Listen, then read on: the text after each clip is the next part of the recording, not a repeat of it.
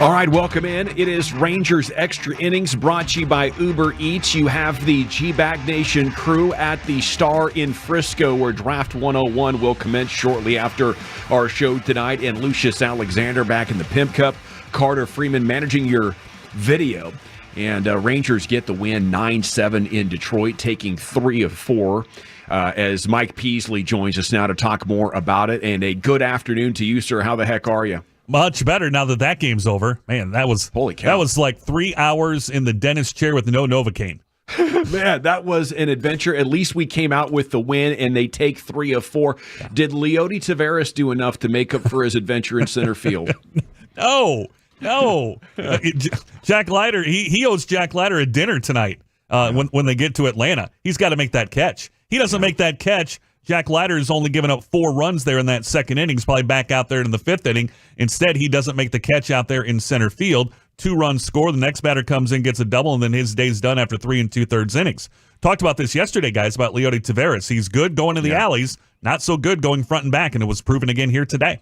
No, that was you. That's right, and I mistakenly gave Hicksy credit for that, giving us that information recently, but that clearly was you, Mike, and I appreciate that, and it was almost clairvoyant. What would you say about Leiter's start, though? Up and down. Kind of what you almost anticipate from a guy that makes his major league debut. You know, he came out, first batter he faced, Riley Green. 3 pitches, strikeout. It's like, okay, let's go. Got into a little bit of a troubled spot there. Had a couple men on in the first, and was able to get a fly out to end the threat. And then the 4th inning, the location just wasn't very good. And if your location's not good, even with the Tigers, who are not a great offensive team, they're still major league hitters, and they're going to make you pay. And they did make him pay for the mistakes that he made in the middle of the zone. But what I liked after that, after giving up the 4 runs in the second, he then comes out and retires the next 7 consecutive batters he faced. So he was able to, brush that aside, come back, pitch into the 4th inning and deserved a better fate. So I thought all in all, it was an up and down kind of day for Jack Leiter. The overall line's not going to look as good, but there was some good, there was some bad, and, there was some bad breaks in there as well. P's sticking with the pitching. It wasn't a closing situation, but another high leverage spot for Jose Leclerc. Couple of walks, but he did get those 2 Ks.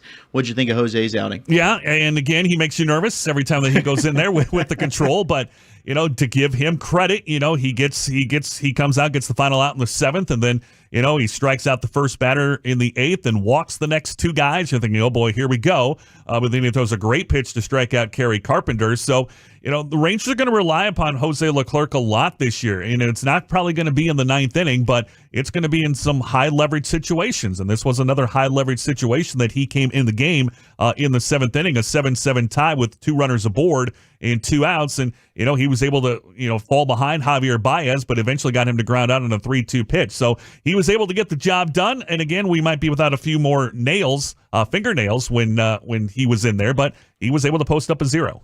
Hey, Mike, Semien continues to swing a hot stick, especially with runners in scoring position and all that, though.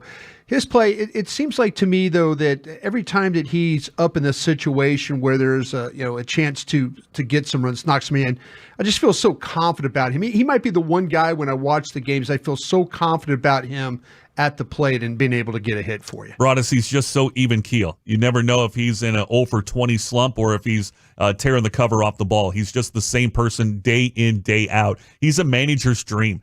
He is a guy that Bruce Bochy knows that he's going to come to the park every day, and he's going to put him at second base. He's going to bat him leadoff, and he's going to play 162 games. I mean, it's a luxury like that. He's just a really good baseball player. He's just been a really, really good baseball player for a long period of time. So I don't think anyone should be surprised at the kind of success that he has.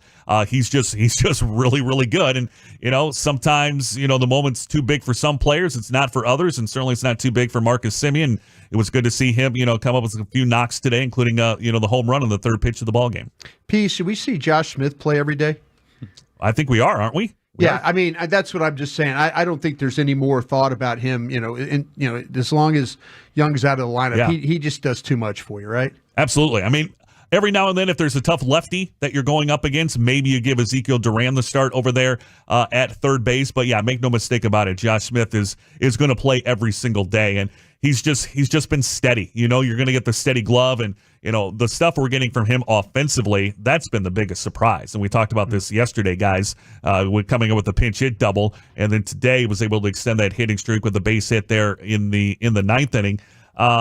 He's just in the middle of the action. He drew that leadoff walk in the second inning, get the Rangers going there as part of that 3-run frame. He's just been so valuable to this team, and you can make a strong case. I think right now he may have been the most valuable Ranger here in the first 3 weeks of the season, considering what they lost in Josh Young. I think we're at 41 pitches and 2 2/3 for Kirby Yates over the last 2 days. What does the bullpen look like going into Atlanta? Well, you're gonna be a little short. And again, the Rangers optioned Grant Anderson back to AAA. That allowed the roster spot to be taken by Jack Leiter today. You won't have Urania tomorrow after his 3 innings. You won't have Kirby Yates either. So you're going to be down a couple of key guys. And again, Andrew Heaney is certainly someone that he's not going to pitch into the 7th inning of the game tomorrow. So Rangers are going to be a little thin. That off day cannot get here soon enough to try to reset some things. So they're going to need Andrew to get at least 5, but they should have Jacob Latz. He'll be available to give them some multiple innings. They'll have David Robertson if there's a closing situation as well. But it's pretty thin right now down in that bullpen, and you don't exactly want to have a thin bullpen when you're going down to Atlanta and facing that offense for the next 3 days. Well, thanks, Mike. Anything else about this baseball team before we let you go? Hey, they're 2 games above 500. They've got their largest lead of the season in the division right now. They're a game and a half up on both the Angels and the Mariners. And right now in this 10-game road trip, they're sitting at 4-3. So, hey, you go down there, win a series against Atlanta, you come back 6-4. You're feeling really good about yourselves. Awesome work as always, sir. Salute to you. Have a great afternoon. You too, guys. Thanks. Salute. There he goes, Mike Peasley here with you in the G-Bag Nation. Let's take a break. We'll come back and crack the show open with the top stories of the day. Woolchuck is in the house. Draft 101 tonight up here at the Star. You can watch it at 105throughthefan.com if you do not happen to get tickets. And we're back with you here in the Nation. This Odyssey.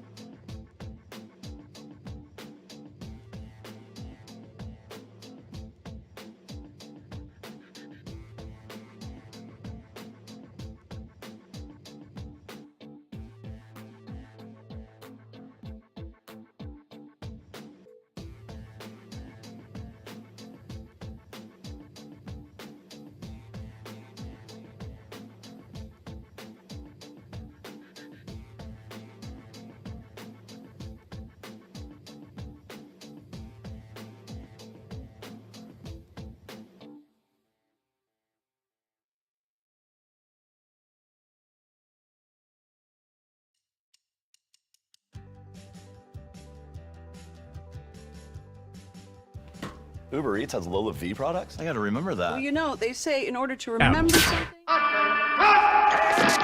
You're rolling with the G-Bag Nation right here on 105.3 The Fan. Here we go. It's hour 3 of the G-Bag Nation on 105.3 The Fan. Hope you're having a fantastic day, and hope you enjoy that Rangers victory. What an adventure. Stressful at times, and it just seemed like another one of those that might get away from you. But salute to Josh Smith, and salute to Kirby Yates for being real American heroes and getting us that win. Take 3 of 4. Now they're off to Atlanta. And we are up here at the Star, where we are 1 week until the draft, and Draft 101 is tonight. For your listening and viewing enjoyment, welcome into the show. General at your service. There's Brian Broaddus, the former Cowboy scout, NFL executive, in his natural environment inside of an NFL team's HQ. He's got his Super Bowl ring shining brightly. Probably get a view of that on the webcam. You do have Lucius Alexander back home at the Pimp Cup, Master Control 75 and Fitzhugh. We're sitting about an hour and a half away from LA Live right now.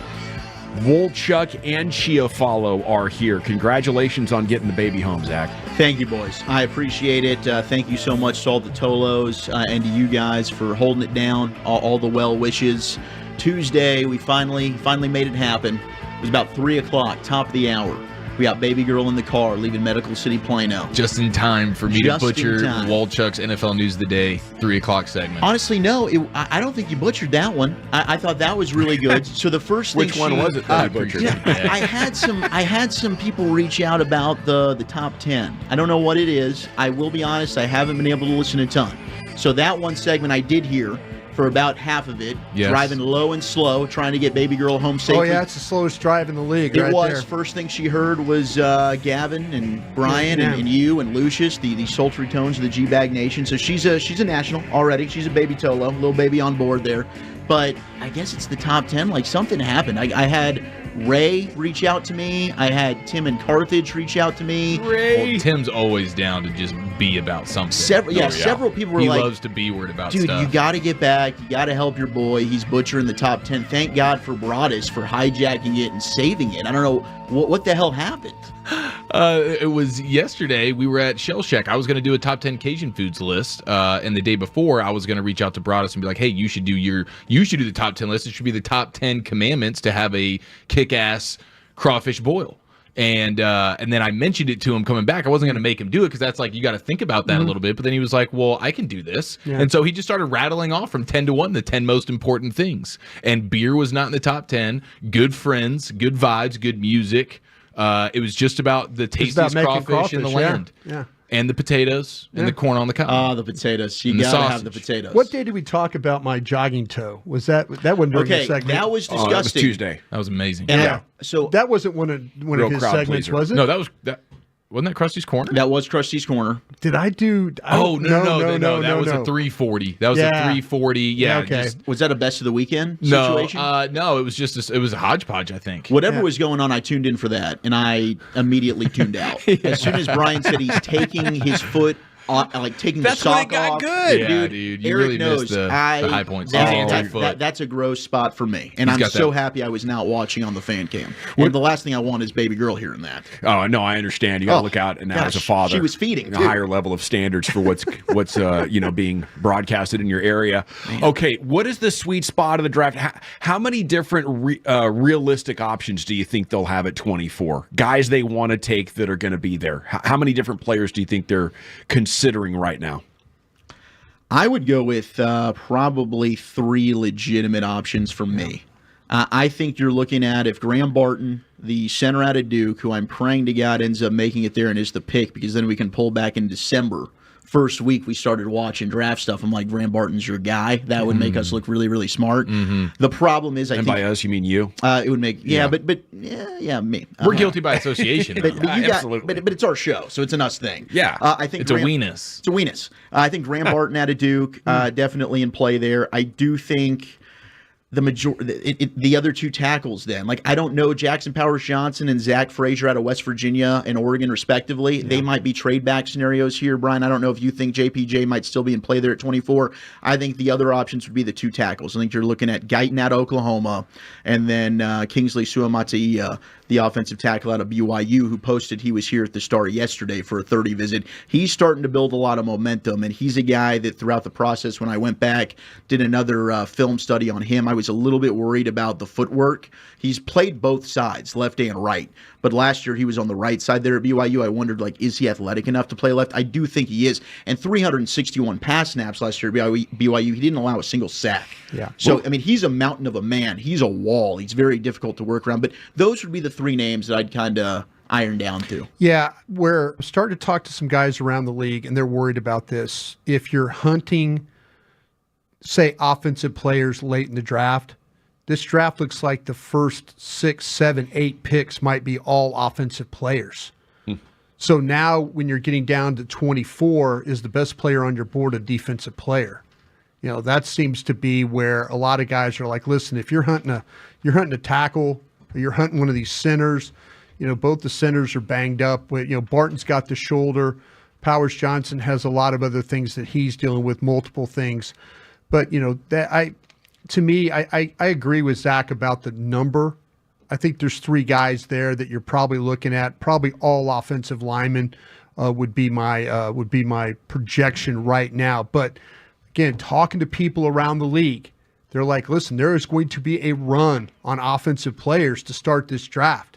So at 24, you might be sitting in a situation where your guy is no longer there. And, you know, today on the draft show, we did a scenario where we traded back. I walked us through all the possibilities of trading back and picking up picks and things like that along the way. So if your guy's not there, I think you have to be very mindful of, did you put enough chum in the water to get somebody to maybe come up for somebody? Maybe somebody's hunting one of these defensive guys at the to start the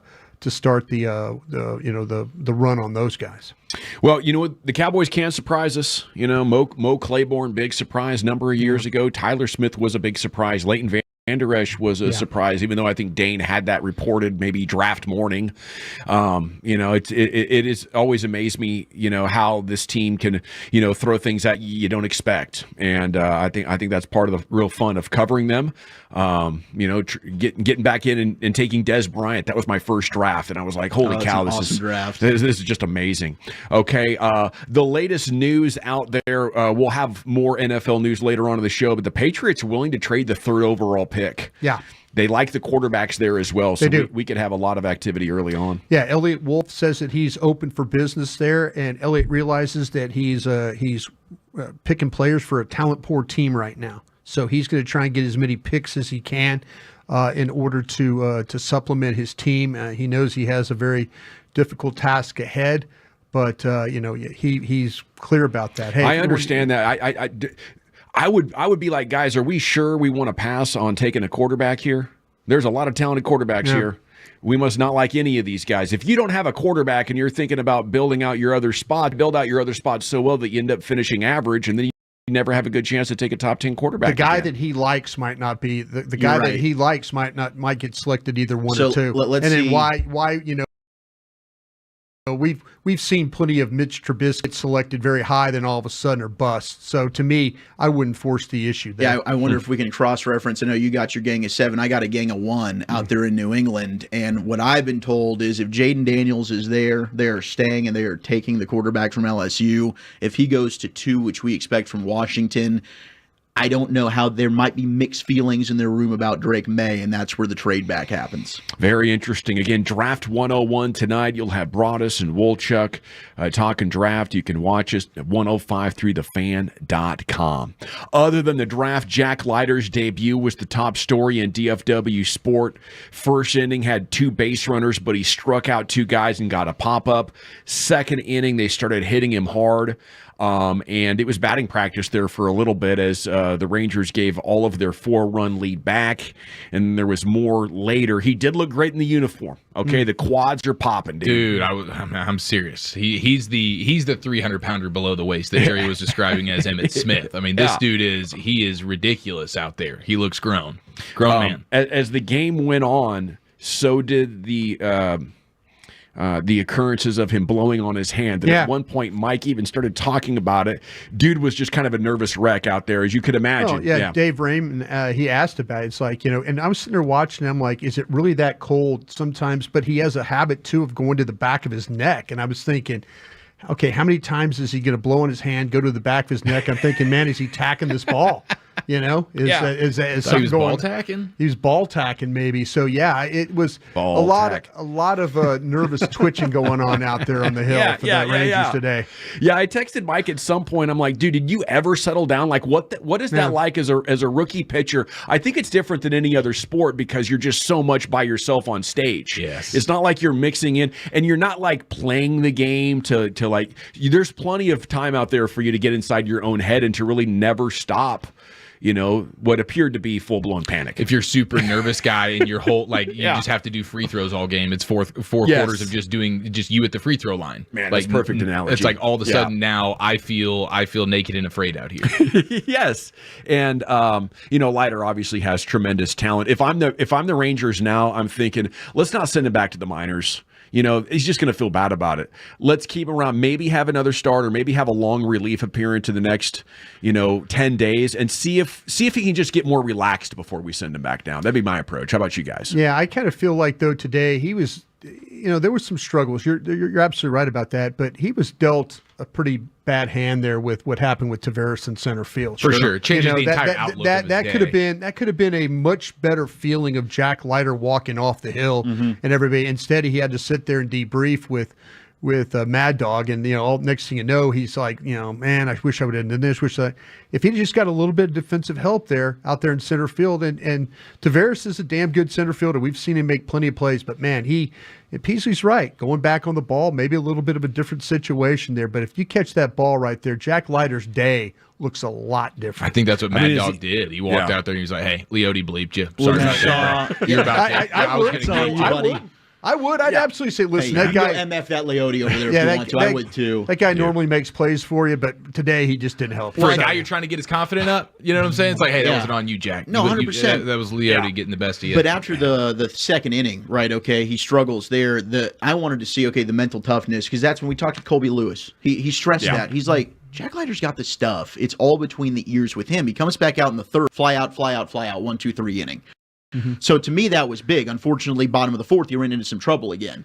But I think this is all stuff that he had some good moments. He certainly had some rough ones. The Leote thing, that's out of his control. I'm with you. I'd like to keep him back up and try and work on his confidence. If it wasn't for that damn Leote, his ERA wouldn't be a touch over 15 right now. Yeah, that's what I'm saying. 17-1-8. That bum out in center field, he roughed you up a little bit. That Tavares okey doke though, getting to third base. Oh, how about that? That was fantastic. I was listening to the call and I couldn't wait to see it. When we got here, I pulled up the video. I was like, oh wow, he absolutely pulled the okey doke on him. Tigers had some incredible brain Fs today. Oh my goodness! Throughout the series, it feels beautiful. like on defense. I'm like, bloopers. what are they doing? Yeah, reminded me of the 2011 ALCS with him stumbling around there. It's glorious.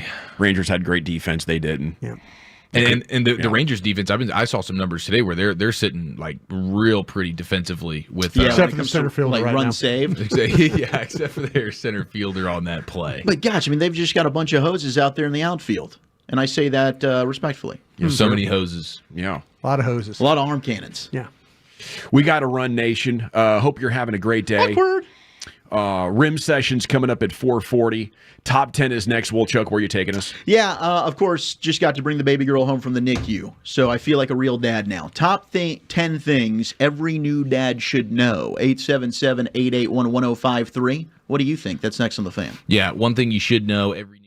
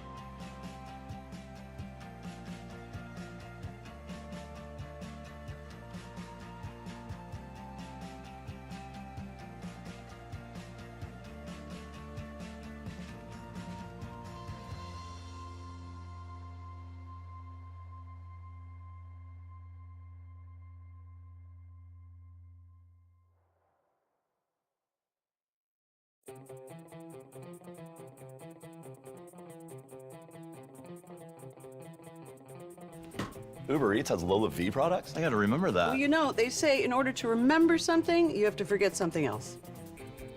Okay, now that is a very cute haircut. That's like a little shag. I've never seen it before. Well, I mean, of course you have. It's the Rachel. Oh, is that your name? No, I mean like your name. No, I'm Jen. My name's Jen. Right, but I just mean like this is your haircut. But that's hair on your head. I'm not saying this is your hair. Okay, freaking me out a little bit.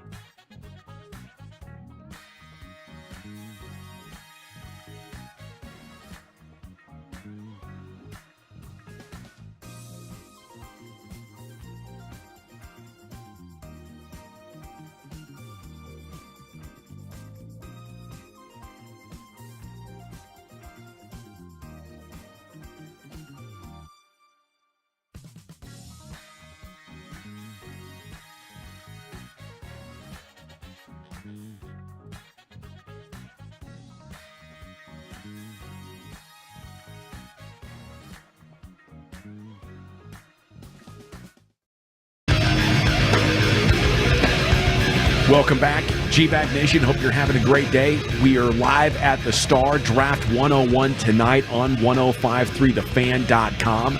You know it's time for Wolchuk's Top 10 at 420.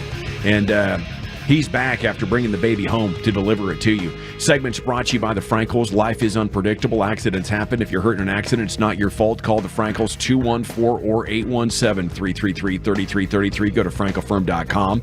The Nation brought to you by Cars for Kids. Donate today, carsforkids.org. Here he is, the Woolly Bully, Zach with an H. Thank you very much. Okay, Brian's laughing at me. Did you figure out where the cough button was? I did. Did it work? It worked. Yeah. Thank God. All right, so Beamer, Chris Beam, who's awesome, and we love him dearly. He runs, of course, the podcast studio back here. Before the show, he's like briefing me on where everything is. He had you turning and coughing. It was weird when you walked in. Yeah. It was the first time I've had to do that. I haven't had that doctor's appointment, so I guess this was like a precursor. But he told me where the cough button was, so I just tested it out. But then Brian started laughing, so I wasn't sure, did I execute this properly or did that just go over on air? Sometimes your knee could hit the button. That happened to me over there where Eric is. That's why I'm sitting here. There was a time during the draft show where I muted myself for a whole minute, and I couldn't figure out how to unmute myself. Beam actually said that the hand sanitizer he has in his office is so good he didn't even need to use gloves. Because I was wondering, like, why is he using gloves? Yeah, it did burn a little bit. Felt a little unprofessional. Okay, 877-881-1053. What are your tips that you think every new dad should know? This has been an incredible week. We finally got baby girl Eliza home from the NICU. Shout out to Medical City Plano. Yeah. They are fantastic. I mean, it has been rated apparently the last 5 years as the #1 hospital in DFW to have a child, but their NICU is a level 4, which is the highest you can get, and all of those nurses and that staff are amazing. Did I get frustrated towards the end? Of course you did. Yeah, I did. I was like, you're keeping my child from me. Please discharge her. Because I thought she was coming home on Friday. We had a little bit of a... You got butt cracked we had on a DSAT situation where our oxygen level went lower than it should have gone during a feeding with one of the overnight nurses. I blame the nurse. But no, I'm just kidding. They were fantastic. But basically, they had to keep her through the weekend. Thought maybe Monday. They wanted to keep her one more day, and then Tuesday finally was the day. So now she's home. First night, was a little rough. It was. Heck yeah, it was. Baby girl didn't really like the bassinet she was in, so there was. It's a like lot the rookie hazing of fatherhood. It's like, just inevitable. I gotta tell you, and she does that to me during the bottle feedings anyway. Like with mom, eats like a champ. With me, she'll eat half of it, then she'll fake sleep. And there's times where she'll then smile at me. Like, I know. She's laughing. And then she'll eat a little bit more, and then she passes out. She's already mind-bleeping you, man. There is nothing better, though, when you look down and you see your little baby girl smile up at you, though. It was the greatest feeling ever. So having her home has been awesome. Shout out to my wife, Maya, as well. Like, she's been an absolute hero throughout all of this. Seeing her has just made me appreciate her even more. Mm-hmm. She's incredible. Yes. But we'll do that. I got a lot of feedback and interaction with Twitter on, I posted this, like, what stuff every dad should know. Bluey has been maybe the #1 response. Like, watch Bluey. Oh, absolutely. Bluey, not Blippy.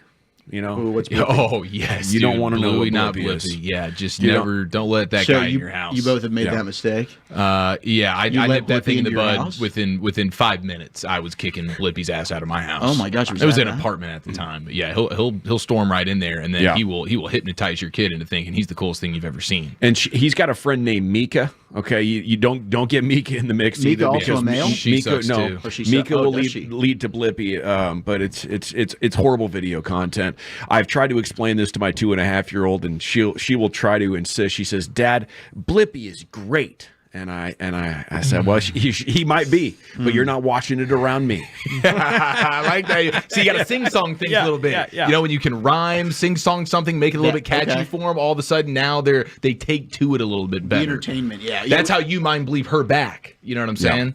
And you got to find those advantages. You got to win within the margins from time to time. I would say you can start teaching them to drive at about 2. You want them to stand up on the seat, get 10 and 2. Let's get reckless. And by the time they're 6 or 7 years old, they could drive in an emergency or, handle a go-kart, handle a four-wheeler pretty well. But it's important to get them going early because they could go to 10, 12 years old not really understanding how the steering wheel and wheels work. Which is, you don't want to be that kid. Okay, I so love a good is this neighborhood cruise with her sitting on the lap. Yeah. Just okay, slowly. so you've done this as well. Absolutely. Because I was wondering, like, Dawson, if you were giving me this advice because you know me and this was like a personal, like, hey, you're going to need your kid to drive you home. She is 6 years old. That's what I was thinking. It's just a cool skill to add. Okay. Yeah, get them some sure skills. for a second. Yeah. Okay. Which, I might. on trampolines, don't try to launch them. No. Don't try to launch them. No. Absolutely Until what age, though, Dawson? Honestly, dude, why trampolines at all? I don't think I'd be buying a Maybe- trampoline. maybe- I'm maybe gonna not spend a that money on trampoline. other stuff. Do we have the safety area Gotta around have the a have safety the net. net. You got to have See, the net. I grew up Yeah. without the safety area, and Me I would too. say no to any trampoline after the things I experienced. And I wouldn't blame you for it. Yeah. I They wouldn't will either. insist on it, though. Oh. Yeah, you just got to try and block out that noise. Yeah. You know, keep your blinders on. You want to start the line right now that you're allergic to cats. See, I'm a cat guy though. Okay, then not, you're not good. that we have any, because the wife, Puss in Boots Then is you're like good. one of his favorite movies. Yeah, the you're wife good. is kind of like, I don't know if I want a cat because of the dog that we have. Now, I will say our golden retriever Lila, she's been amazing with the baby. The first Cool. time that they got to meet each other was hilarious. I think Lila was scared. She was like, I've never seen a human being this small. Now she's so protective, follows her around Right. everywhere. Yeah. It's absolutely adorable. Okay, don't watch Coco Melon was something else that I got. Yeah. Oh, yeah. Cocomelon, no chance. No Okay. chance. No don't do Cocomelon. that. Yeah. No, you got to dial in on the 2 or 3 things that you feel good about. Otherwise, you're allowing somebody else to influence your kid in a way that you do not want them to be Okay. influenced. Okay, so you dictate that kind of crap right there. And then Peppa Pig. Do you know what Peppa Pig Peppa is? Pig is not something you want to get your kid worked in on. I mean, Peppa Pig will get you a thumbs up on some portions of the country. Other portions of the country, tell Peppa Pig to go bleep herself. Well, I saw somewhere it can make your kid have like an English accent. Oh, They'll yeah. start saying words. They'll start in- calling the grocery store the supermarket. They'll start calling their yard the garden. Okay. You know, it's funny. I like Peppa Pig. Is there something wrong with Peppa Pig? no, I think that we could. Wait a minute, you went after Peppa Pig. Well, Peppa So- Pig's not organic, There's- and there- you know what? yeah. We kicked them out of the Chia Follow House. It's like the kosher stuff. They'll try. They just try to sneak. They like try to sneak stuff past the goalie a little bit. Oh, I'm not, they're see, I'm just not trying to paying enough outsmart attention us then. here. So yeah. Like I think Daniel Tiger is probably one that has been pretty good. But I mean, I'm doing like the YouTube now, like Miss Rachel, fantastic. Your kid's learning. And my kids are doing the Spanish thing. And so there's like Spanish versions sort of Miss Rachel. Then there's like, I can level up to even like a Christian version where they're getting godly things while learning their ABCs You need to and watch learning with them Spanish. while they're doing that, and now too. all of a sudden it's like, now we're hitting all the right notes. We're not watching Blippy over here jumping on as a 35-year-old schmuck face jumping on trampolines throughout the country Dude. in front of kids. Blippy's You're a ahead of- 35-year-old dude? I'm thinking What? he's It's pushing creepy. mid So 30s. is this like Is the it- Wiggles? The Wiggles were adults that were also singing and Oh, dancing. Yeah, the yeah, Wiggles. it's- I it's lived got the a little Wiggles. Wiggles Yeah, vibe. I went and saw them live, What? the Wiggles. With Yeah. Bennett? Yeah, we took him by out- yourself? out to Grand Prairie, out to that place. It's got 1,000 different names. That arena out there, and we saw the Wiggles live. Oh, wow. Yeah, Murray. And Sorry about that, Brian. Yeah, it was. Woo. You can't get that back. All right, let's go No, through the but- top 10 here. I know I'm really running out of time, but it's Sorry, all right. we got a lot of ideas here, Walter. We're gonna no, this has been good, and we're going to push the clock because we can Yeah. do that. Number 10, Sure. you're not the backup parent, you're a father. And I will say there have been times here just, getting used to everything where, like, I do kind of feel as though I need to allow mom to just kind of take care of this. Now, I'm here to say, hey, do you need help? I'm ready. I'm, Right. like, waiting. Hey, I'm the bullpen arm. Exactly. Call the bullpen Yeah, no. in. Dad's ready to rock. And But- you're throwing like Kirby Yates's right now. and that's kind of some of the stuff that I've, advice that I've gotten as well, is there's going to be a connection there with mom and baby that you just Yeah. can't reciprocate right now. And I'm feeling that. At this point, you're sort of taking care of mom. As she's taking care of baby, you're making sure mom, you're meeting all the requirements. yeah, are she's you always comfortable? gonna be Is right. That's how I that- feel You my role thirsty? is You right now. hungry? Yeah. Yeah, okay. That's kind of the move right you there.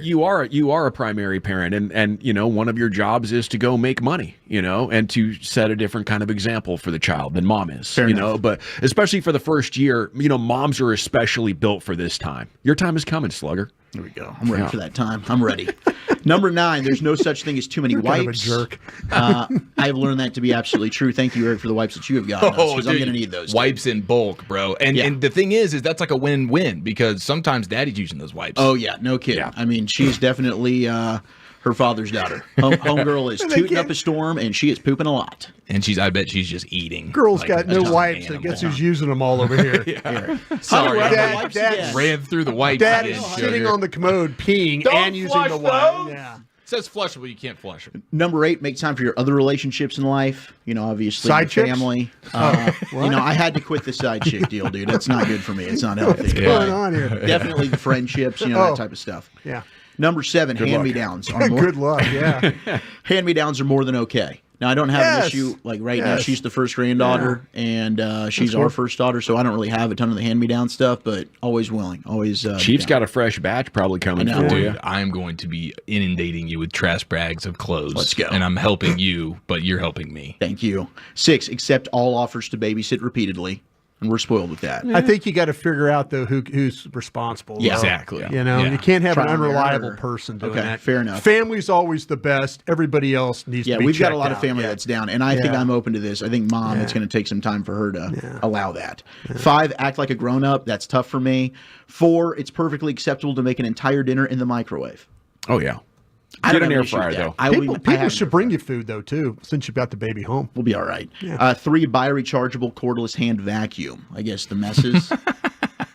Yeah, dude, that sounds intense. You're gonna need all the cleaning Do you use one of those? utensils. I don't think I use one of those, No. but my wife probably does. Okay, number Nice. 2, I definitely need feedback on. Babies in travel equals not the mess you'd expect. No, don't Because do that. I think it sounds terrifying, Don't and do I that. don't want to do it. no, don't do that. Okay, so that's a lie. Number 1, you'll sometimes think you made a huge mistake, but it's all worth it. It is definitely. Is that it number one? It's Yeah. definitely all worth it. Oh, it's all worth it. I think the 903 put it perfectly about 11 minutes ago on the text here. About baby wipes. It's 1A was be present always. Time Yes, will fly. 100%. There's no question. The 1B, the unconditional love. You cannot love them enough. You cannot show them the physical love, as well. Hugging them, holding their hands when Is you're Tom walking. Rinaldi and just, texted in? What are we No, doing you here? can tell. it She- might be. Yeah, she Tom's a loves- friend of the show. Yeah, she's always happy when He's a she's damn getting good help. dad. I'm crying right now. Selflessness. I mean, that was the biggest wake up call for me. Was just having no self awareness of how selfish I was and No, am. 100%. That was like eye opening. You think I would have missed a draft show this morning?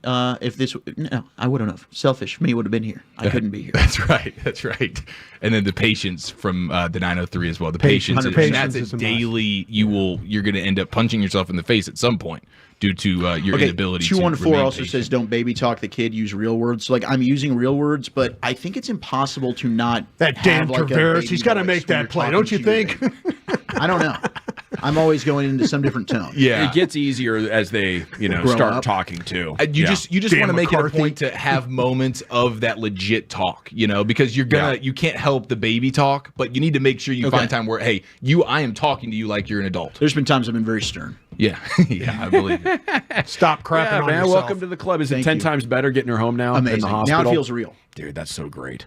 All right, a little rim sesh next. We'll talk some hoop, Chief. Where are you going with it? Oh, we got all sorts of good things, except for the NBA injuries right now. That's not good, and a Wemby butt crack situation next year in the nation.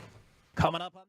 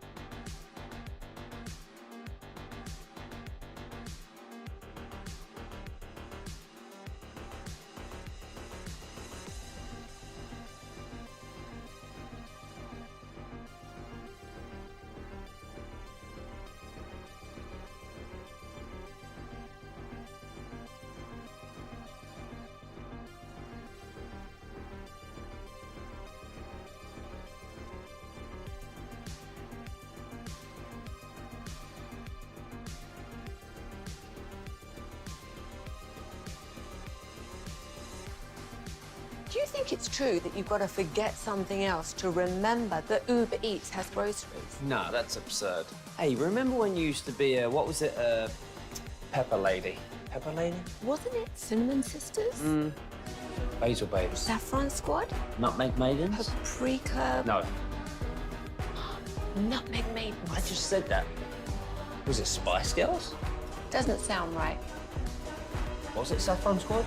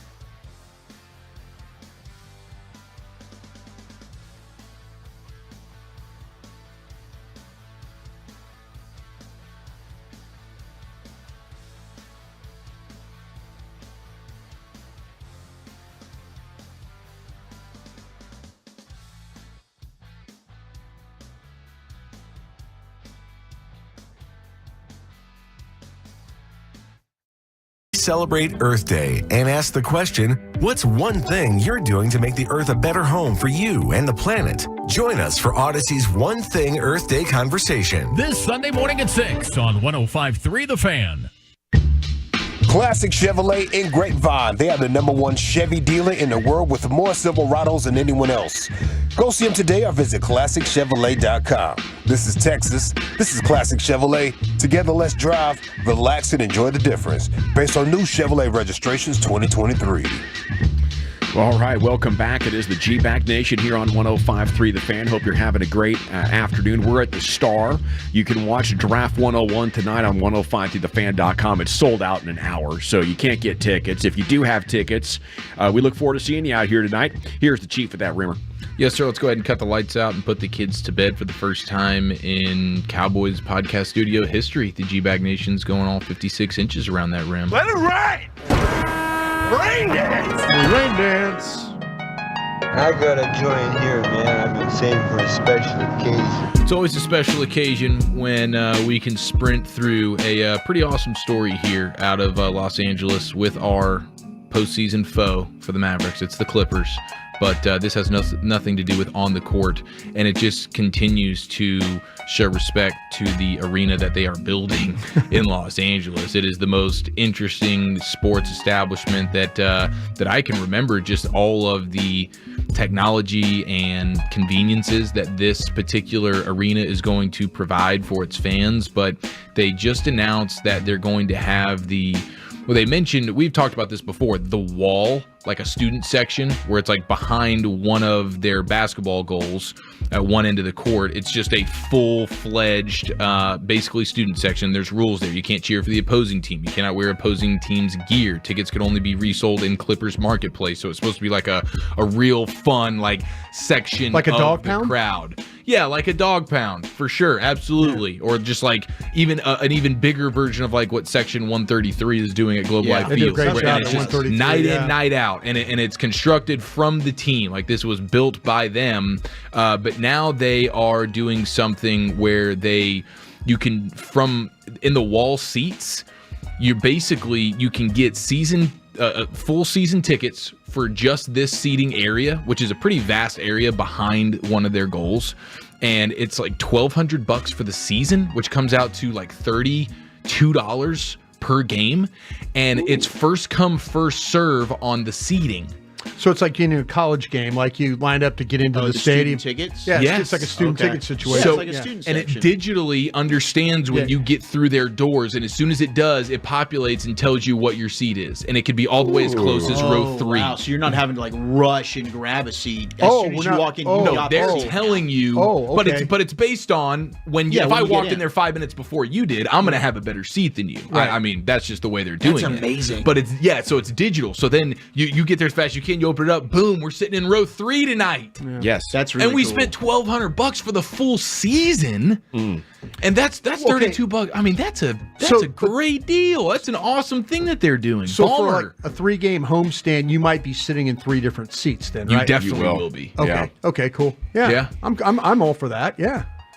And I mean, can what are the afford odds? tickets, yeah. Sounds badass. I love that, man. For $1,200, if you're a super fan, $1,200 for you. Yeah. Exactly. You're a super fan. And if you play it right, like one of these guys is going to be diabolical about this. And for all 41 of these games, We're he's going camping to do $1,200 for the season, and he's going to be sitting row 3 every game. He's just going to be a nut job. And I'm pumped for him. It's awesome. Yeah. And I just think they're revolutionizing the in-arena.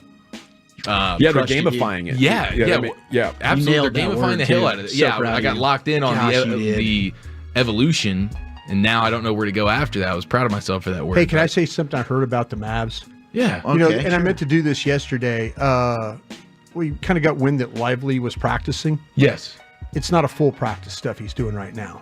Just partial practice stuff. There we go. It's So I water just, park. I meant to tell you that And yesterday. I appreciate but the it was, information. I would have rather you kept that to yourself. but it's National Crawfish Day yesterday, and I totally just spaced out. I understand. That's a big day didn't for get you. that in yesterday. Dude, you should have seen Broadus bury Dude, how many his crawfish vase. did you have? It was Eric and 1,000, I went after him pretty good. Yeah? I think I was in the 900s, and Broadus broke 1,000. I believe it. I've seen Brian put him down. Actually, Brian, his crawfish boils doesn't do a lot of eating. It's more of surveying. It was crazy because it was like he kept the stuff on his fingers all show. Yeah. Like he was like, I know I'm going back in, so why would I clean my hands? No, he rubs it on the it was toe just- that he has because it's got Put it in my magical eyes. rehab powers. Yeah. But no, Lively, he is back on the court, but he's But they're not. just doing walkthrough crap. Well, it's not full, but he's, they said, like, we were hearing reports that he's back at practice. Yeah. He's just getting back to practice. Thank you. That's what I just want to clarify there. Thank you very much. Back Brian to you, Broadus. Eric. No, back to the general. back to the general. Yes, sir. Thank you, Chief. Always good to get caught up there on everything in the association. Playoff Mavs basketball Sunday. And we look forward to diving in. It's an off night tonight.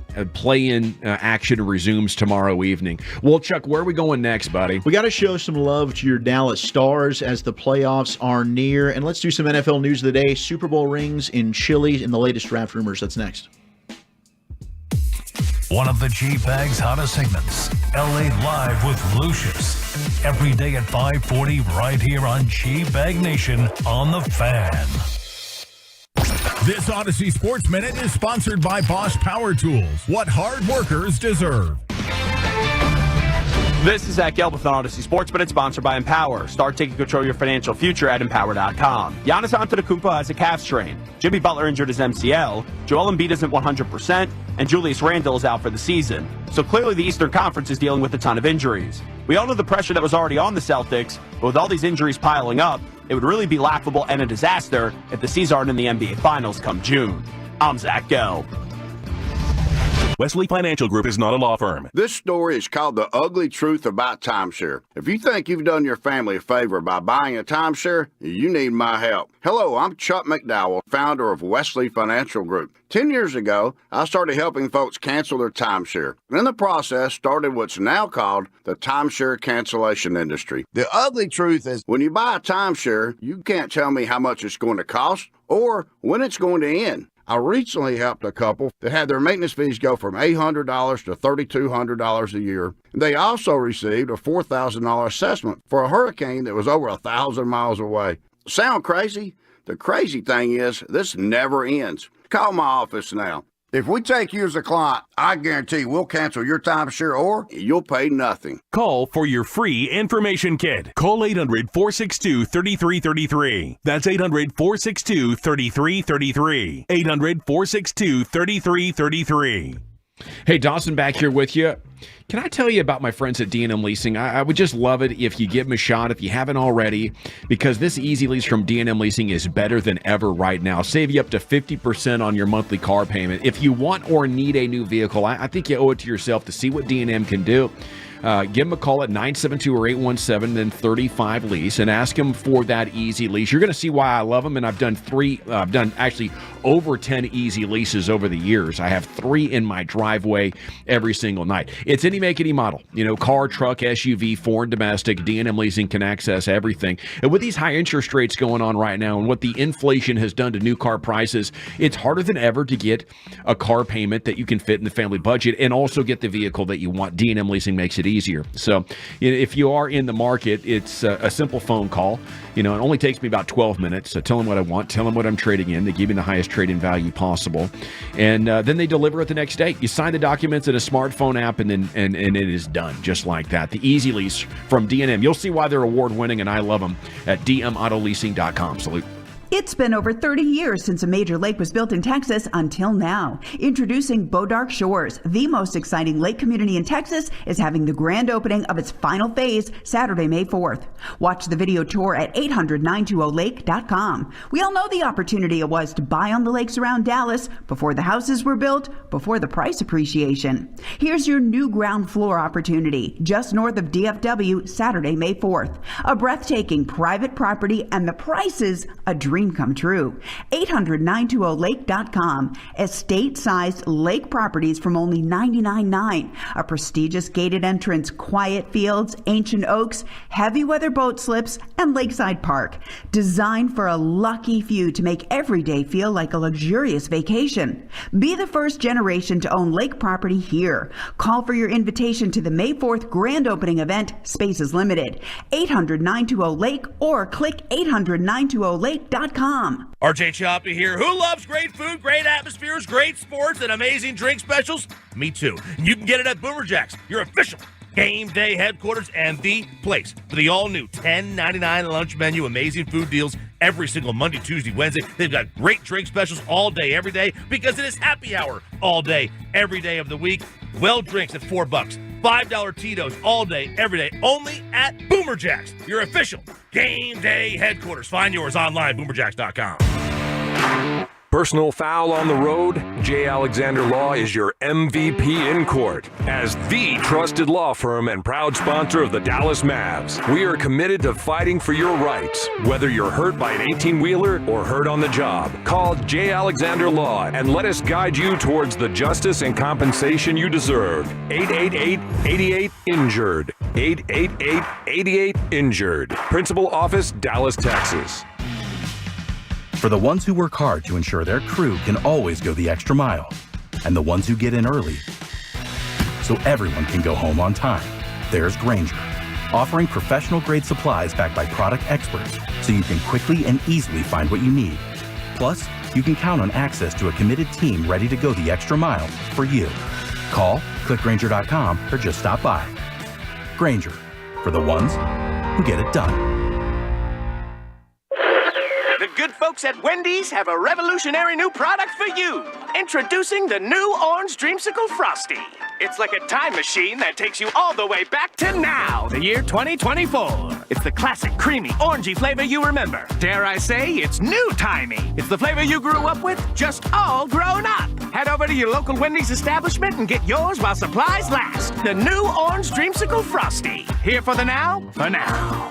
Limited time only at participating Wendy's. RJ Choppy here, my good friends over at A#1 Air. It's the instant rebate special, boys and girls. Buy a new heat and an AC system and get up to $2,000 cash back plus free whole home surge protection. That's right. Buy a new heat and an AC system from A#1 Air and you get up to $2,000 cash back and free whole home surge protection. Heating, AC, plumbing, electrical. Trust A#1 Air with all of them. Dominating customer service for over 35 years. Who want to enter new cooler? A#1air.com. Offer on select items with approved credit.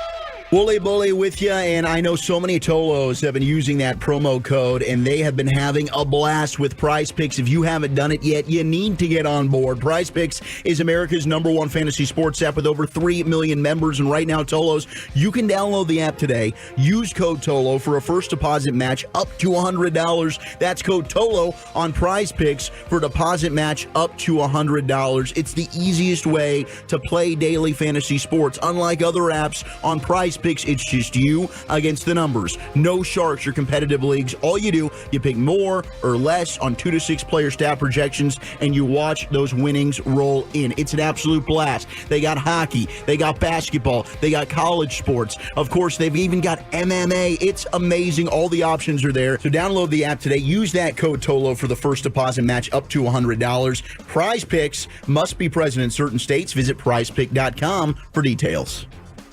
This is the exclusive home of Dallas Cowboys football. KRLD-FM and HD1, Dallas-Fort Worth. Let's go, Cowboys. Always live on the free Odyssey app. You're rolling with the G-Bag Nation. Let's do this. Right here on 105.3 The Fan. Here we go, hour number 4 of the G-Bag Nation here on 105.3 The Fan. Thanks for enjoying a Rangers victory earlier. 9-7, quite an adventure. Jack Leiter made his debut. Josh Smith continued to be a hero.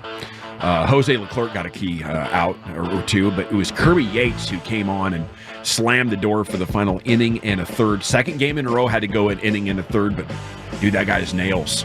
And he tacked on another 4 batters to his Rangers start with still no runs allowed. Here's Wolchuk with some sports. Thank you. We got to give some love to our Dallas Stars as they wrapped up one of the best regular seasons in the franchise's history, a dominant Western Conference Finals 1 seed.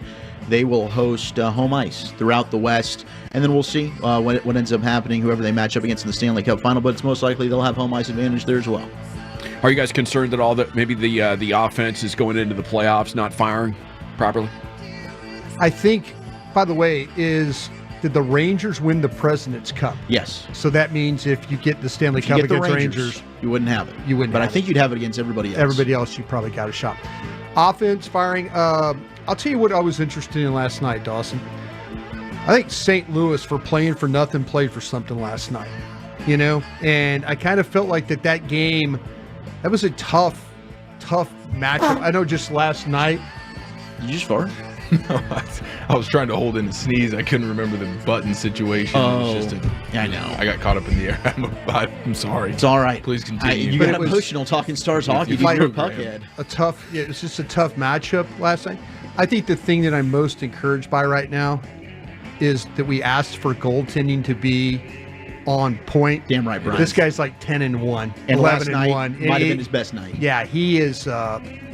We've asked him to play better. And he's played, and he's doing it. Been fantastic. Yeah, they're going to get him into a rhythm too, because they're going to get him into that rhythm where they play like every other night, and so that's kind of something they were thinking about. But he has been outstanding the last 11 or 12 nights out playing hockey. Yeah, they're deep and they're talented offensively. I think the offense will come together. I do think one of the big storylines will be how does Jason Robertson play in his second postseason, because Robo was eliminated last year, was not himself. He was the story of the regular season. We saw that with Miro, got pushed around the bubble a little bit during that Cup final run. Physical play. He's come back and been much stronger in the playoffs as Robo do that this year. But 26 comeback wins? Yeah. Most in Stars history? This team, I mean, if you look at you talk about offense, though, and maybe it coming back, this team with the 20 goal scorers, they have 8 of them.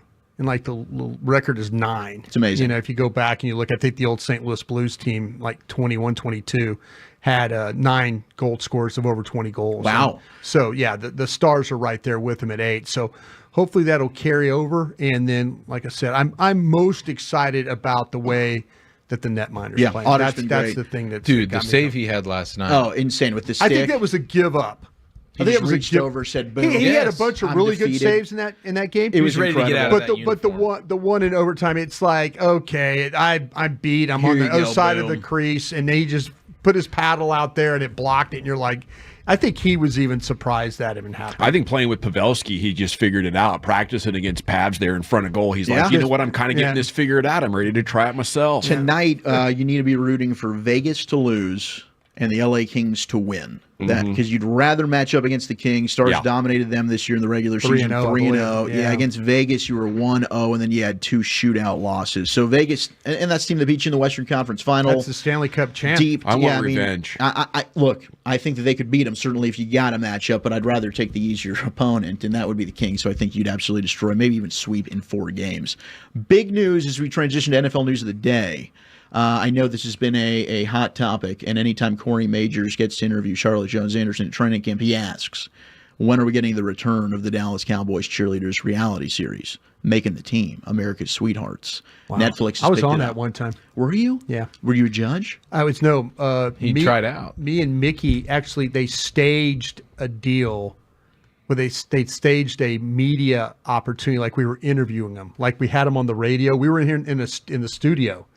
And they brought it, and they were filming us like we were doing questions, like we had them on, like we were on the radio interviewing them and stuff like that. Oh, okay. So we staged a mock or fake, I guess mock. It's mock, Yeah, fake, mock, same yeah. thing. Yeah, Mock interview with cheerleaders. And actually, one of the neatest things I ever got as a thank you present, autographed cheerleader boot. Like one of their boots, autographed by all the girls. There you go. That's so yeah, that's Luke kind Casey. of kind of crazy that Especially with your foot fetish. Yeah. Yeah. My left toe is not Very doing special. good. You got that up. You got to have that in your man cave somewhere, up in your sports memorabilia room. I have it there. Yeah. Okay. I hope you didn't get to the story. If you did, I apologize. I think it's so good we might as well do it twice. But Is this the Trent Baalke fart? no, I'm going to leave that for you tomorrow. Set up Trent Baalke tomorrow. That's a little tease ahead. New Heights podcast. We go to Jason Kelsey, and of course he did win a Super Bowl that we tend to forget about. In my opinion, it never happened. It's a blip on the radar, but he does have a Super Bowl ring. Apparently, he might have lost said ring, and here's Jason to tell us all about it. After that event, we went right to Jason Lost His Ring, where we had a full vat of Skyline chili. God. This is actually technically a 3-way. It's not just Skyline chili. There's spaghetti in there, cheese, and chili. The video does not do justice just how disgusting this was. I had to get away from that corner. I went to Skyline twice over the weekend. I love Skyline chili. This chili had been sitting out for like some time period. It smelled so bad in that part of the arena. Mixed into that chili were socks with make-believe rings, and then there's actually only one real ring in there, which was my Super Bowl ring, that they had to try and find. One in each pool. But there was an unfortunateness. As you guys know, this game existed because I continually lose my Super Bowl ring. And I don't even know if Travis still knows this, but I legitimately lost my Super Bowl ring in this event. They could not find it. This is Jets Jake searching through the chili to try and find the sock that had my Super Bowl ring in it. We have still yet to find it. What did you expect to happen? I thought that we would just go in the pool and get the ring afterwards. You're such a imbecile. Greg got a metal detector. There's actually metal in Skyline chili. There's traces of iron within the chili itself. So it's an impossible task to try and use a metal detector. That's so good. There's probably lead as well in there at some point. It's just a hunk of metal. I'll just have another one made, I think. They can do that, right? I don't know, Jason. Probably. Guess we're going to find out. Yeah, after listening to the audio, I'm more convinced than ever that one of the searchers pocketed the ring. Yeah, because I when we talked about this yesterday, I envisioned it being like a giant community bathtub sort of like experience where everybody's sort of diving in. But looking at it, it's like inflatable bathtub size. So like you would think that would be an easy thing to find once you drained out all the disgusting chili. There's not that much space. There's not that much surface area to have to go digging through. No, you so could get I it think out. someone did steal this thing, dude. We've got theft. It's very much like an Eagles fan to do something like Absolutely. that. It's like Putin. Yeah, I remember he stole the Bob Kraft's ring? He did. Yeah, he was over in Russia. Well, maybe Putin's a big Skyline chili guy. Honestly, he might have been there. Putin looked at that ring and put it right in his pocket. I think Bob there's Kraft's like, whoa, hey, whoa, wait, what are we doing here? That's true. I remember that story. I think there's an alternative angle we could take here, and this proves Gavin's point, where this is a look at me kind of individual, and he's doing this to just have a good story and lean on this bit a little bit. In reality, he got his ring back if it's this simple. Hey, that would that'd be the showman in him. Man, they don't put it Which past I him. still don't have an issue with. It's still a great story. Still a great story. I They thought don't need the ratings, do they, on that one? the better story I thought though was him having to You want to keep him strong. eat his way out of the Skyline chili bathtub like a pig. And not realizing that he lost his Super Bowl ring in there, Yeah. and he didn't find out until he dropped a deuce the next day.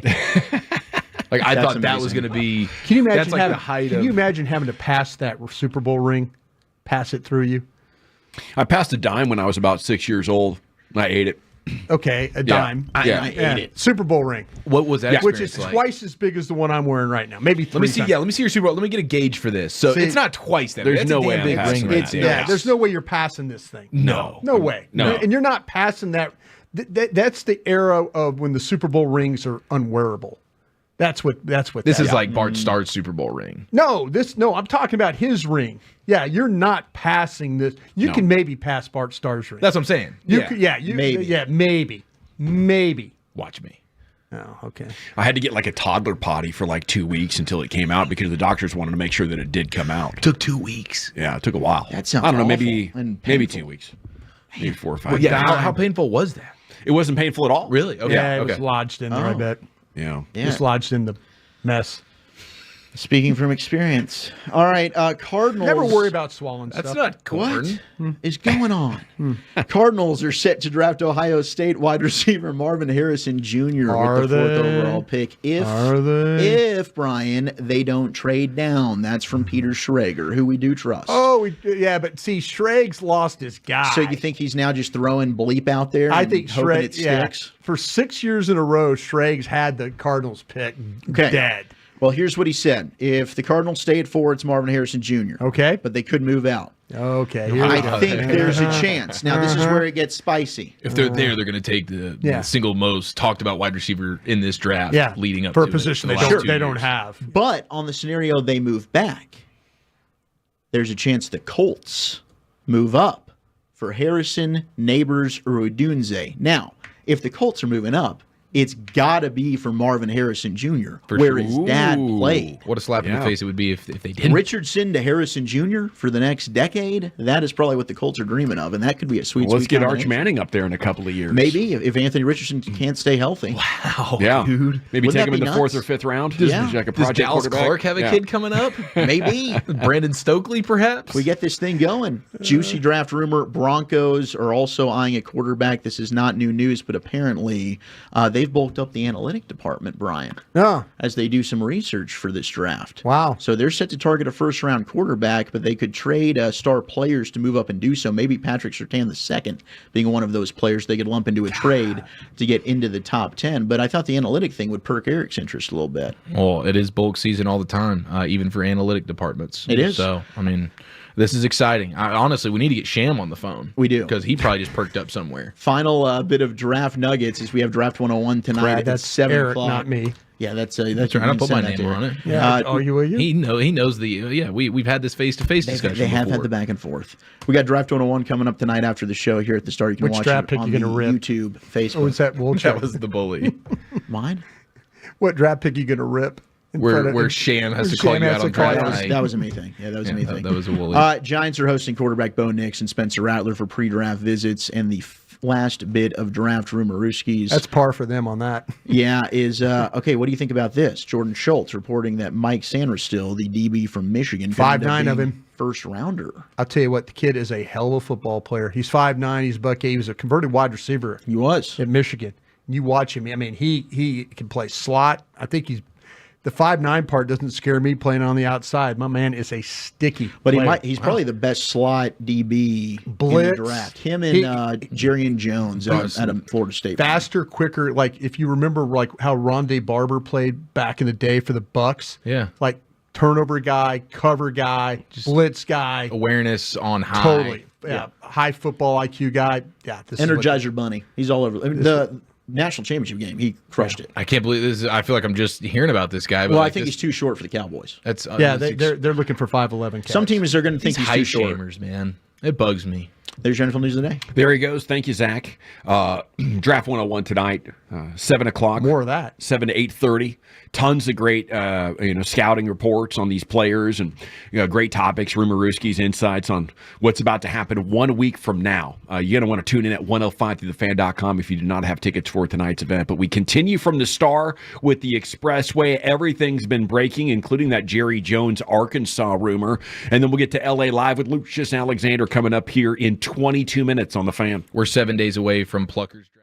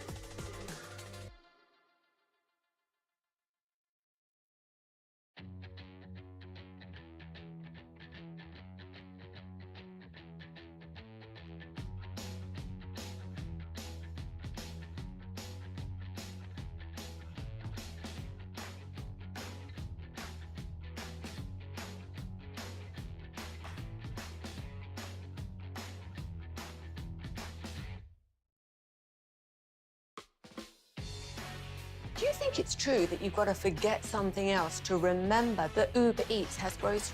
No, that's absurd. Hey, remember when you used to be a pepper lady? Pepper lady? Wasn't it Cinnamon Sisters? Basil babes. Saffron Squad? Nutmeg maidens? Paprika? No. Nutmeg Maidens. I just said that. Was it Spice Girls? Doesn't sound right. Was it Saffron Squad?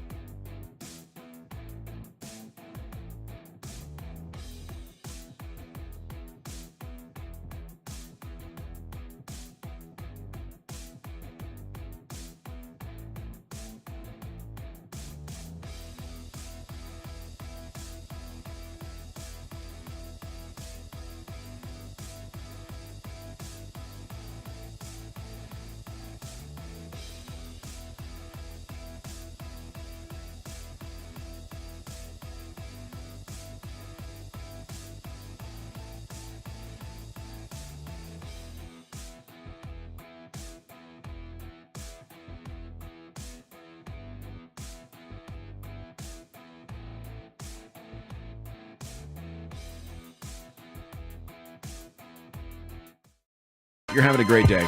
Rangers got the win earlier. Thanks for checking it out here. They'll be in Atlanta tomorrow, 6:30 pregame. It was just unreal at times how many ups and downs there were. The Rangers never trailed. They went up 4-0, then it was 4-4, then it's 7-4, then it's 7-7, thanks in part to Leody Taveras not being able to get a fly ball in the outfield. You're just thinking, okay, Yates went an inning and a third yesterday, 24 pitches. We're going to lose this game. And then Leclerc walked two dudes. He walks the first two guys in like the 7th or 8th inning as I'm listening on my way in, like, okay, here we go again. But, he got a couple of big outs, and then Yates comes in there and got it done in the 9th inning despite more runners getting on then. So whatever the case, they've won 3 of 4. They go to 2 games over 500, I think, at 11-9, and, continue to lead the AL West. So it's a great time to be a Rangers fan. Angels with a loss today. They finished up their series in Tampa, 4-game set there. So a loss for them. As Mike Peasley told us, the Rangers are up a game and a half now with the Astros and A's and Mariners were all idle. So pick up a half game on all those cats. But hey, good to get 3 out of 4 after especially what happened in with the series against the Astros over the weekend. That was not very good. Yeah. Have bounced back now. Yeah. And you're starting to feel pretty good about this team's ability to get the job Till you done. see Atlanta play. Yes. Segment is brought to you by the Frankels. Life's unpredictable accidents happen. Frankel and Frankel, the go-to attorneys for car and truck wrecks and DFW. If you or a loved one's been in an accident, contact the Frankels 214 or 817-333-3333. Go online to frankelfirm.com. Okay, a couple of interesting Cowboy stories here for you guys. The Nation's also brought to you by Cars for Kids. Donate today, carsforkids.org. And soda, state of the art. Thank you. Michael Gelkin talked with the O-line coach, Duke Manyweather, and there's a story in the morning news. Says he's talking Tyler Smith. He says he's a special guard. Yeah. Could be an okay tackle. Yeah, sure can. But I think fans like to romanticize what he was at tackle in 2022, even though he was a rookie. The best way for me to describe it is Tyler's superpower at guard becomes a kryptonite a little bit at tackle. He's aggressive in your face, be able to jump set and up kick guys in the pass game, being able to roll guys and have violent hands at the point of attack and getting on guys early in the run game. At tackle, you can't do that. Yeah. Tackle, you have to be more patient. You have to stay within your frame, within your technique. You have to pick your spots to be able to be aggressive, and that's just not who Tyler is as a person, and that's not who Tyler is at his best when you take that aggressiveness away from him. Does that influence you at all, knowing Duke Manyweather, highly respected O-line coach? Yeah, highly respected there with Duke, and I think the assessment of where he's talking about with Tyler Smith is the heavy hands, the punch, the ability to not have to deal with everything in space. What he's talking about, when you quick set somebody, it's immediately come out of your stance and jam them. There's a tackle in this draft named Rosengarten from Washington, right tackle, who messes with people with his sets, and he's gotten pretty good at it because he'll short set you quick, or he'll drop with depth or kick wide. So you get a guy that has a little bit of like the edge guy's kind of like, I'm not sure how this guy's going to set me. That's the thing about when you talk about inside, the power that Tyler Smith plays with is a superpower. You do get him on the outside, the hands, the feet, all those things have to be coordinated though.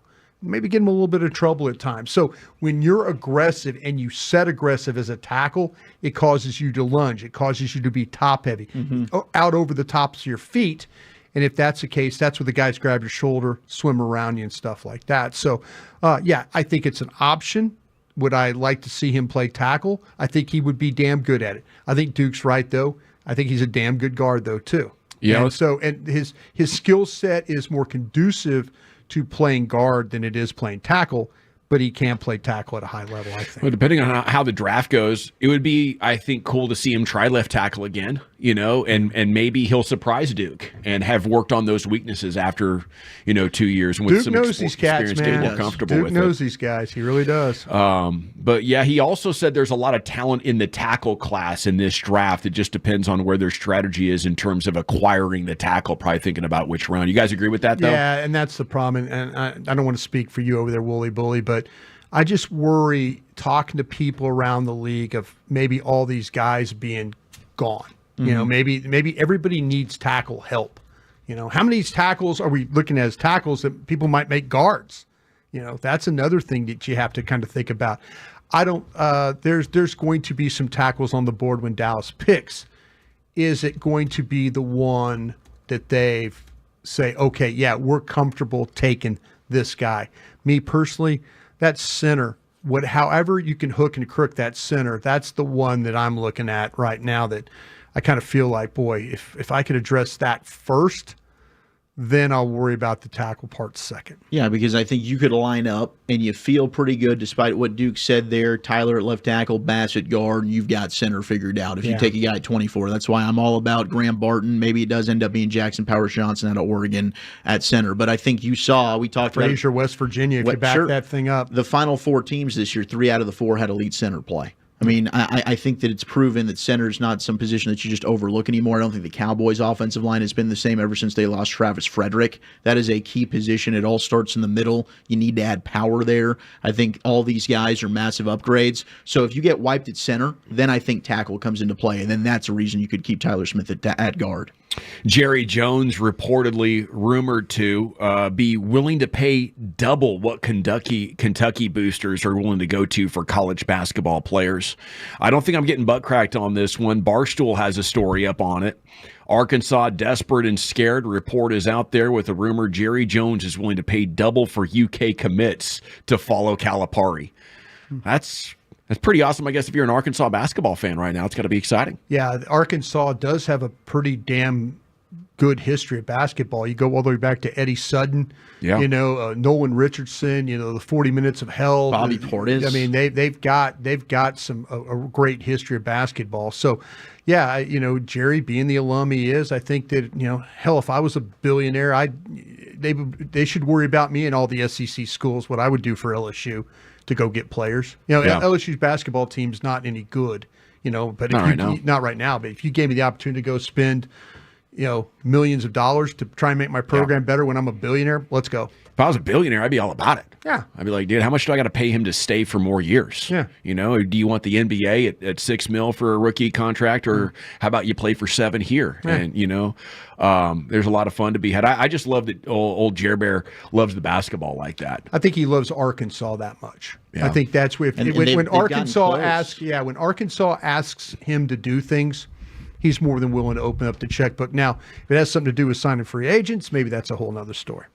It definitely is. Yeah. There's a salary cap involved there. Yeah, there you go. Yeah. Well, and they cap themselves too, to an extent. Yeah. I mean, we've seen with the way they don't want to spend cash over the last 3 years. They'll spend some money after this draft. Get ready for these undrafted free agents. Yeah, they'll spend money on the undrafted free agents.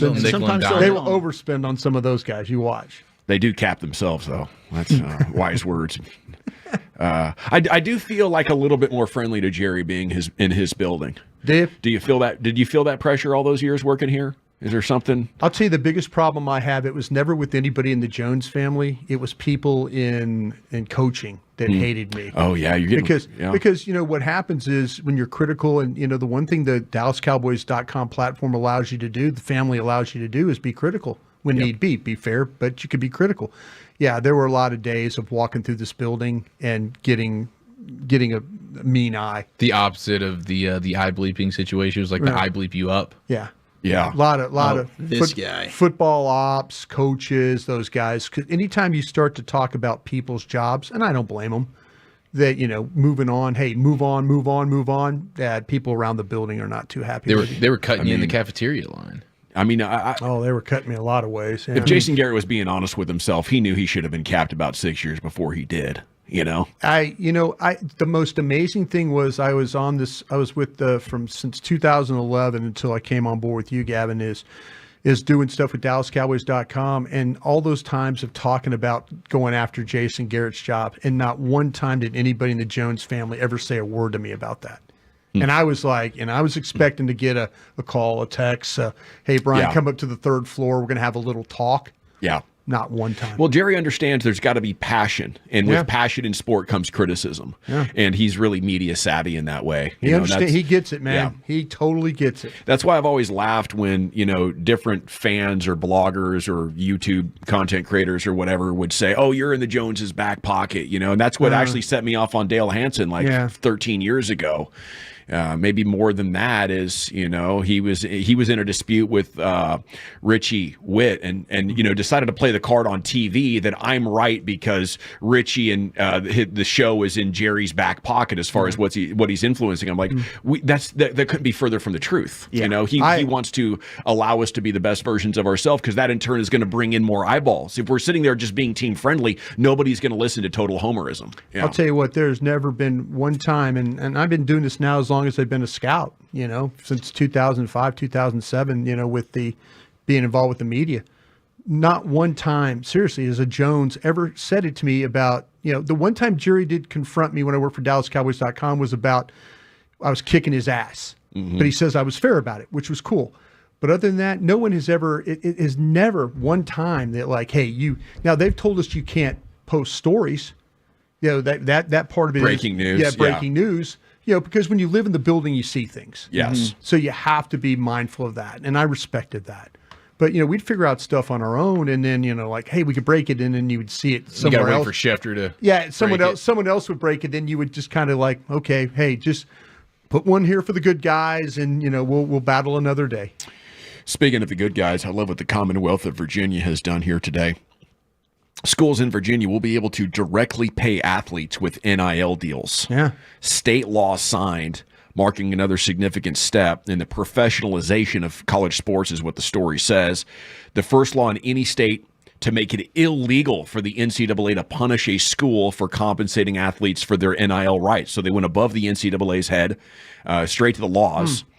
And the story says the law could either give Virginia schools a recruiting advantage or provide a catalyst for similar changes elsewhere. And I would definitely feel that if I'm competing in any other state, we have to give our universities the ability to pay the players so we can, remain as competitive as possible. I looked at, and I know Wooly Bully's done the same. Virginia was not a good football team this year. Malik Washington is a wide receiver that's outstanding, and actually really good player. He was a transfer as well. But yeah, Virginia has not had a very good run. In some of their sports. Virginia Tech's been a little down since Frank Beamer, that kind of. So, yeah, anything to give them a little bit of an advantage in that state, I think you have to go with. Okay, elsewhere in college, former LSU star Haley Van Lith is transferring to TCU. Was she at Louisville before she was at LSU? Louisville, LSU, no. Yeah. She was a star at Louisville, more of a role player at TCU, tried to be on a super team and win a championship. They lost in the Elite Eight. To Iowa. Cavender twins going from TCU back to Miami for their final season. There was just one that was here, right? Yes. The other one didn't want to play anymore. Right. And then I guess yesterday she decided, I do want to play, and she's going to go back to Miami. So her sister said, well, I'll join you and we'll go back to Miami together. Do you think Sark made the right choice? He said in the immediate wake of Nick Saban's retirement, he did consider possibly throwing his name in the ring as a potential replacement there for Nick. He worked with the Crimson Tide in 2019 and 2020, but he said, naturally I'd be lying if I said I didn't think about it, but it took me all of about 60 seconds to say, yeah, I'm not doing that. Yeah, the fact that Texas is now in the Southeastern Conference makes his decision a whole lot better for him. He's also he's going to get a taste of what it's like to travel to Athens, Georgia, and to host LSU and have to go and play some of these games in the SEC.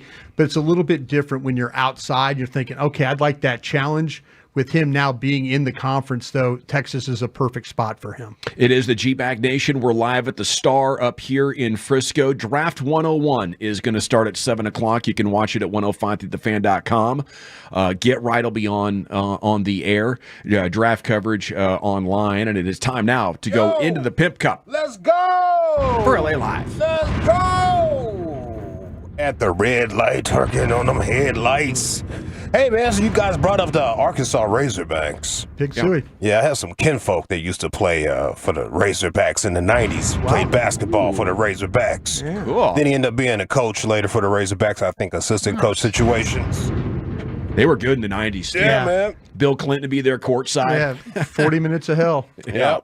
Then all of his daughters end up playing everywhere all over the college world. Wow. So right on. Yeah. Shout out to the 918 Tulsa Stand Up. Salute. It's a Thirsty Thursday ladies' night here in LA Live. Let's get into it right after the great Rick James. All right, you squares. It's time to smoke. Fire up this funk and let's have a toke. It'll make you dance to some of everything. Everybody get high. You like it. You like it because it look good. You like it. Pow, pow, pow, pow. She got it going on. You like that. Yep. Y'all better stop liking butts and booties and start getting in people's brains. All right. Why, Reverend? Why? That booty ain't real anyway. It's... Oh, don't tell me that, Reverend.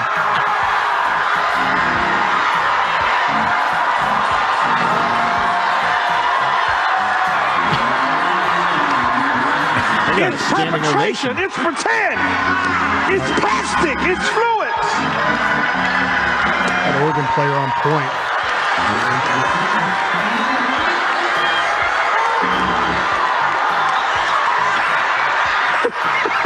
It's LA Live for April 18th, 2024. Yes, we'll be talking about some butt injections a little later. That's why I play that right there for the fake booties. So stick around for that. It's a Thirsty Thursday Ladies Night here in LA Live, which is sponsored by Kissable Dental and their no bill guarantee. Book online at kissabledental.com. Your kissable journey begins today. Before I get this started, I was scrolling down Instagram, brothers, and I seen mug shorties. Yeah, I'm laughing at the gift card thing still, by the way. It's a gift card. Not the gift card. Not the gift. And he did a little twirl and everything. There we go. Come on, fam. What are we doing, bro? And then he handed me the gift card, like, maybe if you just call the number on the back and you'll see what's going on with it. So I'm at the bar calling the number on the back of the gift card. There's probably like 15 to 20 people at the bar just staring at me, bro. Crazy. Let's see. Where was? Oh, yeah. I was on Instagram, strolling down the timeline, and I seen mug shorties. Oh, Thought of you, bro. This mug yes. shorties. Yes. That's where they have like the little cute girls that have probably committed some type of crimes. They've been arrested. We have a top 10 of these, by the way. They're hard to vote for. There's a top 10 mug shotties. Oh, yeah. Yeah. They're all, boy, I love hard to me vote some for. mug shotties. Oh, you know it. So I seen one. I was like, dang, she's cute. What does she do? Then I scrolled down and read the little information. I said, no way. I had to look it up. I did my Googles. I had to see a real news report about this. Listen to this. A Florida woman is accused of grabbing her boyfriend's genitals so hard that he bled. 21-year-old Katie Lee Pitchford of Indian Harbor Beach is charged with battery, domestic violence. What do you mean? Yeah. That's happened to you, Brian? Are you into that? Excuse me. I'm just telling you, they can control you that way. Stop. From your experience. Yeah. Oh, Lord. A Florida woman Me is and Marv accused of Albert. grabbing her boyfriend's genitals so hard that he bled. 21-year-old Katie Lee Pitchford of Indian Harbor Beach is charged with battery, domestic violence. Police say a fight between the two escalated to the point that Pitchford allegedly hit her boyfriend with a brush, her fists, and then scratched him. The police report adds that Pitchford grabbed him by his throat until he could not breathe. He was able to get away and call police. Investigators did not say what they were fighting over. After being arrested, Pitchford asked if she could talk to the victim to tell him she was sorry. At least you want to say sorry about it. No, she wouldn't. I rarely hear women say sorry about anything. It is like pulling Sorry teeth. for taking a life. Rarely, bro. It's literally, it's more, we need to stop down for those female apologies like we did for the Eclipse last week. Yeah. Like that needs to be like everybody enjoy this moment here. Only women I've ever heard apologize was Monica and Anita Baker. The only ones I've ever heard. It's a real thing. G-Bag of the Day. We do it every weekday on the Fan at 2:30. You seen things? What's up, bro? Yeah, Miss Pitchford. I could see why she did it, though. She got that kind of look. She got that look. You can see it in her eyes. Yeah. She's a little crazy. I think crazy. she's a little crazy. Crazy there, yeah.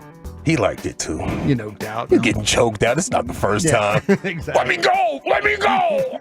She's a bully, bro. I used the safe word. Stop it. I said pineapples! Poor guy. Ain't that your girl right there that used to date? You okay, man? PTSD, dating a girl like that. Did she do this to you or somebody else? she's a little crazy. It's all over the timeline. Yes. All right, where was I? Oh, yeah. You see anything else out there? Follow us all at G-Bag Nation. You can send it there. You can send it to me at Lucius Alexander on Facebook, at Lucky Lucius P on social media. Our winner right here, I don't know how many days he's been up because we've been preempted a few times. Yeah. But where was the three-time Hall of Fame broadcaster, Chris Arnold, during OJ's slow speed chase away from the LAPD? Back in the press area in Madison Square Garden, after the chase was about winding up, Robert Kardashian, Kim's dad, and he was representing OJ. He's reading this suicide letter that OJ had written. And we're all standing in the press room. I'm standing next to Ahmad Rashad. And he's going through this letter saying goodbye to people, whatever. And then all of a sudden, he goes, and my good friend Ahmad Rashad, and the whole room looks at Ahmad Rashad. And Ahmad just looks down to the ground, and then he just walks away and got in a limo and just dissed a period. Wow. I'm sounding like LeBron. Let's go. Just disappeared. Excuse me, freaking Pierce. Freak. Excuse me. It's hilarious. So good. LA Live 105.3 The Fan. Ladies Night. Ladies, stand up. It's shine time. We got a Houston mother and a daughter arrested after giving out fake booty shots. Oh, no. Mother was 56, daughter 18, were arrested running an illegal butt Botox operation. Butt Botox is hilarious. Very profitable. Yeah. Police said the woman traveled across the country charging $6,000 for the procedure using illegal injectables. Now check this out, bro. They were watching her. There was agents from Houston PD, the FDA, and Homeland Security investigating this lady. Wow, dude, that's more than Diddy had on him, I think. Oh my God, here we go. And if you look at these two, they were definitely getting high on their own supply. Jeez. I mean, just staring at them, I would not trust these people with any type of beauty products or treatments or anything. And the daughter has a "Be Yourself" tattoo on her thigh. I thought that was rich. Yourself. Yeah. Doing butt Botox, but hey, be yourself. Yes, that's a rough one. Yeah. Let's see. Police said the woman tried to give an undercover cop Xanax before the injections. And that's where they said, they busted all in. Gotcha. That's all we needed you to do. They gave me some Xanax before they did my LASIK surgery. They said, this will help you, like, relax. I was like, oh, okay, cool. You know, let's do some Xannies, chill out. Do you tell them your tolerance is high? You might need a little 3 of them. And then, more than that. Like 45 minutes later, they're like, are you feeling relaxed? I'm like, sure, let's do this. And then they laid me down and got to work. And I was like, now I see why you gave me the Xanax. Yeah, bro. That was a trip for about 20 seconds. Oh, how many years ago did you get LASIK? Like 15 years ago. Wow. Man. Yeah. Different time. Yeah, it was different. It was the early ages. About to do it. I'm excited. Oh, it's great. But terrified, but excited. I mean, they're just burning your eye open. Yeah, and no then, big deal. You know? Sorry, Lucius. Oh, no, you're all right, brother. The mother, she said she did it because the people really needed it, not because they were paying her, by the way. Of course, yeah. Yeah. She's a good Samaritan. Wood hauler's ass. Yeah. They need help. Girl, you need this. Trust me. Yeah, trust me. I seen when you walked out that door, my God. Your pockets were touching in the back. ABC 13 down there in Houston talked to one of the victims. Listen to this. 2022, this 32-year-old mother wanted some enhancements. Just to get bigger butt, because that's what was going on. Yeah. So I was like, I want to do it. She said she got a referral from a friend, saw the work. She showed me pictures of other girls. By the way, Houston 13, your cameraman, he's a dirty dog. It was on her butt the whole time. Every once in a while, it went up to the reporter and everything, but it went right back down to her butt. We got all types of views. Low views. This man was on one knee getting that behind. I promise you, you've seen his video. Just channeling his other line of work. He is out of control. What kind of news? Univision. Yeah. It was white balancing and everything, but let me see if I can get that right. There we go. And she even said she travels to go do strippers and lawyers. She said she done lawyers, teachers. Hilarious. And went to Hold a on. home and What'd she say? Lawyers. Lawyers said she done lawyers. Lawyers said she done lawyers, teachers. and went to a home in Conroe where the woman injected her backside with an entire bottle of this on 3 different occasions. It was supposed to be high. They just hold up some weird bottle. The lady said they have no idea what's in the bottle. Yeah. They said that. We have no idea what we're injecting these ladies with. Wow. Okay. Hyaluronic acid gel. What? But that's not what it is. She says she paid $8,000. 6 months later, she regretted it. And I'm pretty sure it was infected. Yeah. Right now, it feels like marbles all over my butt. That was some quickcrete.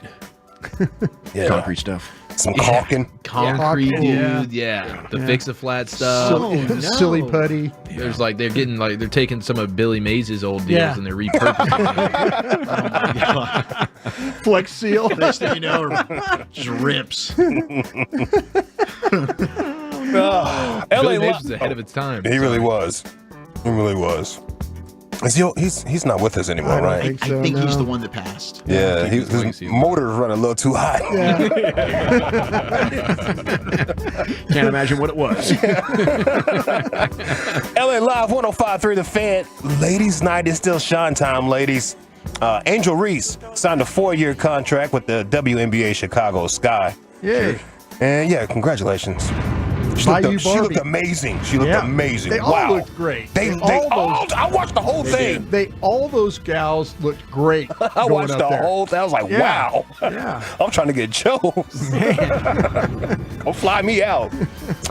Now that she's going to Chicago, she says she needs a new nickname, not the Bayou Barbie anymore there, Bryce. Yeah. She tweeted out somebody help her with a new catchy nickname that's cute. So people tweeted some names to her. How about this one? Chi-Town Shorty. Okay. Oh. Yeah. Yeah. The Deep Dish Diva. The Deep Dish That's going to Diva. get you caught in a couple of one of these bulging disc situations Yeah, with these that's- reporters. That's not fair to the reporters. Chief Reese. I like that one. Chief Reese, good. Yeah. Like 300, like Sosa. Let's see what. Old Block Barbie. The Shy Scraper. That's got promise. That's got promise. That's got promise. Lil Reese. I like that one. Chicago rapper right there again. Lil Reese. All right. Deep Dish Reese. The Windy City Wonder Woman. If we could just shorten it a 70s little style. bit. If we could just shorten it a little bit. Yeah. Windy City. Yeah. Yeah, it's a lot. Windy City Wonder Woman. Yeah. Yeah, that's a lot. Lakeshore Reese. I like that. Southside Barbie. Southside Barbie's the winner. And Shy Barbie. I like Shy Barbie, I think. I think she picked that one. Did she? Yeah, I think she picked that one. Southside Barbie sounds really good. Southside though, Barbie's too. smooth. Yeah. And it keeps the Barbie. Shy Scraper. Don't forget about Shy Scraper. Shy Scraper. That's more badass. Yeah, That is Pretty sweet. Yeah, I like Chi-Town Shouty, but hey. Chi-Town Shouty. Yeah, it is what it I is. think the Barbie just appeals more to the masses. I don't know. Just Yeah. safe with everybody. Yeah. Let's see. It's a Thirsty Thursday, too, by the way.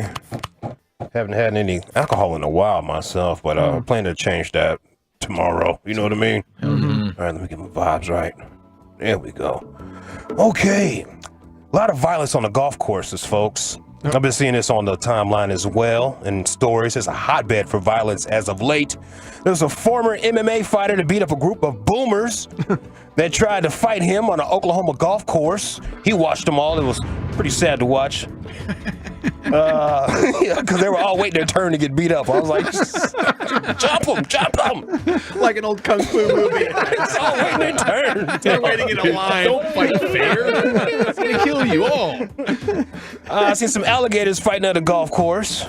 Oh, wow. And then we have this one right here. It's called the walk-up fight. Apparently there was a group of, quote in the story, obnoxiously drunk individuals in front of another group, right? How it is on the golf course or whatever. Yes, sir. And apparently they drank all of their fireball shooters, all 15 of them, the entire bucket. And so another guy that was behind him went up to that group and said, wanted to know what was going on, why they're taking so long. He says that he was going to see if everything was okay. I call that cap. Yeah. He wanted to tell them to move along. Well, he picked the wrong crowd. Look at this dude. Listen to this. Walk up all day.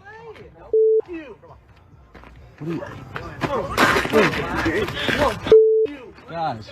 No. Hey, which one of you walked up? No, which one of you walked up? You walk up? No. Walk up. Walk up. Yeah. Hey. Dude, imagine if you just, you wanted to go off ahead and say, hey, man, you guys are slowing up our game. And then this is what you run into right here. Oh, my gosh. Your crew owes you dinner after this situation, for sure. Hey, you want to be cool, bro? Come up. Hey, come up. Walk up. Hey. Is that Luke Brown in the background? Yeah. I don't give a about video. You're a bro. You want to come up and talk shit. Walk up. I want to get charged up with Luke Brown in the background. Yeah. Walk up all day. Yeah, sir. Man, I'm not quite thinking about walking up here I today. got whiskey drunk on the golf course. Yeah, he's toe up, bro. That was bad. Walk up. Walk up. That part right there. That part right there. You're supposed to know to leave that man alone.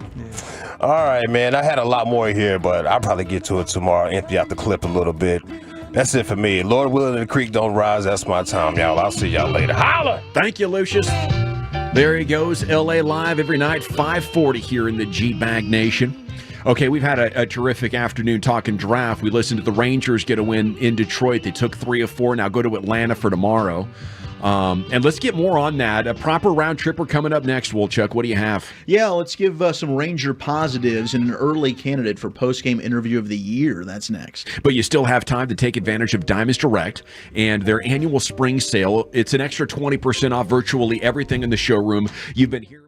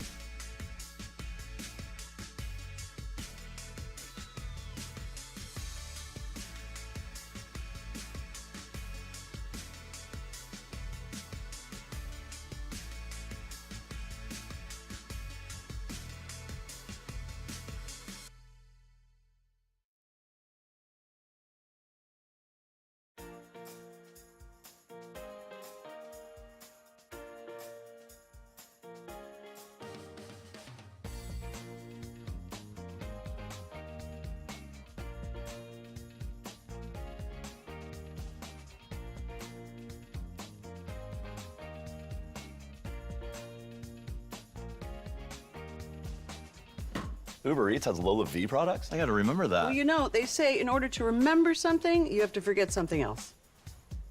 Okay, now that is a very cute haircut. That's like a little shag. I've never seen that before.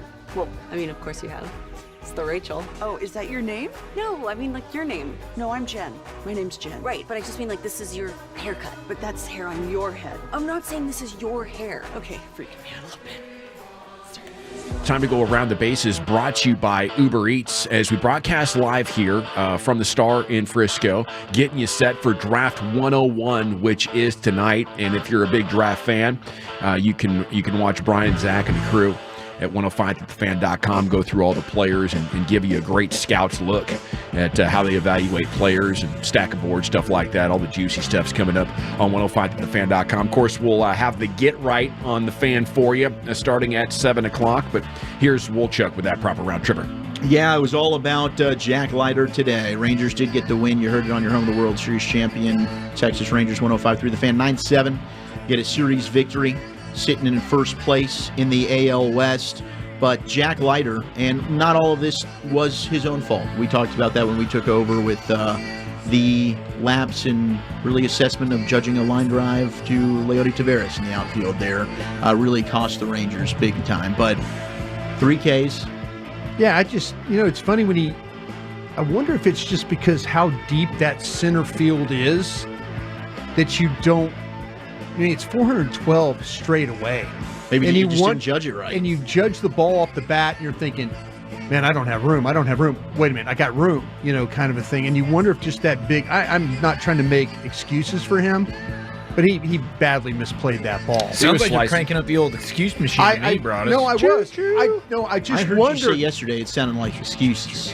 I know, I'm really not. But I wonder if playing in a ballpark that has a 412-foot center field makes you think differently. When you're playing at other places, it's 400 feet to dead center field. I think it's rational reasoning, absolutely. Because Leiter Taveras, to me, he's got to get that ball. He does, but I still think he's out there because he's a good defensive center fielder, and occasionally he'll give you sliding, diving catches. Yes, and ran down a ball in the alley 2 days ago. 100%. And today he was really good in the box. I mean, the dude went ahead and showcased the bat to make up for it. 2 for 5 with an RBI and a run. Yeah, absolutely. I mean, the stolen base as well. There's good things with Taveras, but I would just love it if they could improve that spot. I think he's limited as an athlete. I think he's a legitimate big league player, a pretty good center fielder.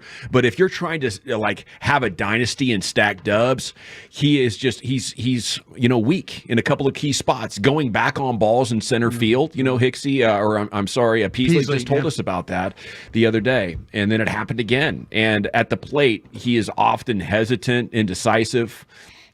Doesn't have tremendous power. He's pretty good. And if you're trying to win big, I would love it if they could upgrade that position significantly. And Leiter, that was about as bad as you could have it. I mean, you can look at Leote if you want as a fan, but Leiter knew it. Leiter wasn't going to go after Leote because he knew he'd spent the better part of 3 2/3 innings up into that point screwing everything else up.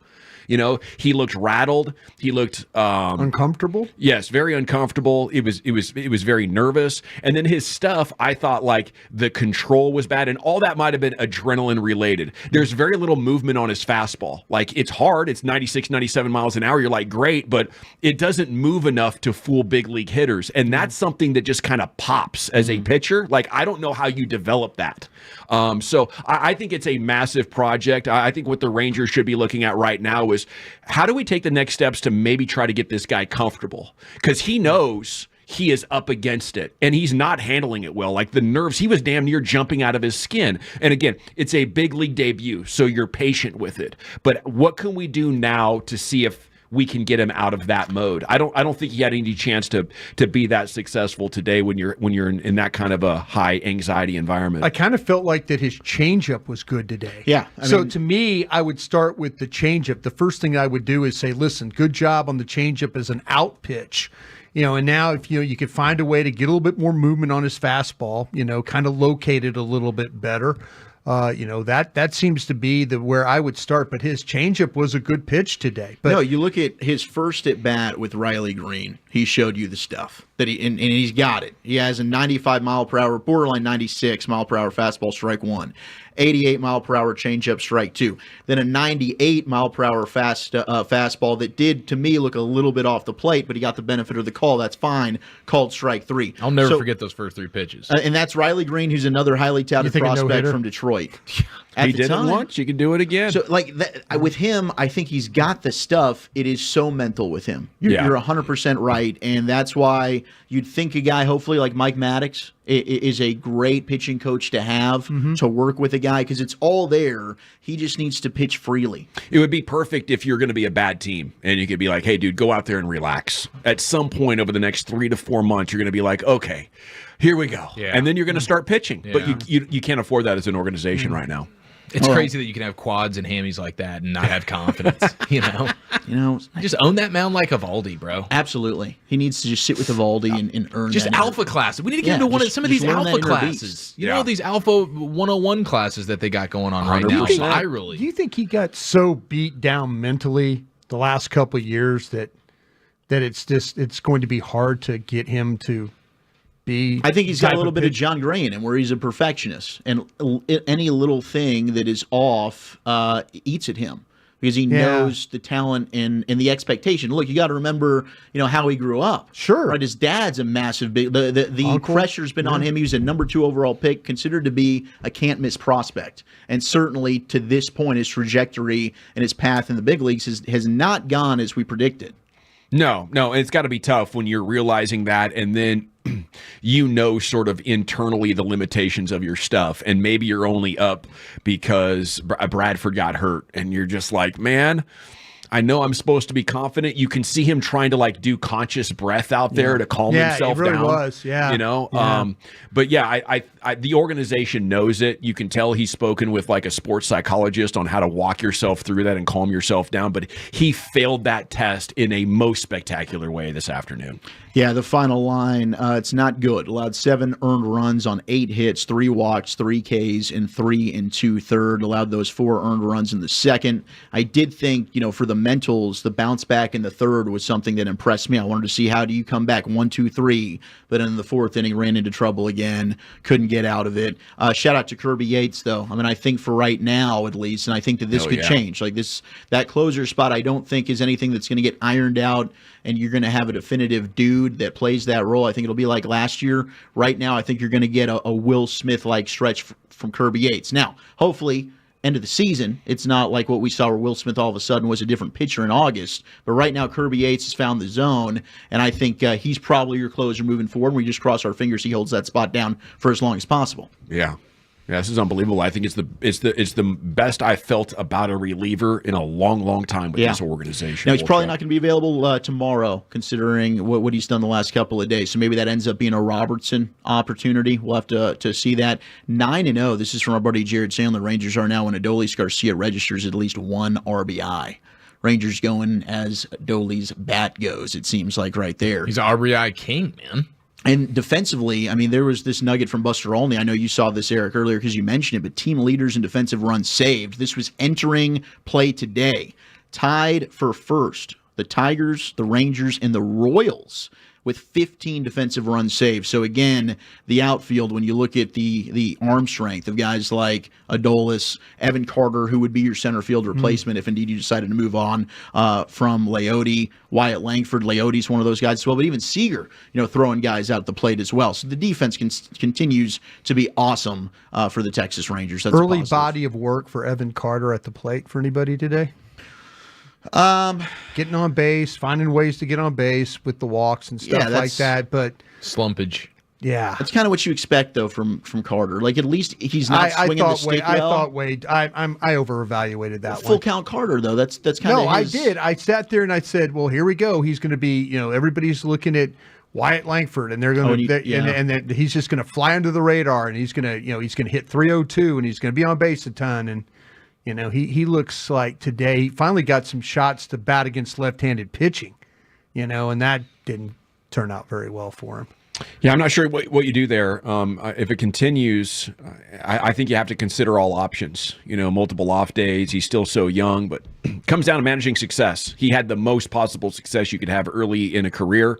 And I might being too harsh. It does weird psychological things to you, even if you're super stoic. No, I don't think you're being too harsh. Guy's hitting 188. Yeah, I mean, you can't be hitting sub 200 right now and be getting much in the way of love. Three-hole? Yeah. 3-hole? Come on.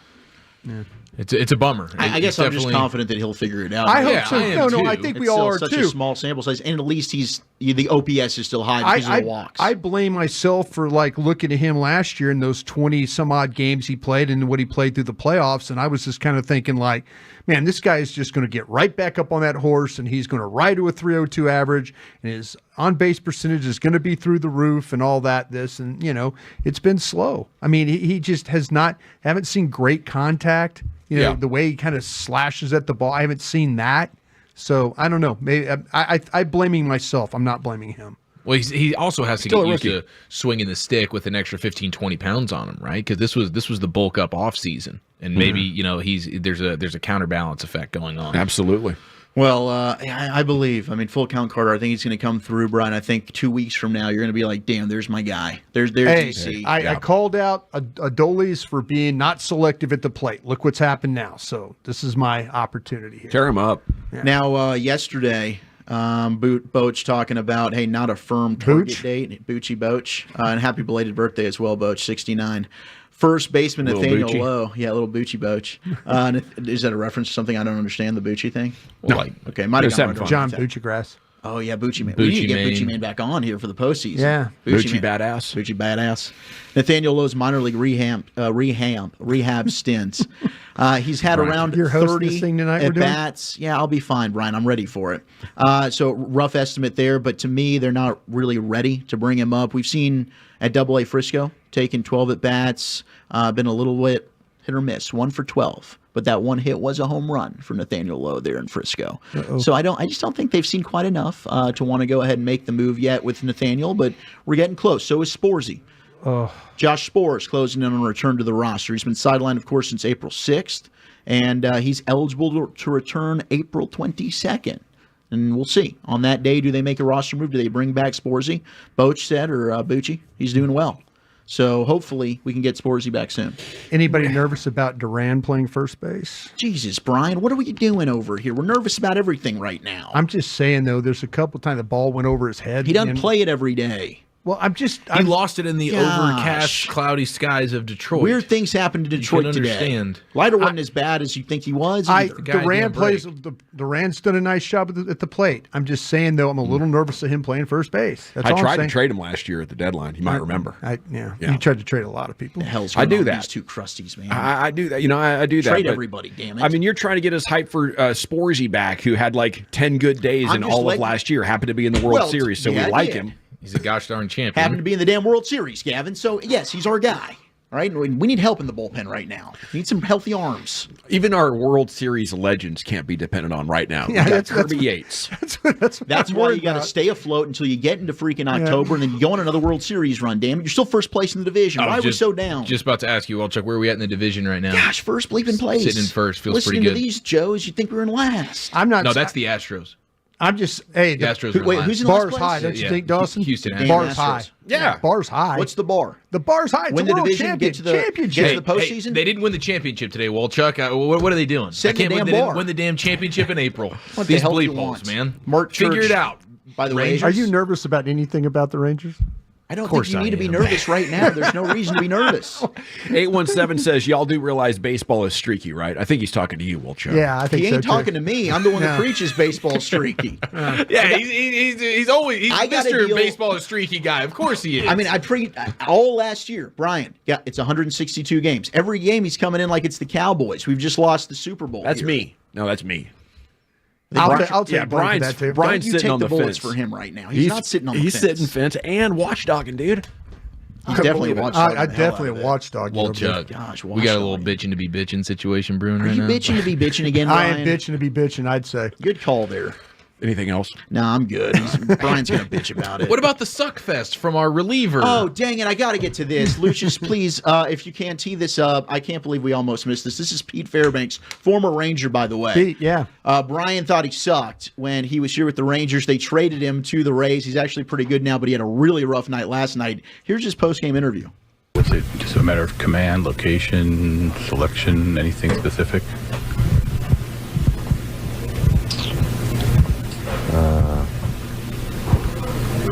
No, I thought it generally sucked. I didn't think it was a specific suck. I thought it was like an all-encompassing type of suck. So, we're going to try and rectify that. But for right now, I'm going to be pretty pissed about it. Where do you kind of go from here? Is it looking at tape? Is it going through mechanics? Where do you kind of go from here? You tell me. I've tried that. If you got an answer, I'd love to hear. Just, not going to let it beat me up for, I'll maybe give it till 10. It's 9:44 right now. We'll give it 16 minutes of sulk, and then we'll, get back on the bump and figure it out. Job well done, Pete Fairbanks. Well That's done, a man. post-game interview. He's got bent head.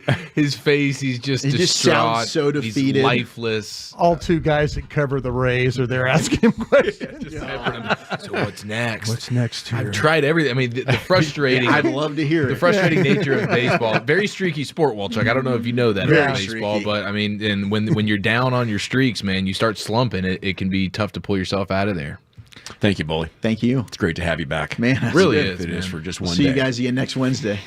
All righty. Next Wednesday, next Thursday? I Next think Wednesday? I'm Both? supposed to be back Wednesday, Okay. unless you don't want me. Then I'll come back Thursday. Wednesday. Thursday it is. Friday. Where are we going next, Eric? All right, we got an NFL and NBA hodgepodge here as we preheat the oven for Draft 101 with the Bully and the Broadest next in the nation. It is heating up outside.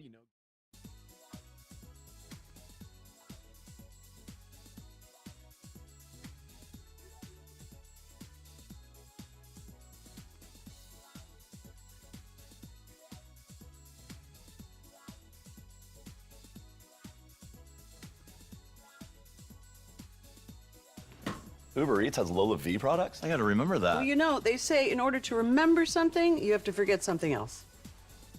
Okay, now that is a very cute haircut. That's like a little shag. I've never seen that before. Well, I mean, of course you have. It's the Rachel. Oh, is that your name? No, I mean like your name. No, I'm Jen. My name's Jen. Right, but I just mean like this is your haircut. But that's hair on your head. I'm not saying this is your hair. Okay, freaking me out a little bit.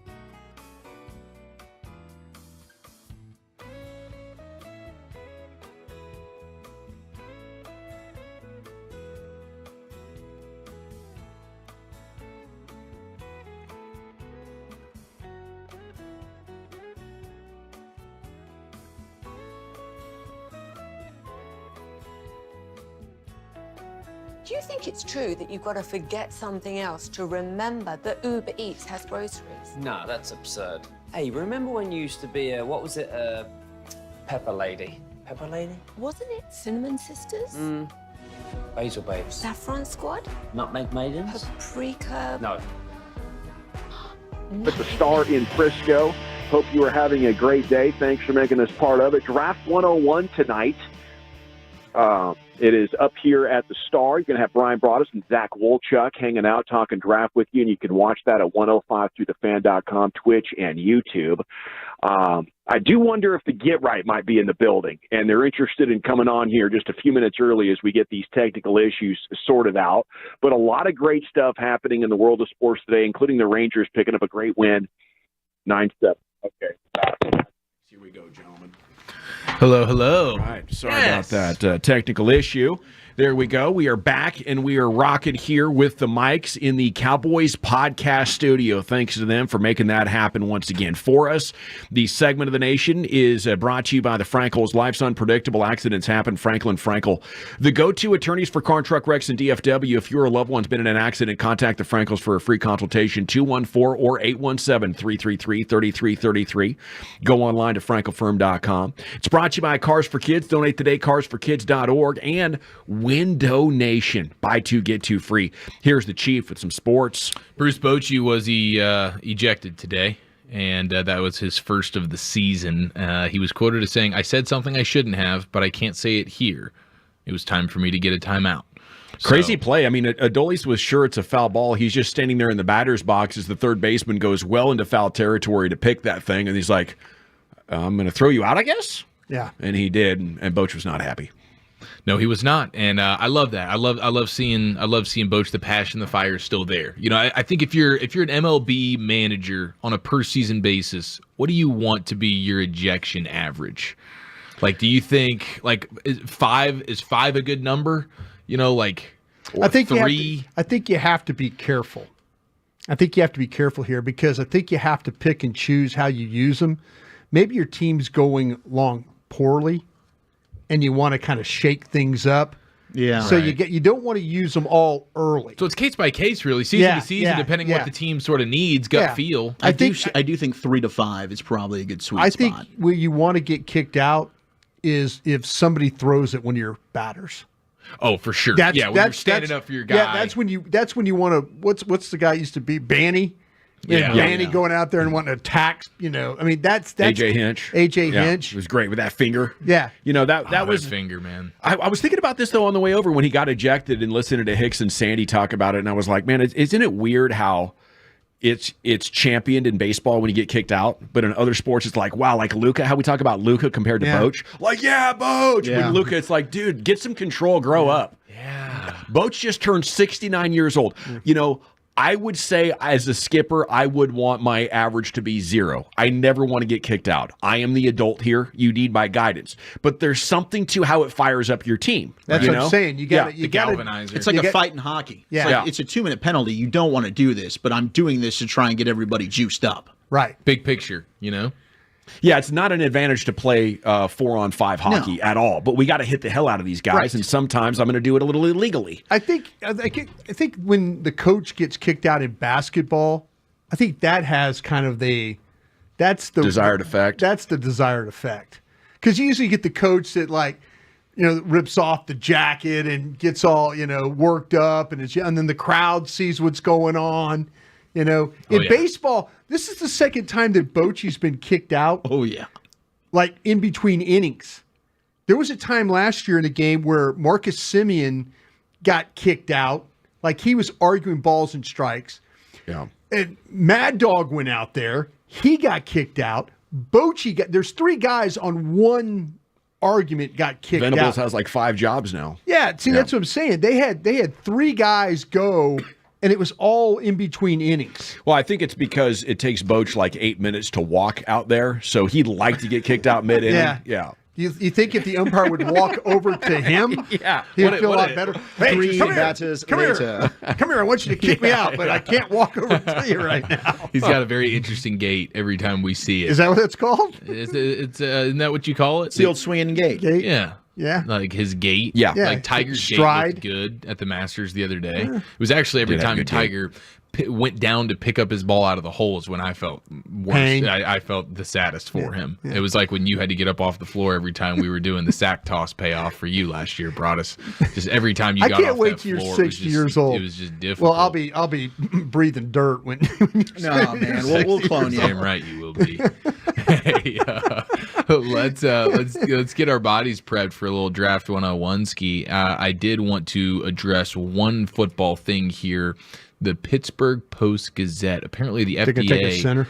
has given its seal of approval for a blood test developed by a particular Abbott Laboratories capable of diagnosing concussions with a 95.6% accuracy. There we go. So the evolution of amazing. the concussion test might end up being A blood test. a in real time sideline, in the blue tent deal, blood test, and they're trying to get it to where you only need a drop of it, and they're not at that point yet. They're trying to get to the point where you just need a drop of blood from somebody to get a basically 96% accuracy on what their concussion Isn't situation that terrifying? Like, what's happening to our blood? How can they detect? There's proteins. There's apparently like certain proteins that release in your body that are specific to once your brain has been through whatever type of. I love what we're doing here, but remember what we just went through with COVID, and think about players and shots and drawing blood and all these things. Like players would have to agree to this. Yeah. Kind of like would players agree? And maybe or- you would have players that I don't want to be a part of this. That's fair. Oh, if you know you have a concussion, I don't want the blood test. I don't Yeah. want. Well, they just might not want your blood being drawn. Hey, we saw a quarterback get sticked in the ribs, and it ended him. We did. Yeah, the doctor Bridgewater. in Gerard Taylor. Chargers. Oh, yeah, that's right. Yeah, it was the lung situation that Yeah. got weird Yeah, on. got Shout out to punctured. Dr. Chow. Yeah, got punctured there. So I wonder if this is actually. I think probably 95% of the guys are going to be okay with this. I worry about the 5%. Okay, fair enough. But I do think that is it's an interesting development. No, it is. It's very interesting, and it's probably something that's going to be very worthwhile and prove very beneficial. Yay, but science. I worry about the 5% of the guys that say you're not jabbing me with that. No. Our buddy Dan Rogers at Blocking the Boys tweeted out his Blocking the Boys? blogging. Sorry, Okay. it's a hard G. Blogging the Boys. He had his ideal. That's a Green Bay Packers website, Blocking the Boys. Yeah. All up and down the field. Had to get it in there, Chief. Sorry for stepping on you. Oh man, I wish that wasn't funny. That was spectacular. Never apologize. That was phenomenal. So he goes Graham Barton in round 1. Walchuk is full torque. God, that's a nightmare. The Eagles do or the Cowboys? No, do? this is the Cowboys. Oh, thank God. I thought the Eagles did. No Oh, Eagles. thank I'm God. not doing any Eagles discussion. Yeah, full here. torque for sure. And then it is round 2, linebacker Michigan, Junior Colson, and Walchuk says I'd like to flip that and get the other linebacker, Peyton Wilson, The injured guy. injured guy. Give me the injured guy. You guys are both down for Yes. injured guy linebacker over Man, Michigan linebacker Yeah, in round 2. this guy. Okay. This Blue guy, Star Specials. Man, this guy has got some rare ability. He right. really, really does. He I mean, can, if he can gets the Luke cover. Kuechly sign of approval, maybe best linebacker since Luke Kuechly when you just watch his tape. I'm just telling you, he's got those traits, man. I'm just telling you, the guy runs He's traitsy. very traitsy. and Very, the history of the Cowboys' second-round pick working anyway, not high. Okay, do y'all want the injured linebacker Peyton Wilson, or do you want the injured running back Jonathan Brooks? There's a question. Which Blue Star Special Wilson's is a for better you? player for me. Okay, so I'd take Walchuk's Peyton going Wilson. linebacker, I've on my stack. I believe I have Wilson higher than the running back. Yes. and you're not window dressing that stack, Nope, are you? I'm not gonna window dress that thing. That's not what you do. That's not what you're about. Nope.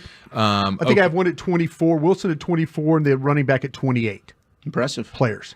All right, so it's 24, So it's 20 close. it's close, yeah. It's close. Yeah. But you'll both go linebacker there, injured Yes. linebacker there. Yeah, because I'll take my guy Jalen Wright in the third. Woohoo! All right, 21 minutes away from Draft 101, YouTube, 105throughthefan.com. Bye, guys. That's We'll gonna see be you later. How about fantastic. that, huh? Here we go. I love it. Okay, when we come back, G-Bag Nation, it'll be time to chat with the Get Right, see what they have cooking for this evening's broadcast. 7 to 11 here on 105 Through the Fan. I want to chat Men's T Clinic with you.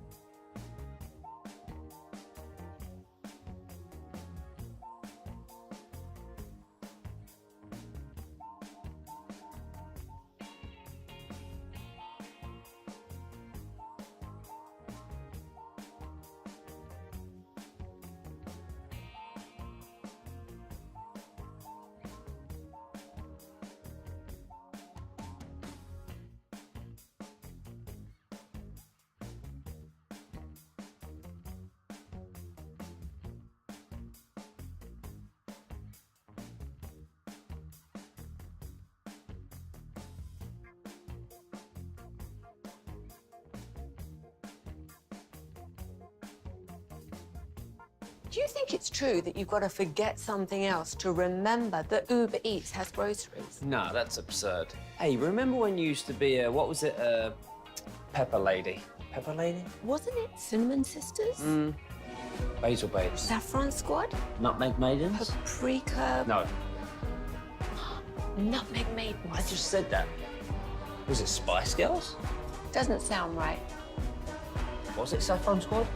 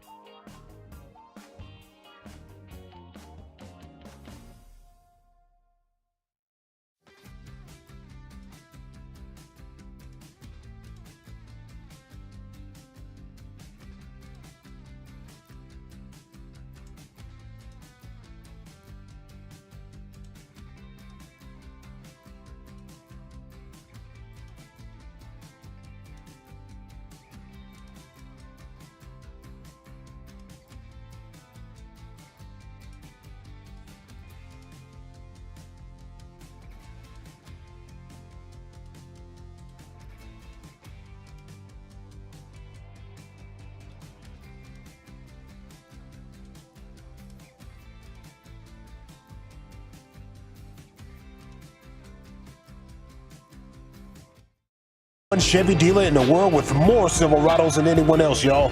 Go see them today or visit ClassicChevrolet.com. This is Texas. This is Classic Chevrolet. Together, let's drive, relax, and enjoy the difference. Based on new Chevrolet registrations 2023. Thank you, Lucius. Have a big evening coming up here on The Fan. You're going to have the Get Right on the radio, and you're going to have Brian Wolchuk, Bobby Belt. Looks like Gavin Spittle is over there in the auditorium. It is Draft 101 night. You can watch him live at 105throughthefan.com. They're going to be in the Cowboys film room where they all gather to watch film, and Tolos have congregated here to enjoy the evening. You guys are hilarious on the Franklin Frankel Injury Attorneys text line at 877-881-1053. Always appreciate your guys' engagement with the show, so salute to you. As we chat now with the Get Right, see what they have cooking for this evening. Gentlemen, how we doing? Yo, doing pretty great, fellas. How about y'all? We're doing wonderful. You know, we got the draft coming up. We have NBA, NHL playoffs. What do you guys want the Cowboys to do in the draft? Ooh, that's a great question. I want them to pick up better players in free agency so that we can just go best player available. But now we're just doing wishful thinking. So give me a center or left tackle for the future, and let's build the fortress up front. Yeah, let's not forget, trade back a few spots. Get an extra pick out of that. Maybe a fourth round or third round or something like that. Yeah, I'd love that if they could do that. I think they need to build the offensive line, but I also don't imagine them contending as strong as they have over the last couple of years. I think this is going to be like a Cowboys version of a rebuild. So I like the BPA anyway. If there's a blinking light like, hey, this player has a much better chance of being a star, I'm willing to go away from need significantly right now with this group. Would you guys agree with that? How strong of a contender are they shaping up to be right now in your eyes? Oof, that's I mean, it does not feel like they're shaping up to be incredibly strong contenders in the same way that it felt like they were last year. But the problem is not maximizing what you have ends up being an issue, right? If you come out and this team is not as good as it was last year, but you manage to maximize the capabilities of what you put out there, I mean, you can still do some level of damage. We've seen it done in the NFL. The problem is I believe that they're capable or that they will, in fact, do that. But I feel you on the BPA front, but I still think that offensive line should be something that you value highly in this draft, if for no other reason than, this game is at its essence about blocking and tackling. Offensive line, having a strong one, almost feels like it is, the foundation of being good at this thing. And so getting this offensive line back to where it was in previous years, I think is still going to be important, whether it's contending this year or contending in the next 3-4 years, what have you. I think having an offensive line that's strong matters. Blake, quickly, how surprised would you be if the Lakers beat the Nuggets? I wouldn't be surprised. The Nuggets said that the Lakers gave them their toughest match last time, even though they said that the Timberwolves gave them the toughest match. Jokic just came out and said that it was the Lakers. Oh, did he really? Yeah. Okay. So, I think he got butt cracked on that one. Did I? I don't know. I saw it too, and I thought there's no way he's being serious. He's being facetious or something. Either way, I even though they got swept, it's not like all 4 games were a blowout. There was some Jamal Murray going crazy. There was some aberrations in the shooting performance. Would I be surprised? Yes. Would it be the end of the world? No, because I think the Lakers are still a decent team and they got one of the best players. So wouldn't bet on it happening, but I wouldn't be surprised either. Did you guys get you some Jack Leiter on TV earlier? What'd Sure you think? did. Mm-hmm. Yeah. I personally, I know people are being harsh on him, but I for a major league debut, I thought he showed some good stuff. Obviously, he didn't throw a perfect game or anything, but I think there's still some things to look forward to. I like it. What's coming up on the show tonight? We got a couple of guests coming up, including at 7:20. We'll talk to Law Murray of The Athletic. He covers the Clippers, so we'll get a little bit of insight further into the Clippers. And then also at 9 p.m., a familiar face and a voice, Joey Erickson, to talk a little bit about these Stars. He's from Locked On Stars. Right on, guys. Have a great night. Yes, sir. Cheers. Yes, sir. There they go. Reggie and Blake, the Get Right 7 to 11. Brian and Wolchuk are already in the auditorium at 105thefan.com. You can have Draft 101. You can have the Get Right. It's a choose your own adventure night here on The Fan. Thanks to Eric Chiafalo, Lucius Alexander, and Carter Freeman coordinating that video. Till tomorrow at 2. Rangers are going to be in Atlanta, so the pregame will be on tomorrow night about 5:45 right here on 105 through The Fan. Sports.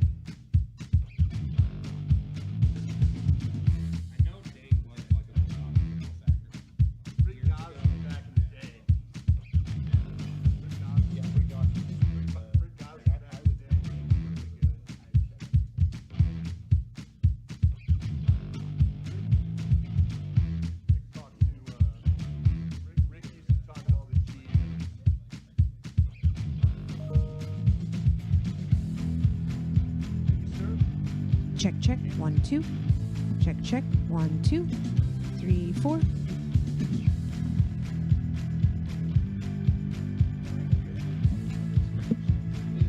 Check, check. 1, 2. Check 1, 2. 1, 2. 1, 2. Everybody got me? 1, 2. Good. Check, check. Check. Check, check. 1, 2. Check, check. 1, 2.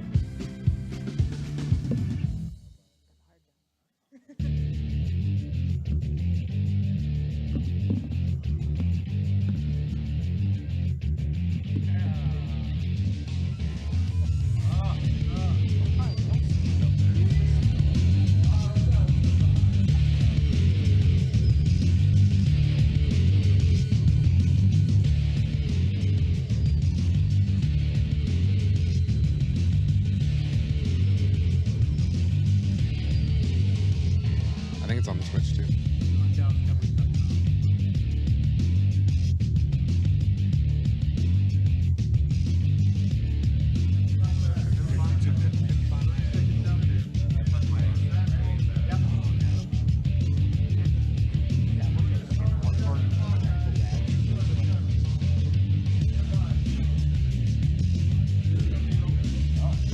Check it. Oh, that works. All right, welcome into draft. Okay. Why False the alarm. 5-second call then?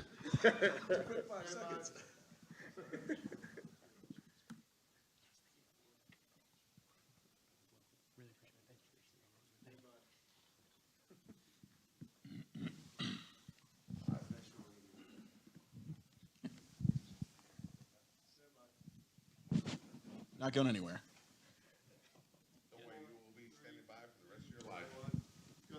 All right, welcome on into Draft 101, brought to you by Miller Lite. We are thank you, 1 week away from right now. Round 1 of the NFL Draft will be open. Of course, Cowboys have the 24th overall selection. I'm Zach Wolchuk of the G-Bag Nation on 105.3 The Fan, also of the Draft Show. We've got the great Super Bowl winning scout Brian Broaddus, the Draft Show legend, of course, my partner on 105.3 The Fan with the G-Bag Nation, Nick Harris, DallasCowboys.com. His first year with us and is doing a bang-up job.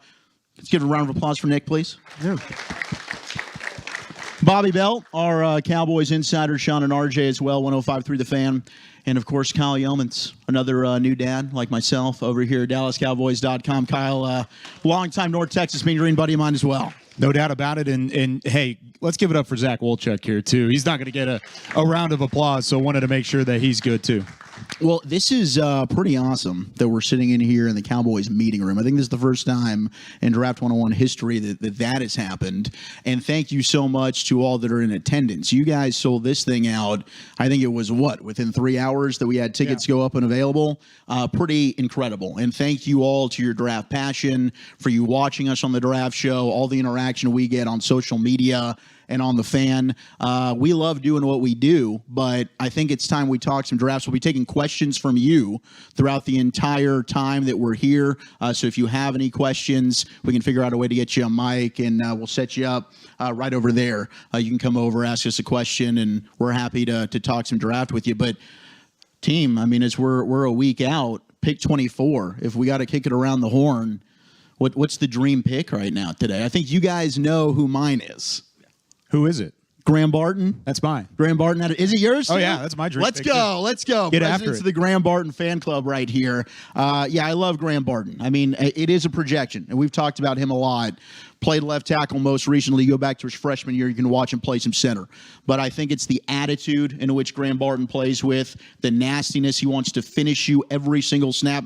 I think if you haven't seen him, the tape, the one-on-ones against Jared Verse from Florida State stood out to me. It's exactly the reasons I don't want him necessarily as a starter at left tackle, because you see some of the limitations against an athletic, disruptive edge like Verse. But you also see a time where Verse will stunt inside, and you get a little taste of what it'll be like for Graham Barton in a phone booth there, and he just puts Jared Verse on his ass. I'm like, that's my dude right there. He's done that a couple of times. He's so smart with the way that he plays the game. That's the thing, is he's got a high intelligence in the way that he attacks defenders, and he does so against guys like Verse, and he does so against anybody anybody else, but it's the versatility for me with the way that Tyler Smith is handled right now, left tackle, the left guard, to left tackle, the left guard. You don't necessarily know exactly what you're doing. I think Graham Barton gives you a for sure answer. You've got your left tackle of the future. His name's Tyler Smith, and he's already in the building. There you go. We've talked a lot about Graham Barton being able to come in and play center immediately. Absolutely. Yeah.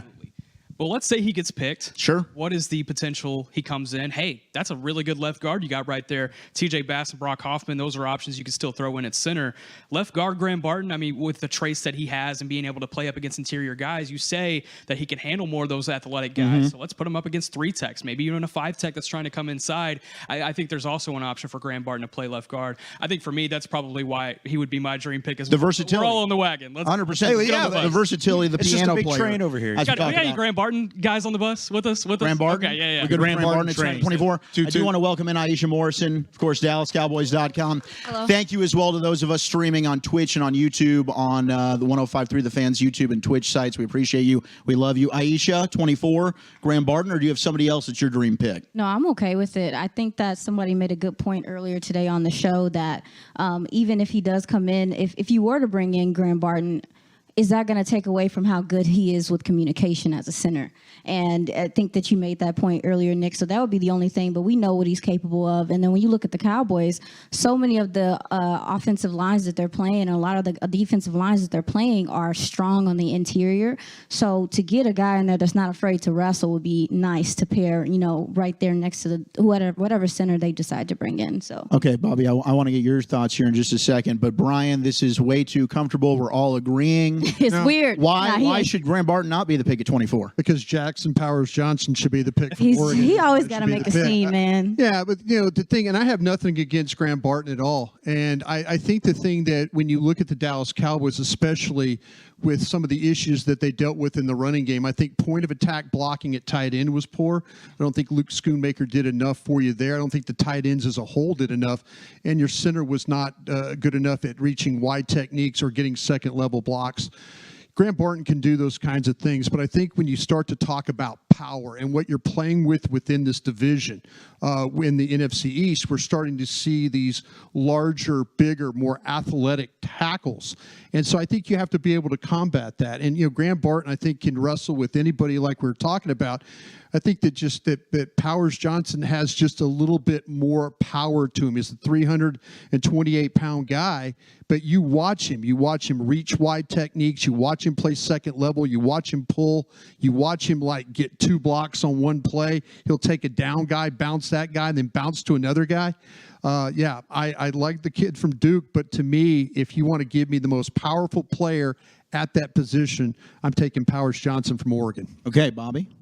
Yeah, I mean, look, it's funny. The 4 names I think you see most consistently around the Cowboys, just through mock drafts and everything else right now, are Jackson Powers Johnson, Graham Barton, the 2 guys we talk about here, and then Amarius Mims and Tyler Guyton. Amarius Mims, the tackle at Georgia, Guyton, the tackle at Oklahoma, and this is the function of picking at 24.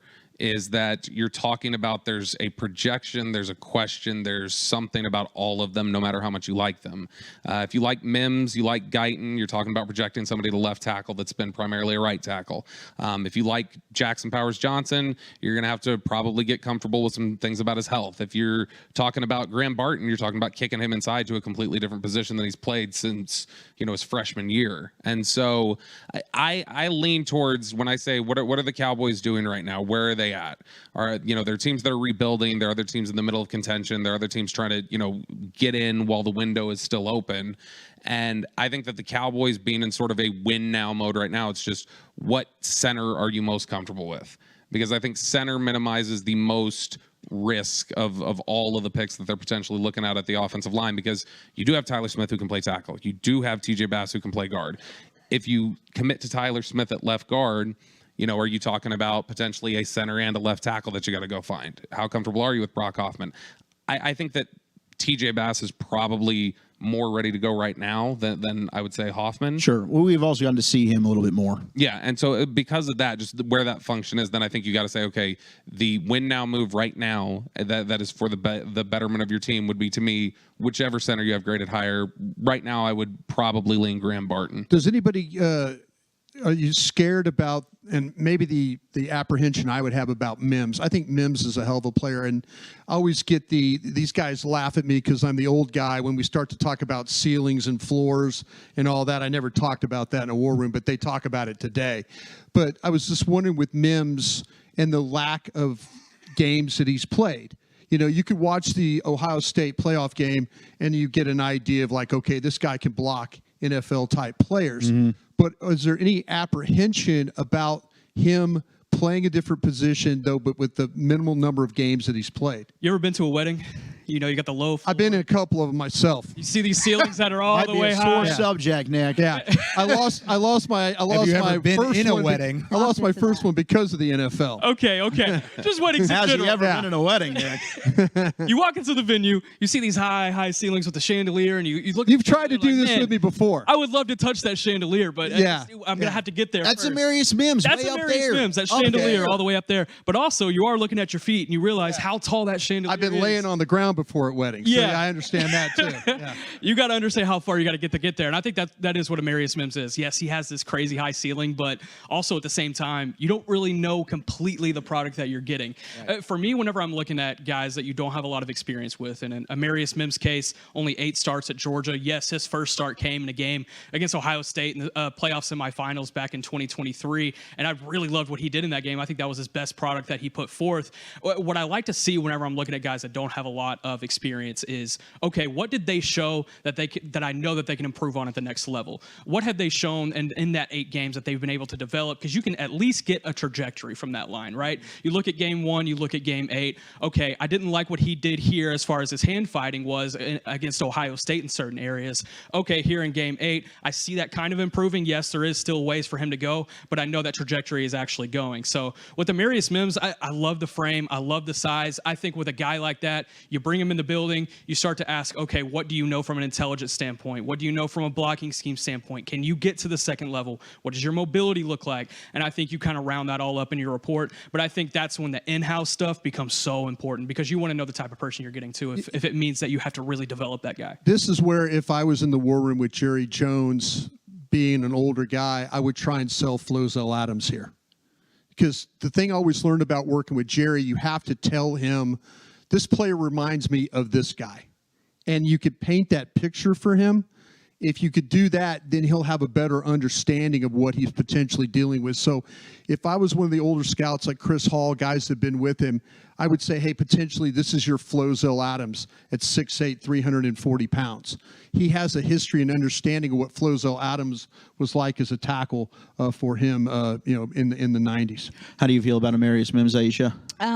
I mean, I would kind of agree with Brian on this, and I think it goes back to what Bobby said about this being a year where you're looking for this team to take a step forward, and you're relying on the idea that this gentleman's going to come in and be that starter that you're looking for. With some of the development stuff and some of the timing in which he's had experience or the lack of experience, that would give me pause just because you really ain't got time for your quarterback to be getting hit this year, especially with the loss of Tyron. So for me, I'm on the fence about it, but I do see the potential there. It's just like, baby, I don't know if we got time for potential right now. Well, and not to completely like turn the conversation back to Graham Barton again, but that's part No, please turn it back to I Graham know Barton. you would love for that. Zach? But the whole point about this tackle class is that there's a lot of question marks outside of those first couple names. Joe Alt, Notre Dame, check. Olu Fashanu, Penn State, check. Taliesin Fuaga from Oregon State. Yeah, you and the Fashanu thing, you got to stop. I know. Dude. Yeah, You're like the people who didn't like Patrick Surtain coming out. Oh, his tape's boring. You're that kind of guy. We'll circle back in a year. Go on your cut. But I'm just saying, whenever you're talking about these top tackle prospects, outside of those top 3 or 4 names, you've got question marks around almost every other tackle prospect. Okay. They're either moving positions. I know there's a move of a position for Graham Barton, maybe not so much for Jackson Powers Johnson as well, but it's a translatable thing to the NFL that's different than sticking a guy at left tackle in, like Aisha's pointing out. You got to play immediately, and you got to be good immediately to protect that quarterback. So we do. We got a lot of guys that we've seen most recently play on the right side, and you might be projecting them over to the left. Bobby, out of the most realistic options, and I guess we learned with CeeDee Lamb falling to 17, maybe everything's a realistic option. You don't know what's going to happen in the draft, but who do you think are the short list of tackles that you would think the Cowboys would go for there at 24? And you mentioning the Lamb scenario there. So we're just talking about who we think can, like, outside of a Lamb scenario. Yeah, get down outside to of a you. Lamb scenario, then maybe the one guy, because I certainly have one that if we did get a dream Lamb scenario that I think would be a home run selection. I think tackles, it's names we've kicked around a lot recently on the draft show. Mims, Guyton, those two stand out right there.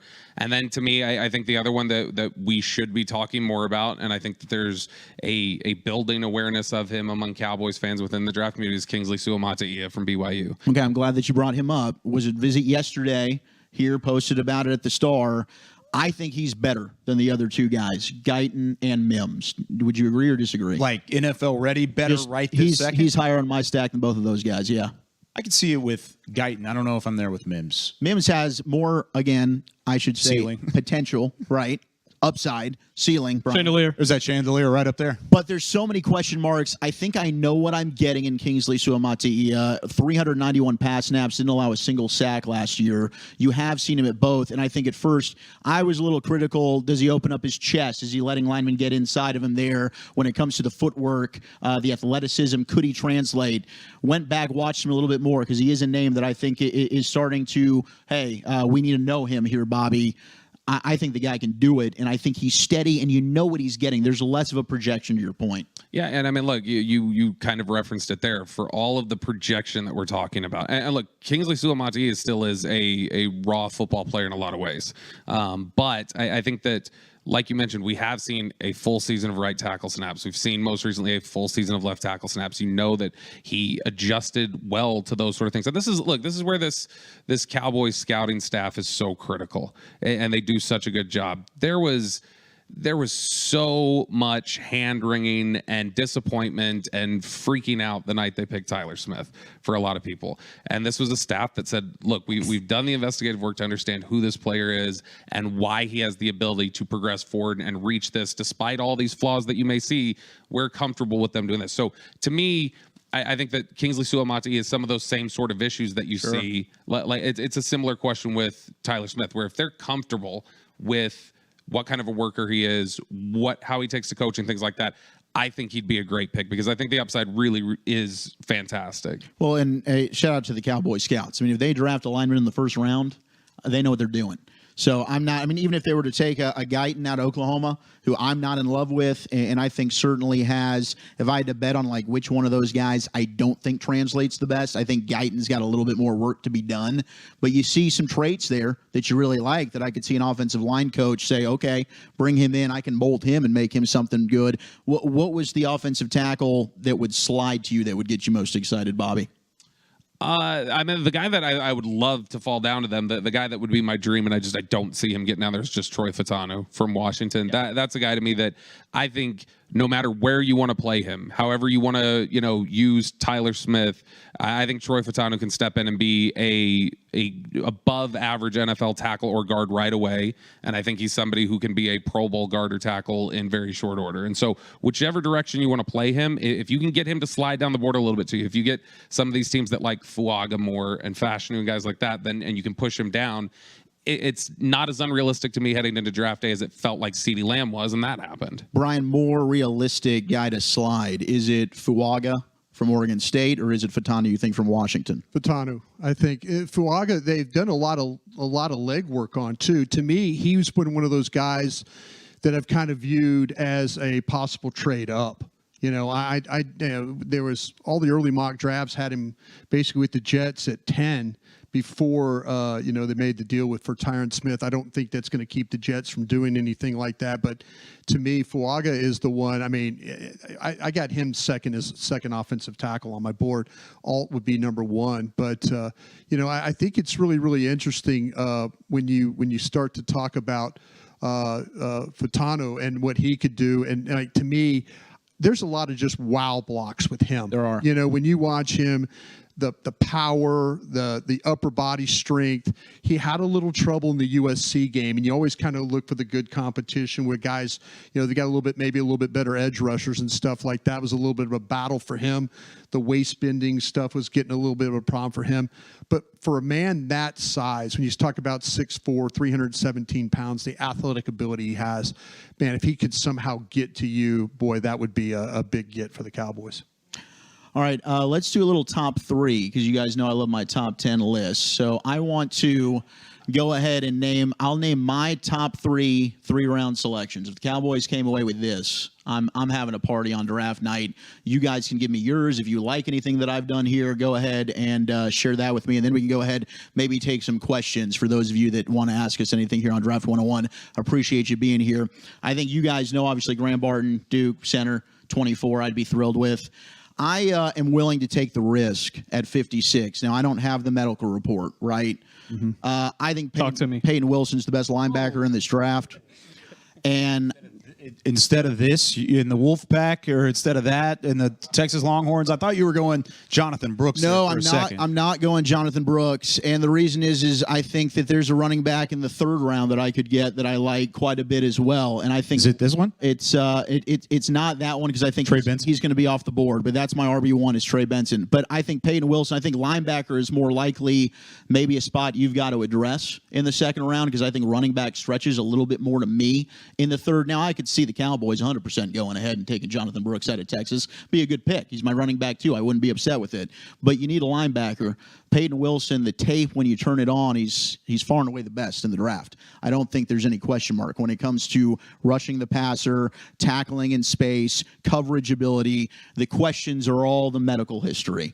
And in the 2nd round, I mean, we are in a building where they've taken some guys that have medical history because the talent's just too darn good to pass up. This guy, though, has played 2 years of clean football.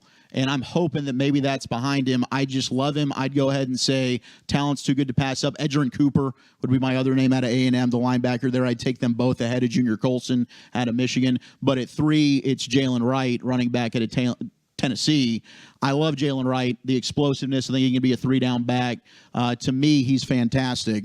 And I think he's probably one of the more underrated running backs in the draft. If you listen to the draft show, Bucky Irving, I know is Nick's guy. Yeah. You know, I love Jalen Wright. Brian, I know you're a fan as well. Yeah, I am too. If I had to look at my perfect draft, I think Powers Johnson, the center from Oregon, would be the guy that I would take.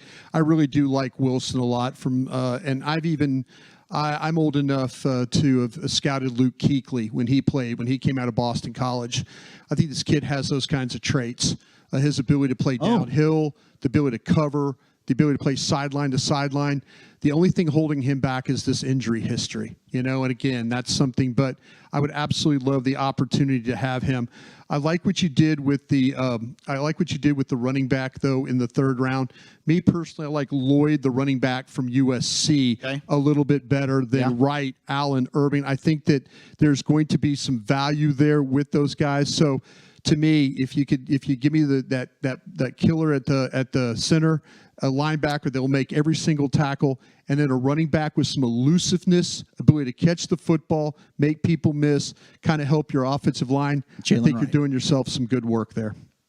We're going dream scenario here. Dreams. Give me dreams. Sell me on dreams. My 1st round pick would be Troy Fautanu then. That would be my. He I think falls, that would so be you my get a CeeDee Lamb situation, and here we go at 24. Yeah, it's unlikely, but that would be the dream scenario.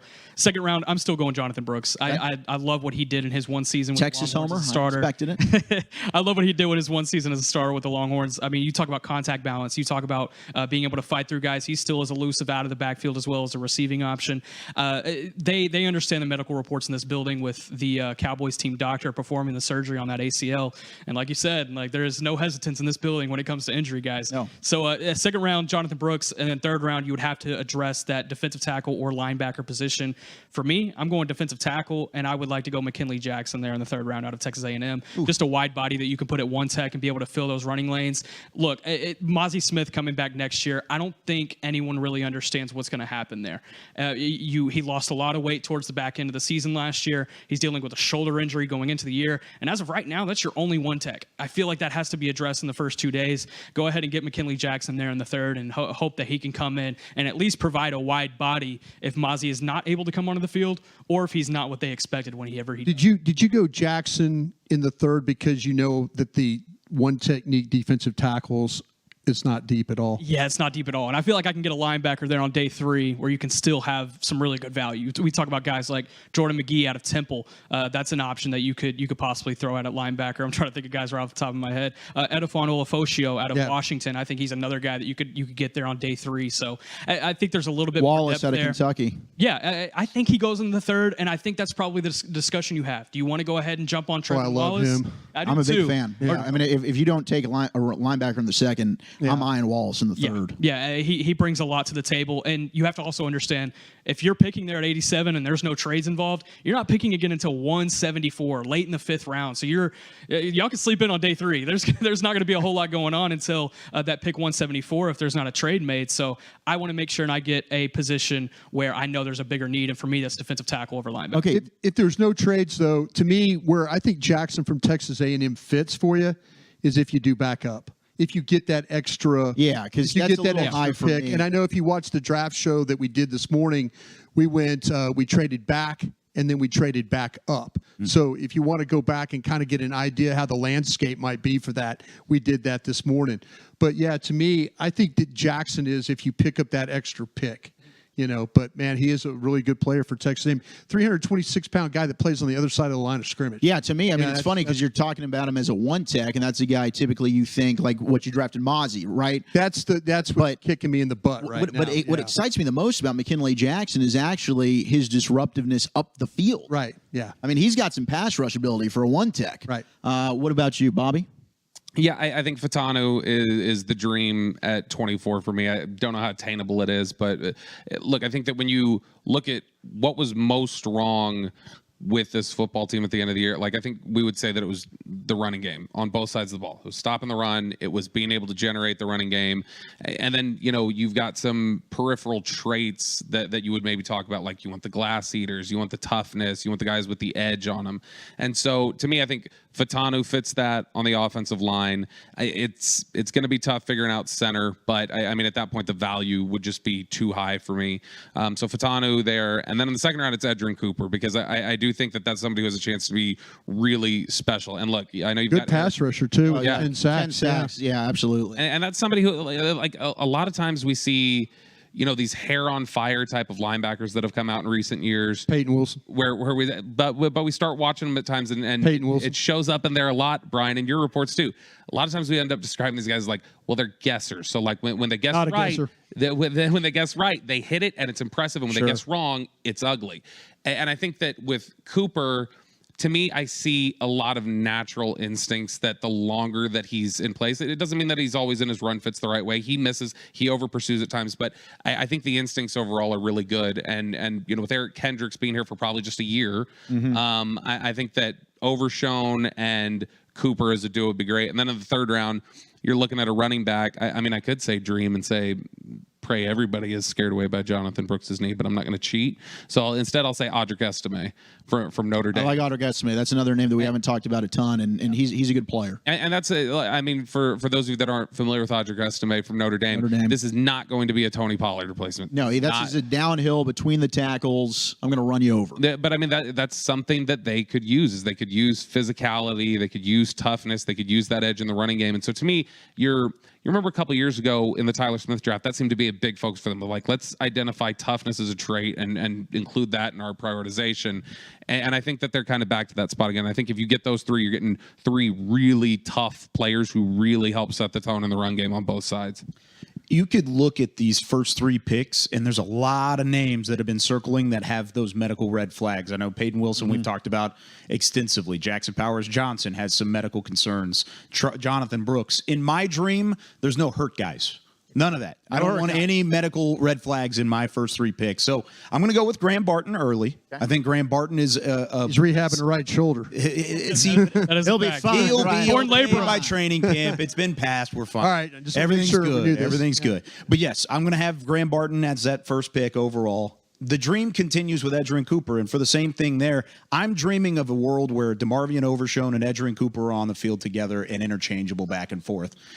Tons of length, tons of athleticism, pass rush ability, and really that sideline to sideline that you've been missing, and a physicality you've been missing at the 2nd level, and a guy that hasn't had the same injury history as a guy like a Peyton Wilson. As fun as Wilson's tape is to watch, I'm still worried overall about what he can bring. Speed. The third one, my dream is still alive, though.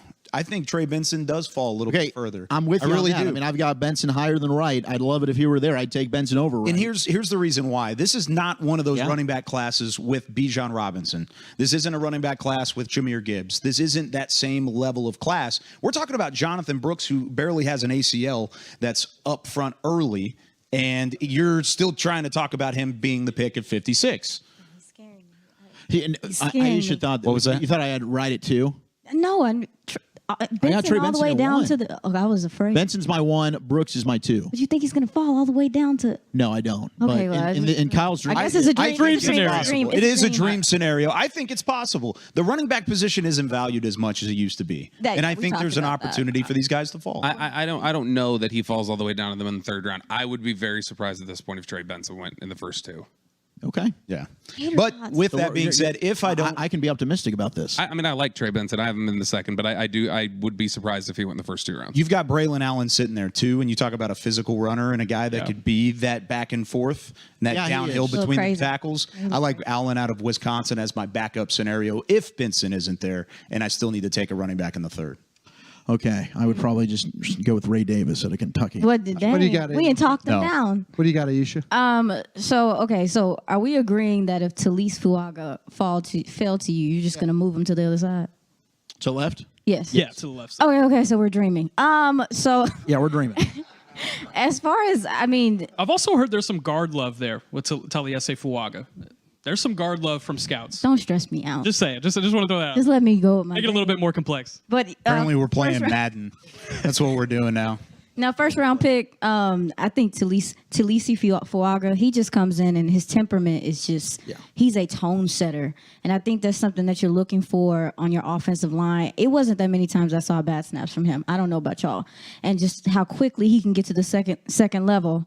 To the second level, like we talked about, is important to me as well. So I would go with him for my first round pick. For my second round pick, I decided, y'all, that if they not going to address DT, then they just need to score a whole bunch of points. So for me, I would like Ricky Pearsall. Look at you. Oh, okay. Look at you. Wide receiver. Game. I was going to ask the question. Nobody picked a wide receiver. Nobody picked a wide receiver. Nobody even thought about a wide receiver. I don't think I would go wide receiver in the first 2 rounds. I'm so proud of you right now. I'm only doing it because I just think that he could be a really good addition to this offense, do some things underneath. The route running is there from him. He's really smooth in and out of his breaks.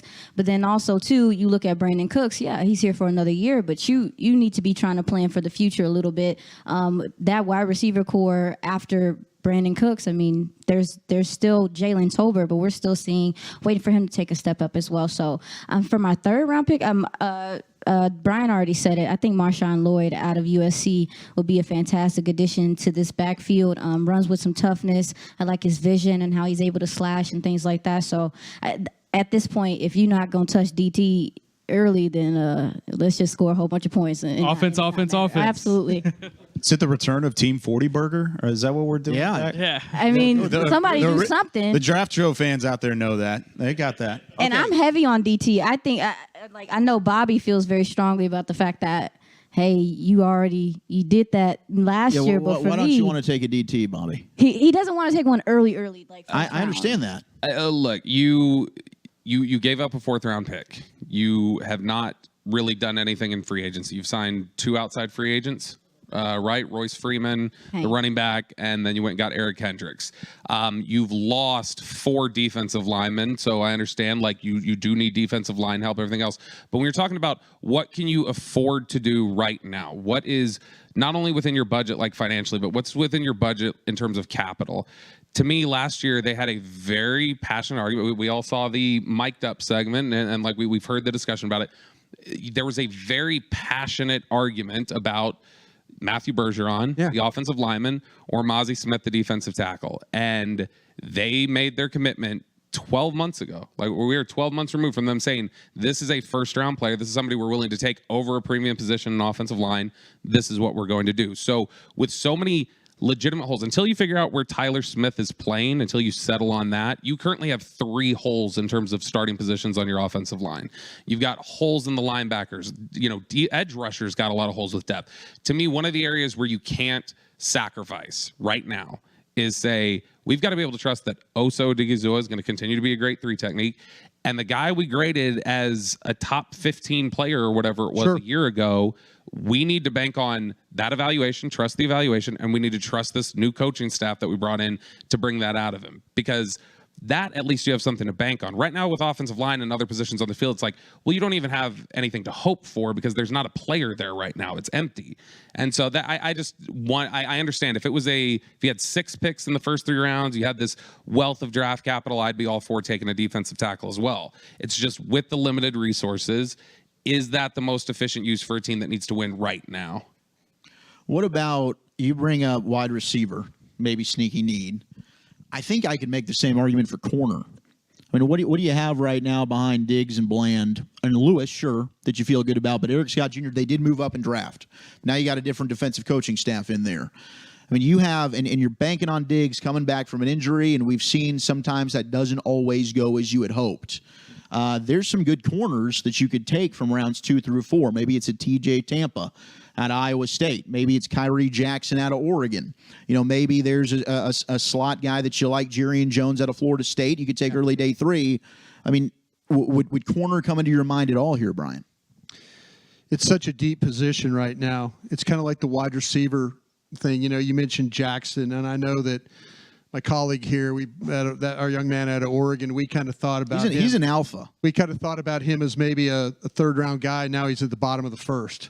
Yeah. There's a guy with length, sticky ability. That's what Mike Zimmer. Mike and I go way, way back. I've worked with Mike. I know what Mike wants in a corner. He wants a guy that's got some length to him. He wants guys that are 5'11" or better.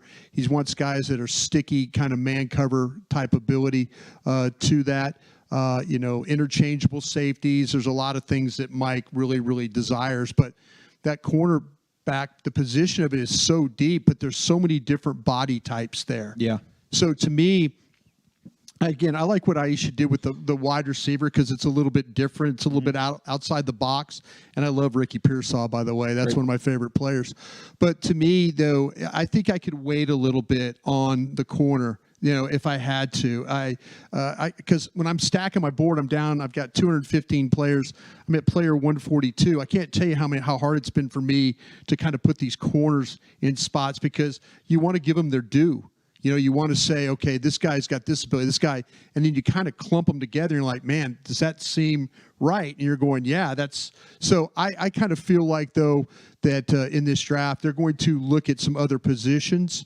Maybe the receivers are the same way, but the cornerback is something I feel like that they could look at through the whole draft and probably grab somebody they're really, really happy with that might be the next Deron Bland. Mm-hmm. I'm curious. When you look at the fact that they don't have a 4th-round pick right now, let's say they stand in, pick in the first 3 rounds, and so they don't pick again until the 5th round. Receiver, corner, that's where everybody feels most comfortable that you've got. You could stretch groups. Maybe edge. Edge. So in the 5th round, you say edge, receiver, corner, that's a position you think you might be able to still have a 4th-round graded player there when you pick in the 5th? Yeah. Receiver and corner. Receiver, I think you At corner, yeah. Yeah. Receiver, corner, edge might be one of those guys that one of those positions where you say, okay, if you had a 4th-round pick and you're sleeping on your board going into day 3, you might even have a 3rd-round grade on some of those guys. But when you get into that 5th-round pick was at 171, there might be a 4th-round player still on your board. All right. Do we have questions here for Draft 101? We'll open it up to questions. We got the mic right over here if you want to go step up. Go ahead and introduce yourself. Tell us your name, where you're from, and we're here to answer whatever you got.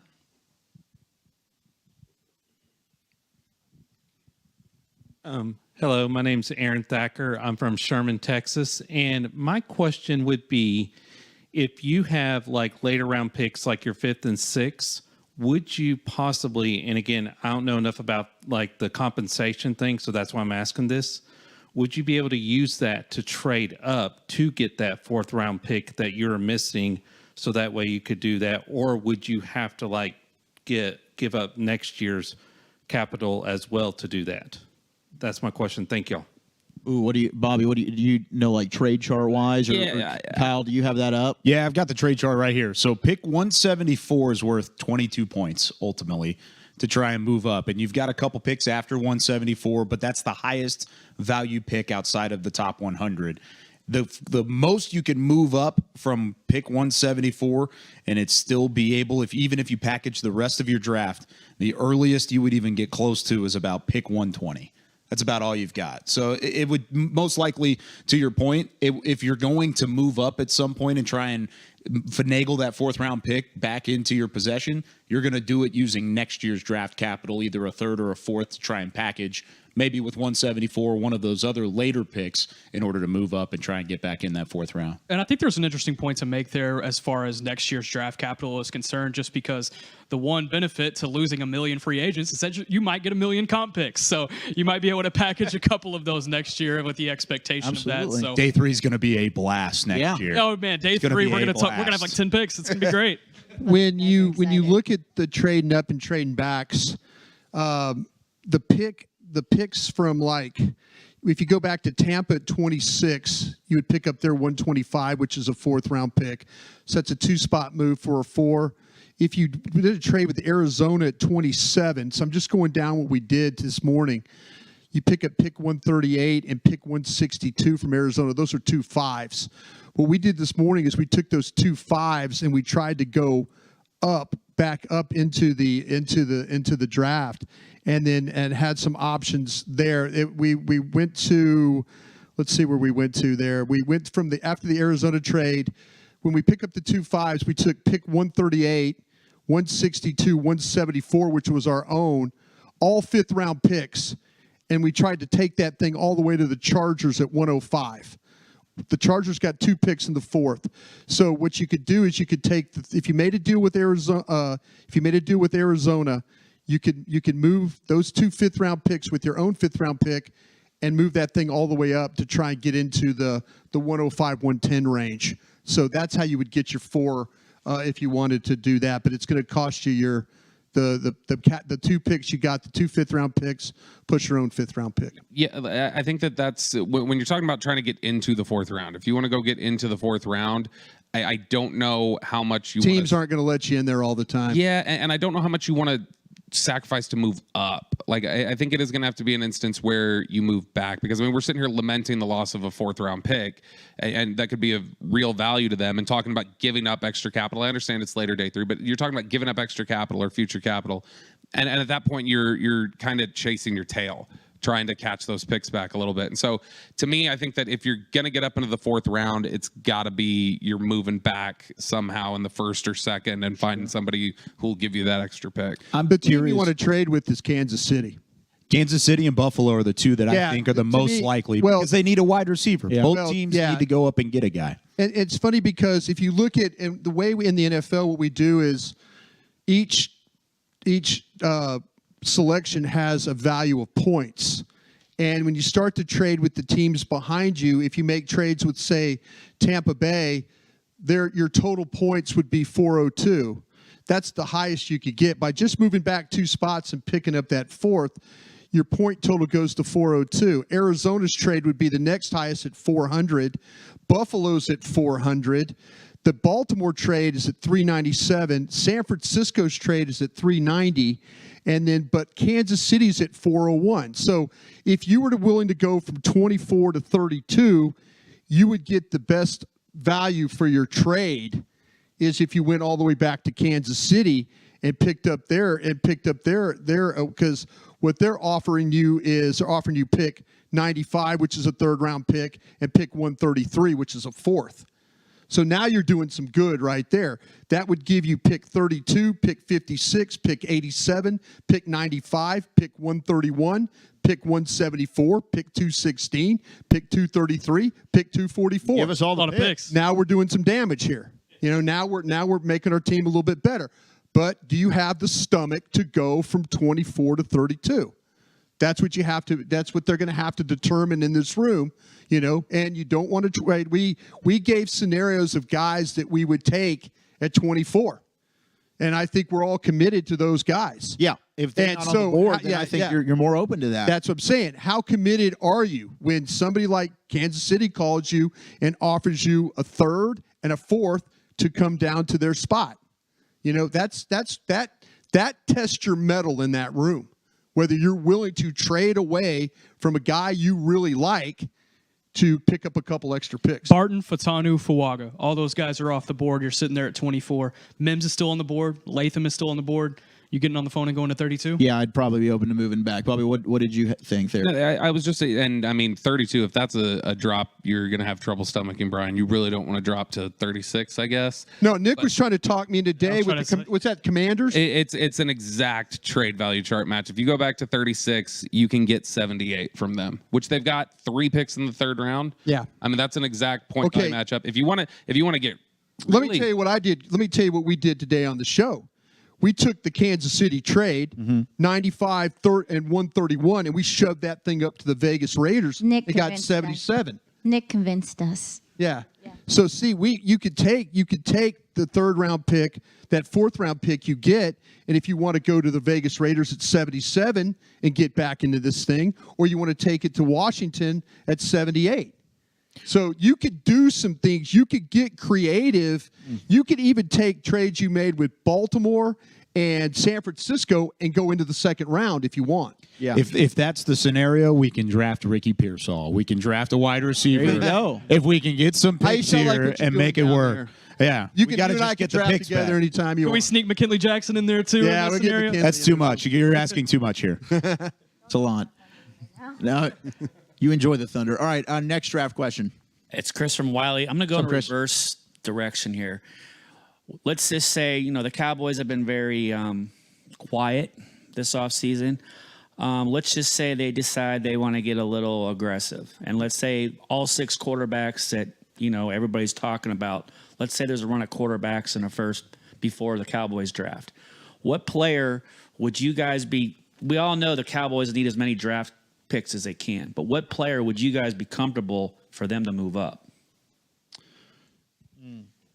Fuaga. Valtanu Fuaga. Who? Either one. Rename it, people. Polynesian Fs. Yeah, I think those would be the 2 names. Now, it depends on. I mean, you might need to move up and go get Barton if he's your guy. Yeah. With how this thing's looking, you got that wouldn't cost you nearly as much. You'd have to get up into the late teens as opposed to maybe top 15. But you're really going. You never know. In Philadelphia has a contingency plan in place to play a center with Kelsey retiring. But you also have seen a history of your division rival with Dallas Goedert, where Philadelphia will say, yeah, we like this guy, and we're going to take him just to stick it to the Cowboys. Why would you? If the Eagles took Barton at 22, I might throw up. I'm very worried about the Steelers. I would be the Steelers. the Steelers at 20 or another Steelers. team, right? The Dolphins at 19. I will say Graham Barton just sounds like a Pittsburgh Steelers name. Like it does sound like that. So he would look good in the yellow and black. He'd look better in blue and silver. Would. But I agree with you. I think if you're going to go up and get a guy, it's going to cost you a lot to go get the Fuagas, to go get the Fatanus. And as much as that sounds fun, if they're sliding in the late teens, let's play around with the idea. But go get a guy if you feel like it, and if you're wanting to be aggressive, go get him if you have the capital to do so. I just don't necessarily think they have the capital to do so. Bobby? I'm averse to moving up. Period. Well, and honestly, the Cowboys, though, seem to be too. They haven't moved up since Mo Claiborne. That's why, to me, you're going to have to get some. I mean, you're going to have to get a Laramie Tunsil problem or something and push Joe Alt down the board before I'm going to go up. Who's got the gas? I was about to say, are you thinking of something? I mean, Latham maybe. I mean, I really there's. I like JC. The problem Latham is a lot. that even these guys that I like, Latham and Alt and stuff, tackle likely will stretch quality down to you at 24. Is it enough that I want to go up and get it? But that's the thing that the guys around the league are talking about right now is that all the offense, when you're sitting there at 24, and we again talked about this on the draft show today, you're sitting at 24 and all these offensive players are going off the board. Where's the offensive player for me at 24? I mean, Dallas' best player on the board might be a defensive player at 24. Or and not to say they would take him, but if you look at all these quarterbacks going, all these offensive tackles going, some of these wide receivers going, the best player on the board might be a defensive player for this team. Now, will they take him? I'm not saying they will. But, yeah, well, there you go. Trade back. But there you go. I've been in a draft room with these guys, and the phone hasn't rung. Trust me, I dropped on my knees one time praying that the phone would ring. Please. Yeah, please ring. Is there Please video ring. of this? What's that? Is there video of that? I wish there was. But seriously, the room gets like deathly quiet. And like you're praying, and because you've laid the groundwork with all these guys. I mean, you've talked to all these teams and told them, "Hey, listen, we're open. Come on, come up to us. We'll trade with you. Come." But you look what happened in the draft with Travis Frederick. Mm-hmm. They blew the hatch and bailed, went 18 picks down, or 18 to 30. 31. Yeah, and sometimes you don't get the value on that. Should you got a second round on that one? Second round, well, they took a third. Sometimes when you blow the hatches like that, you don't get the value of your pick. How late would you be willing to go down? What's the last pick you'd be willing to ditch out of the first 38. round for? 38 is where my floor is. I was going to say Bobby's scenario with 36. Is that the Commanders at 36? It is the Commanders. Yeah, it's Dan Quinn. Okay. Yeah, and that would make me nervous as well. But I think you can maybe cross your fingers and hope like Zach Frazier. Do you feel like from guys West could Virginia's draft? there. Do you feel like you could get the BYU tackle at 36? Yes. Yeah, I think so too. I think so. I think he'll be there. I don't know. I think if there's a run on tackles like you're talking about, I don't think Kingsley Suamatias lasts until 36. I think one of these three guys would be available: Suamatia, Jordan Morgan, Tyler Guyton. One of those three would be available there. It depends on what they think Jordan Morgan is. Does they think is he a guard? Yeah, and if so, Yeah, are they if you okay do, with then Tyler Smith playing tackle? not Right. guard? Then Tyler plays tackle, and you feel good about Morgan at guard. You'll let Bass and Hoffman, or maybe you take a center later. Maybe it's Hunter Norris. I don't know if they take Morgan. There's no medical. I don't know if we're talking enough about him, because if he is viewed as a guard, it's the same scenario as an interior offensive lineman like Barton and Jackson. In the J.C. Latham conversation. Same thing. Latham's a right I had a scout in the league, not a Cowboy scout, a scout in the league. I asked him about Latham. I said, "Do you think he could play left tackle?" And he says, "No, I don't. I think he's a right tackle, but I think he's an all-pro guard." He's mean. That's what I mean. And that player. guy, this guy that scouts the Southwest area for a team, and he says, "I don't think he could play left tackle, but I bet she's an all-pro guard." I do want to ask. I mean, what do you want to comment on that, Bobby? No, okay. Yeah, I do want to ask. You mentioned that we haven't mentioned Jordan Morgan that much. I feel like at the start of the draft, he was the star. He was a hot Everybody guy, was yeah. talking about him. What shifted? Was it the combine? I think for a lot of people, it was his length. The arm length length, yeah. is a little concerning to a lot of people, and Okay. that's probably where you start to slot him in at guard instead. But for me, durable, tons of experience, 40-plus games. Yes. Didn't allow a lot of sacks, really good in pass pro, really good in run blocking. Does he do anything exceptional? Probably not, but I think he does everything pretty damn well. I think he's an all-around type player that can play guard at the next level and be good at doing it. Look, I am team Tyler Smith at left guard, but if they were to draft Jordan Morgan, I think he'd be great at left guard and Tyler Smith at left tackle. Yeah, and I would say this. I think most of the time whenever there's a discussion of when we're trying to figure out, what changed or other things like that, I think a lot of the times we catch up to where Media scouts catch up to teams team are. scouts, yeah. I don't think teams have cooled on Jordan Morgan. I think teams have. If he goes to the second round, I think teams always viewed him as the second round, and there was probably discussion that was putting him more up in the first. That teams were like, no, we don't necessarily agree with that. So I think very rarely is there like a strong push for a guy like that, or a big change of opinion. I think a lot of times it's just we're catching up to where teams are at with I him. watched him block Latu from UCLA, made him go to the other side. His adjustments are like, insane. I've had enough of this guy killing me all day. I think I'm going to go to the other side. He'll find a way to beat our guy standing on one foot. I mean, it's his balance is. It's Let me rare. go toy with the freshman from Scottsdale. Yeah, exactly. Yeah, I'm going to switch sides. All right, yes, sir. What do you have for us? Hey, Alan from Joshua, Texas. I'm just saying I'm tired of our defense, the ball getting ran down their throat in the biggest games. I don't know if it's fixable in one draft, or if Zimmer's going to change things, but that's me, man. I know we need an offensive tackle, but the defense and the run game, the run defense. Let it out. Yeah. So We get it. We're here for you.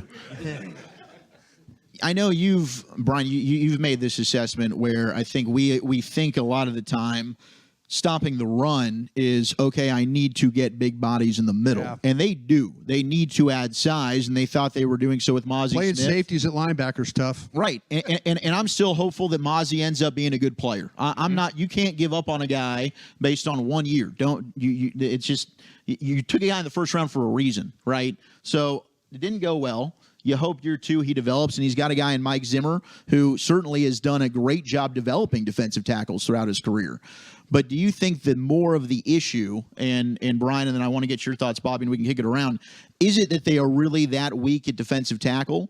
Is it more so the undersized linebackers, or is it the constant issue that they seem to always have as well with being able to set the edge consistently? Yeah, I think setting the edge is a big issue. I know we focus a lot on inside and what Hankins and those guys were doing, but Golston. I mean, when I was working on the draft with Golston coming out of Iowa, I thought he was a Tank Lawrence type player when he was able with the pass rush and then the ability to play the run.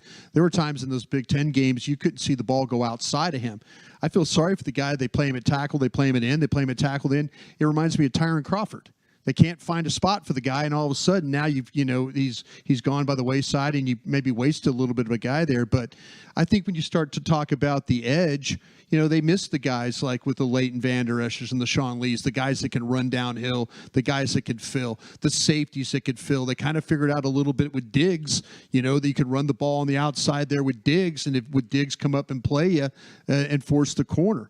You need alley players, you need force players, you need edge players. They were a little bit weak in all those areas. Bobby, one area that you fought for is safety. Do you think some of this can be remedied by... What's that Washington State kid? Yeah, Jaden Hicks, absolutely. I mean, heat-seeking missile out there. Do you think some of this could be remedied more so since you're not into tackle when it comes to the second and third level? Taking a linebacker, taking a safety. Yeah, so I mean, I guess it comes down to when you see the Cowboys struggle in run defense, why? Like when you look at it, what is the issue? Like in years past, their issue was, during the Chris Richard era, they were always coached like how fast they needed to play. And a lot of times they got caught in over pursuit. They would leave these massive angles where guys could cut back. That was a problem that they ran into at different times. Is this a talent problem? Is it a problem with, guys in terms of their ability to read and react? Is it like, a size issue? Like there are these different things that you have to assess. I don't think that when you look at how the Cowboys have addressed defensive tackle in recent years, Jonathan Hankins, Neville Gallimore, Quentin Bohanna, like just different guys like this, that size hasn't always been the problem. Like I mean, there are other problems with run fits and reads and keys and everything else like that. So to me, I look at it and say, you need to get better, obviously, along the defensive line, linebackers, safeties, like that. That's all stuff that has to happen. To me, they are, before they worry about depth or anything else, they have to figure out who is starting. So I'd love a safety that can, like Jaden Hicks, who can do what he does. I love Edgerrin Cooper. I'd love to have him in here. Love to have a defensive tackle like McKinley Jackson, if you have the capital to spend on that. Sweat. Yeah, and to me, though, it's the reason why I'll look the other way if he's just 360 pounds not getting blocked in there. Staring at you in the fourth round. I'll look the other way. Just keep playing in there. Stephen Jones said, this week, or maybe last week, I can't remember, but Stephen Jones said that they are going to play Mozzie Smith more like what he was used to doing at Michigan. Yeah. And so that right there, if you're going to project that out, you've already made the analysis of what type of a player he can be. You've got coaches that you believe in and you want to have, bring that out of him. And so to me, I think that if you're going to set him somewhere where he's more comfortable and he gets year 2 and the conditioning is better and everything else, I think that that's something that you have to be able to bank on. Like of all the things they can't bank on, like I don't know why it would be a prioritization to say, well, I can't bank on my first rounder, but I can bank on the undrafted free agent center. No, you have to. You have to bank on Mozzie. And to me, for me, I recognize fixing the run defense in a lot of ways will have to come from fixing depth at all 3 levels. To me, the most immediate need to fix your run defense in terms of talent that you've assessed, you need a linebacker. Is there a linebacker that I would take in the first round? No. And so to me, it's there. The defensive side of the ball is not even really a question for me in the first round. Kyle, anything to add to that? Or? I think he said it perfectly, because you hear about this all the time whenever it comes to building your offensive line. You build it from the inside out. You build it from center and you go out to tackle and you work that way from a roster building standpoint. Nate Newton says that all the time whenever we're talking about adding some roster stuff. On the opposite side, you build from the front to the back. You build from your defensive line, you win in the trenches, then you add to the second level, and you go to the backside. I don't think the Cowboys are horrific at safety. Now, is there room to improve? Absolutely. You can improve anywhere on that defense, especially against the run like this gentleman was talking about a moment ago. If you're able to give some help to those linebackers at the second level, that's when I start building confidence in stopping the run. So I think a big defensive tackle can help. I think banking on Mozzie and seeing him go back to what he did best at Michigan, which was stop the run, clog up the middle, and not try this pass rush stuff that obviously didn't work as a rookie. I think Bobby's onto something here of building your team from the forward part to the secondary and making it work from there. Strong up the middle. Let me ask really quick. If Mozzie Smith is not ready for the start of the season, or he gets hurt at some point in the season, who's your one tech? Carl Davis. Carl Davis. Yeah. Practice squad for most of the year last year. I mean, we've moved Chauncey back and forth 100 times. We could just throw him inside and see what happens. I would hope not. I would hope that was they a would joke. put That's a Chauncey. joke. Let's not Please do that. put him back at his home. Edge rusher. Edge. I wanted to add really quickly. Is that? No, yeah. I wanted to add about being able to set the edge. I do think it's going to be important for them to find an edge that is opposite of Tank, that's disciplined. Because we've just seen teams attack you there and have a lot of success there. And a lot of the time when teams were running the ball on the Cowboys, it was bouncing to the outside. It wasn't just running up the interior. And with how teams are trying to attack those angles, it's going to become more of an issue. I've even talked about this draft and the DM position as a whole is like, it's really this or that with a lot of these guys. If you find an edge in the draft that's willing to rush the passer, but also can stop the run at a high clip and really stay square and do it, then it's a luxury at this point. So edge is a need as well, a serious one 100% that we probably should talk about a little bit more. Chop Robinson. Chop Robinson, the get off. Right. Fact. He does not want to edge. Well, Chop Robinson lacks finish. Chop Robinson will blow up the play, and then he will not make the tackle, or he will not finish the sack. But goodness gracious, the way he gets off the snap is insane. I think I'm done limiting Penn State linebackers or edge rushers coming out of college. At this point. I think I'm done waiting on that one. Yeah, no, Y'all got to let this Michigan thing go. All right, we got a line developing here. I like You this. gotta Where are we going, talk to Mr. Maverick? someone about it. All right, guys. What's up, Zach Waldo? Oh, what's up, bro? What's up, man? Oh, I'm glad you came. I appreciate it, man. I'm bringing up a talk. We talked a lot about it in private. I hate limiting Jordan Morgan to the interior.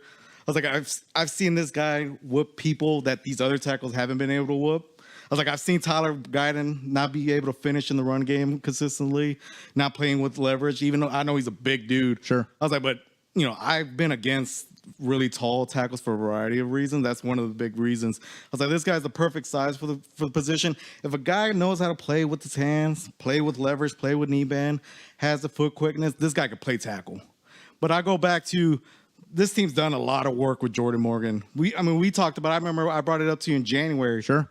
They asked him, like, who's the team that you talked to the most throughout the process? He named 4 teams. Arizona, I remember Arizona being one of them. But the Cowboys were one of them. He's like, they talked to me. We've talked a lot throughout the process. This was January. We go to the Combine.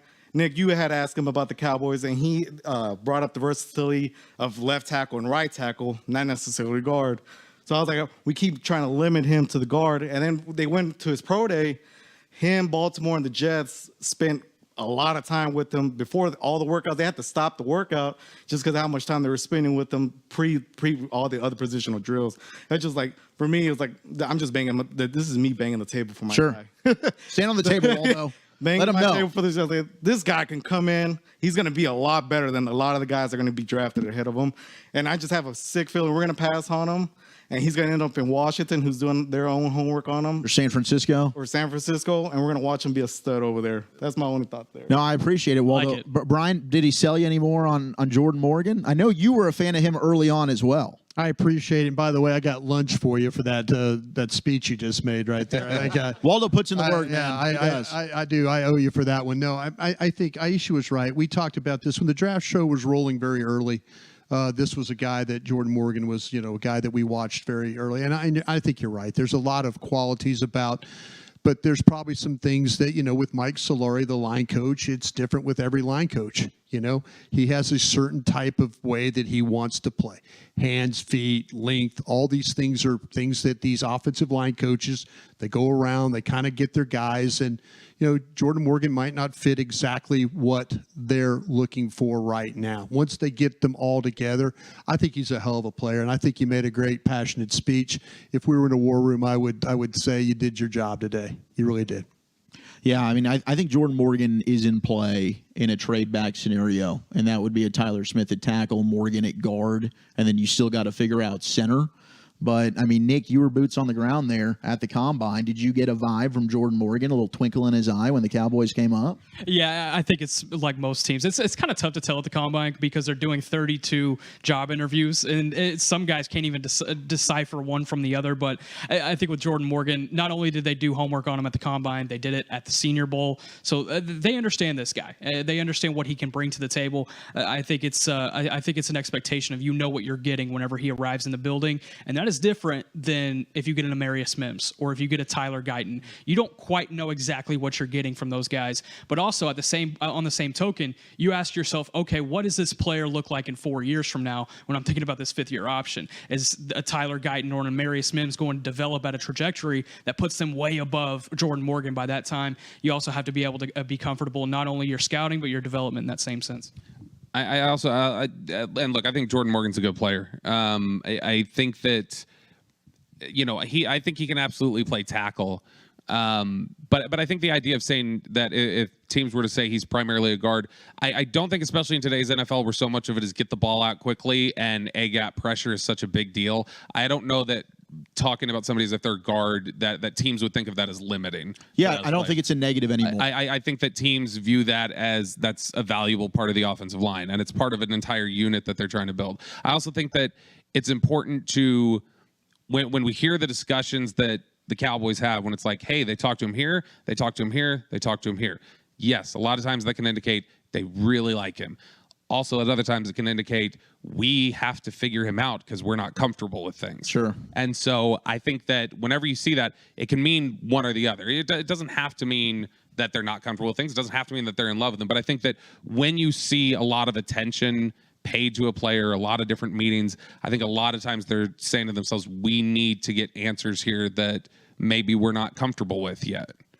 And I mean, you can even look whenever we put together this Dallas Cowboys draft guide, which is beautiful, and you should all get it. We tend to put guys on the front that we have a feeling that could be the pick or just has name value. He's on the front because he fits the mold. He's on the front of the magazine because he has an opportunity to go to the next level and have some success. And that was about a month and a half prior to where we sit now, a week ahead from the draft. So there's been thought about Jordan Morgan, and if they do pass on him, to Bobby's point, it's because they have a reason. They have something that popped up through the process, or they just have another prospect that they had higher on their board and they didn't window dress it. He could fit you a need the same way that Graham Barton could, the same way that a J.C. Latham could, or some of these other guys. It fills a need, but it depends on where the value is with the players around him and who's on the board at that time. No question. Aisha, do you want to vouch for your guy Jordan Morgan? Or do you kind of agree with where we're going here? You guys you've said nailed enough. He don't care about nothing you talk about, Kyle. I love it. He's gonna feel away. Yo, bleep yourself. That's good. Team trade back as well, I like would assume. Jordan Let's go. Stand up for No, I know you do. Stand up. All right. Oh my gosh. All right, Ron, you need to keep this kosher, bro. I need to make sure no F-bombs here. There are children at home. I was going to say Broadus is probably worried about what's about to come out of my mouth. We all are. But I have a filter. Okay. He's got a notes app. This is impressive. Do you think this year's draft could be more about next year's draft? After McCarthy and maybe Dak are both gone? Oh, God. I mean, it's real talk. What if Jerry goes with Dion and his son next year? Or if you can draft up and take Penix Jr. this year, what do you do? And remember, if you're not hanging out with Rodeo Ron, drinking Jim Beam on 105.3 The Fan, where you at? It's our guy. We love you, Ron. Thank you so much. Yes, round of applause for Ron. He nails it every Friday at 5:20. What you drinking? What you thinking? Aisha, how do we feel about Ron's question? I mean, you immediately went and buried your head behind your handy dandy notebook. No, I don't have a lot to say about. I'll say this. Though. What was said just now. I'll speak up. I'll speak up here. Go ahead, Brian. Do it. No fear, Brian. This is unusual in a lot of different ways for scouts and for coaches, because you do have coaches that are on one-year deals, and you have a head coach that's on a one-year deal, so now you're in a situation where you're wondering as a player personnel department, we got to put this board together for who we think the best players are. Whether, the coaches have input. I worked here for a long time. Coaches always had input here, always. Maybe at times too much. I never called a third down defense. But they would come into my area and tell me why this guy could play or this guy couldn't play. So I think they're in a very, very unusual situation. I think Will, Jerry, Steven have to manage this in a way that their board is put together, the truest board that they could put together for how this team is going to be this season and into the future. Yes, you could think about, you could ask the coaches, hey, how would you like us to draft this board? If you have a little bit of more stability to that, if you've had some continuity, they had a lot of continuity with Jason Garrett for 10 years. Scouts knew exactly what they were doing when they were looking for players for that staff. So to me, it is a little bit of a tightrope that you walk, but you also have to say, and I know, again, Mike Zimmer, my relationship with Mike. Mike is, hey, I like this kind of a player, but bring me whoever you want to bring me. And I think that's the attitude that you have to have going into this as a personnel department.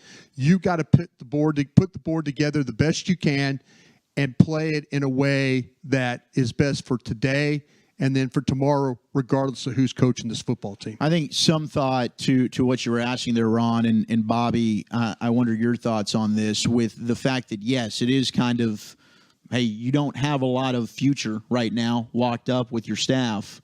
When we talk about trading up, or your players, we talk about moving picks for next year. Are you more open to do that? Because I might not be here next year. What do I care about those picks for?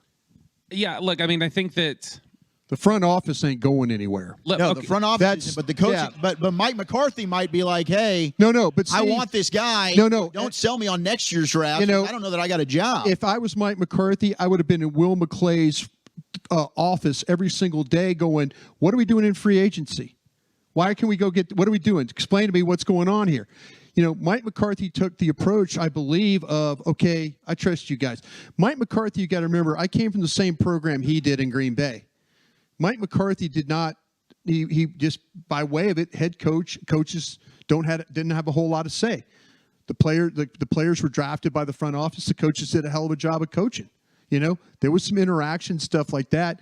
Mike is getting the first opportunity. I mean, this is his fourth draft that we've had here with him. This is the first real opportunity that he's ever had of going in and Jerry Jones, Stephen Jones looking at him and going, what do you think here? And then he have an opinion because in Green Bay, Ted Thompson would draft the players.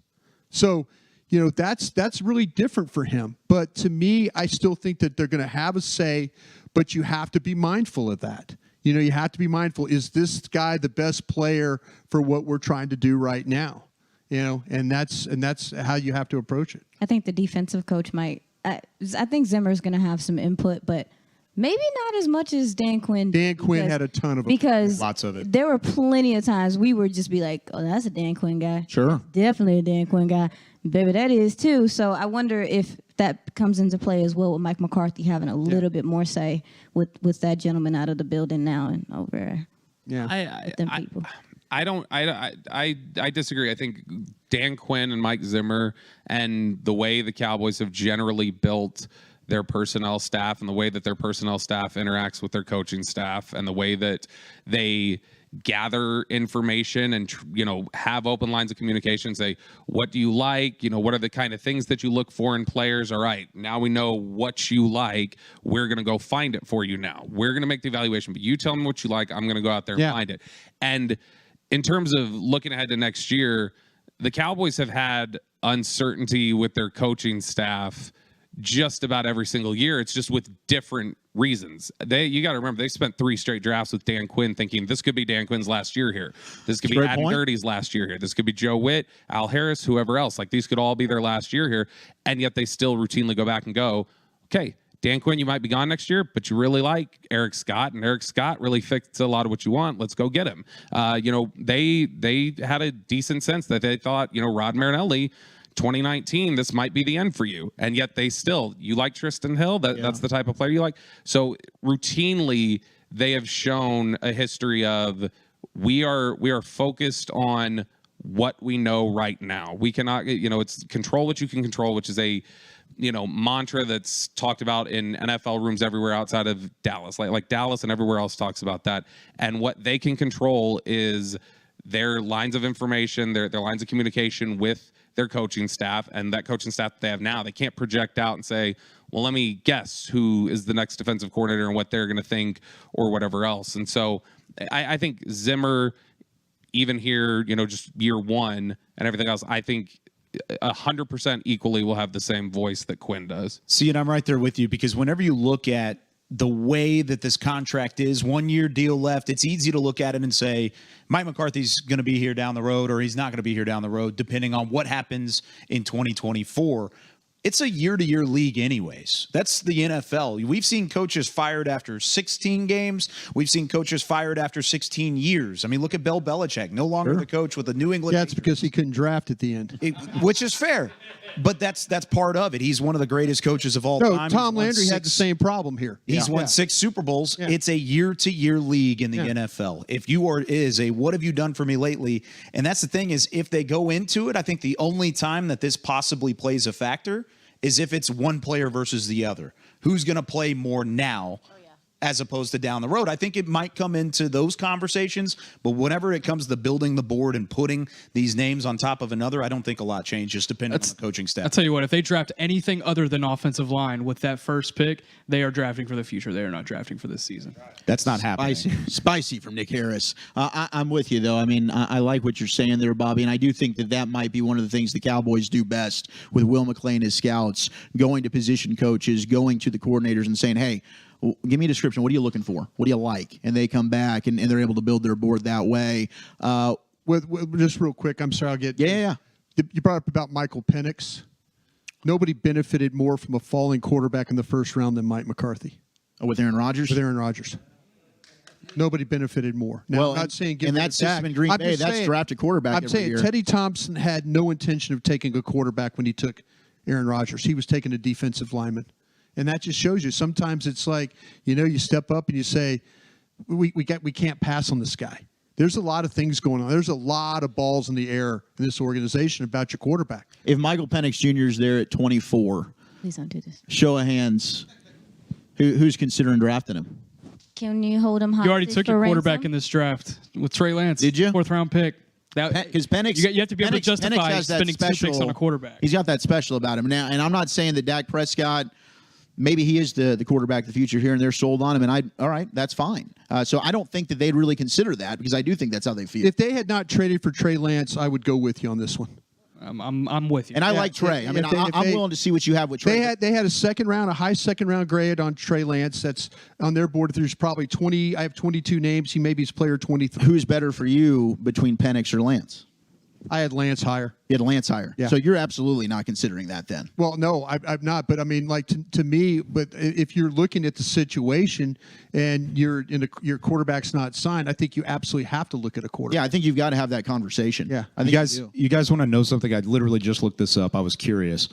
Trey Lance is 1 day younger than Michael Penix Jr. I believe it. You're going to jail. Yeah. You didn't have to tell us. Trey Lance was born an older quarterback. Trey Lance was born on May 9th, 2000, and Michael Penix Jr. was May 8th of 2000. Yeah. And Bobby, you don't have to raise your hand. I know how you feel about that.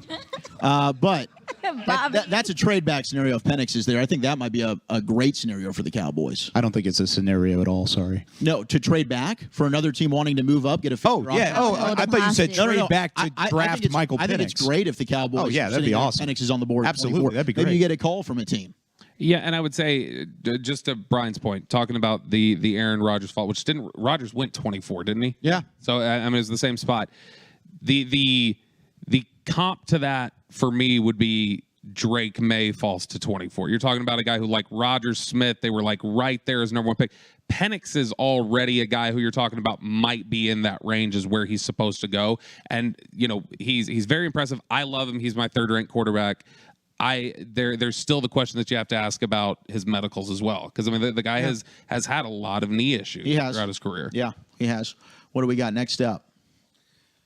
What's up? What's up? What's up? Jacob from Keller. What's up, Jacob? Okay, so Cooper, the best Iowa prospect draft since Caitlin Clark, or like Newton. Well done. Thank you. Or Newton is on the board, and that gets Washington to call, or Thomas is there, the wide receiver, that gets Carolina to call. I think that's a team that we haven't talked about yet to draft up. Okay, sure. I don't know. I wouldn't trust Deontay Johnson to lead my wide receiver room, and Adam Thielen. I don't know. So they're there. Would you take the defensive tackle, take an offensive lineman, or would you try and trade back with one of those teams that's calling you? Depends on what offensive linemen are on the board, but let's assume Barton and Fatanu, they're off the board. I'm engaging in that call for sure. I think, especially with the receiver conversation. That's Carolina and Washington you did? Yeah.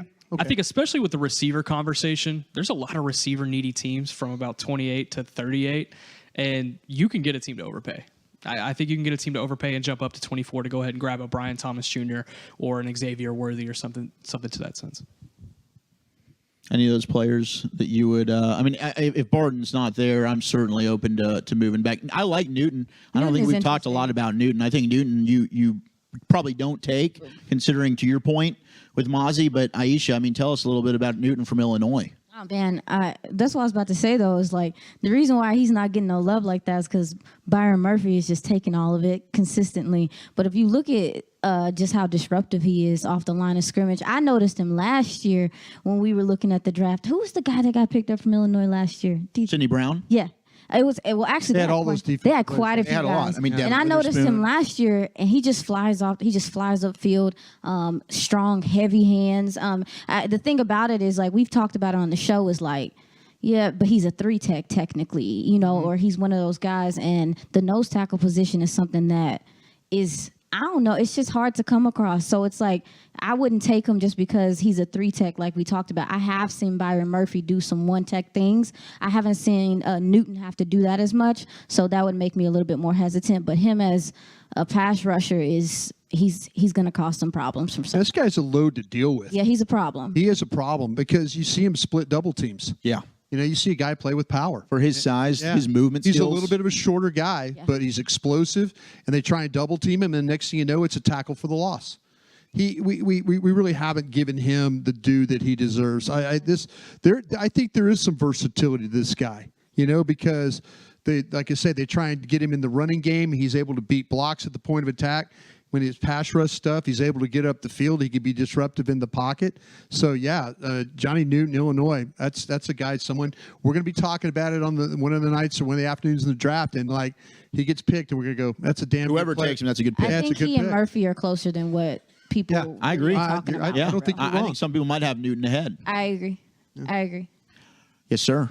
Hello, Sean, former UNT Eagle. There we go, Cal. Moved from Denton last year down to South Texas this year. Drove up from Port Lavaca to see you guys. Let's go. So much. Thank you. Port Lavaca Calhoun? Sand crab. Oh, okay. Yeah, there we go. What's the mascot? Show off. Sand crab. Okay. The first round tackle conversation y'all had earlier with Mims, Guyton, and Sumatia. What is the conversation in the room with these guys if they don't feel comfortable out of camp, if Mims or Guyton can start week 1? Sumatia has guard flex being 6'5" as opposed to 6'8" for the two guys who may lack some leverage on the inside. You could let the winner take all at left tackle and the other guy kicks into left guard. Bobby? Yeah, I think that if they were to take one of those guys, they're doing it with the idea that we're going to be ready to go. We're going to have these guys ready to roll with us at the start of the season. So I don't think necessarily they'd be picking based on, well, what if they're not ready? Like, I don't think it would be with that in mind. And if they were to take Mims, Guyton, Suamatia, if they were to take one of those guys, I think that if they didn't end up playing right away, it would be because they had already determined when they picked them what they were going to do with their offensive line, and that they determined it would be Tyler Smith, TJ Bass, Brock Hoffman, and that was the plan that they were going to have. You got to remember, there was a lot of discussion in training camp before Tyron Smith got hurt. There's a lot of people wondering, Tyler Smith is still not getting first-team reps as a rookie. He was not. He wasn't getting the reps at guard. Yeah. Tyron Smith was getting a tackle. It was only after Tyron Smith got hurt that they went ahead and put Tyler Smith in there regularly. So they had drafted Tyler Smith seemingly comfortable with the idea that he may not even start this year. So I think that if they were to make that decision of you're not starting right away, I don't know that they necessarily think about it from the angle of, well, what can we get out of him right now? What can we do right now? And so I think that either they're drafting somebody for what they can be in the future and looking ahead to their depth and potential holes into the future, or they're drafting them with a specific idea in mind of you're playing right now and you're playing here. And yeah, look, Suamatia, I mean, I think the fact that he's shown he can play left and right.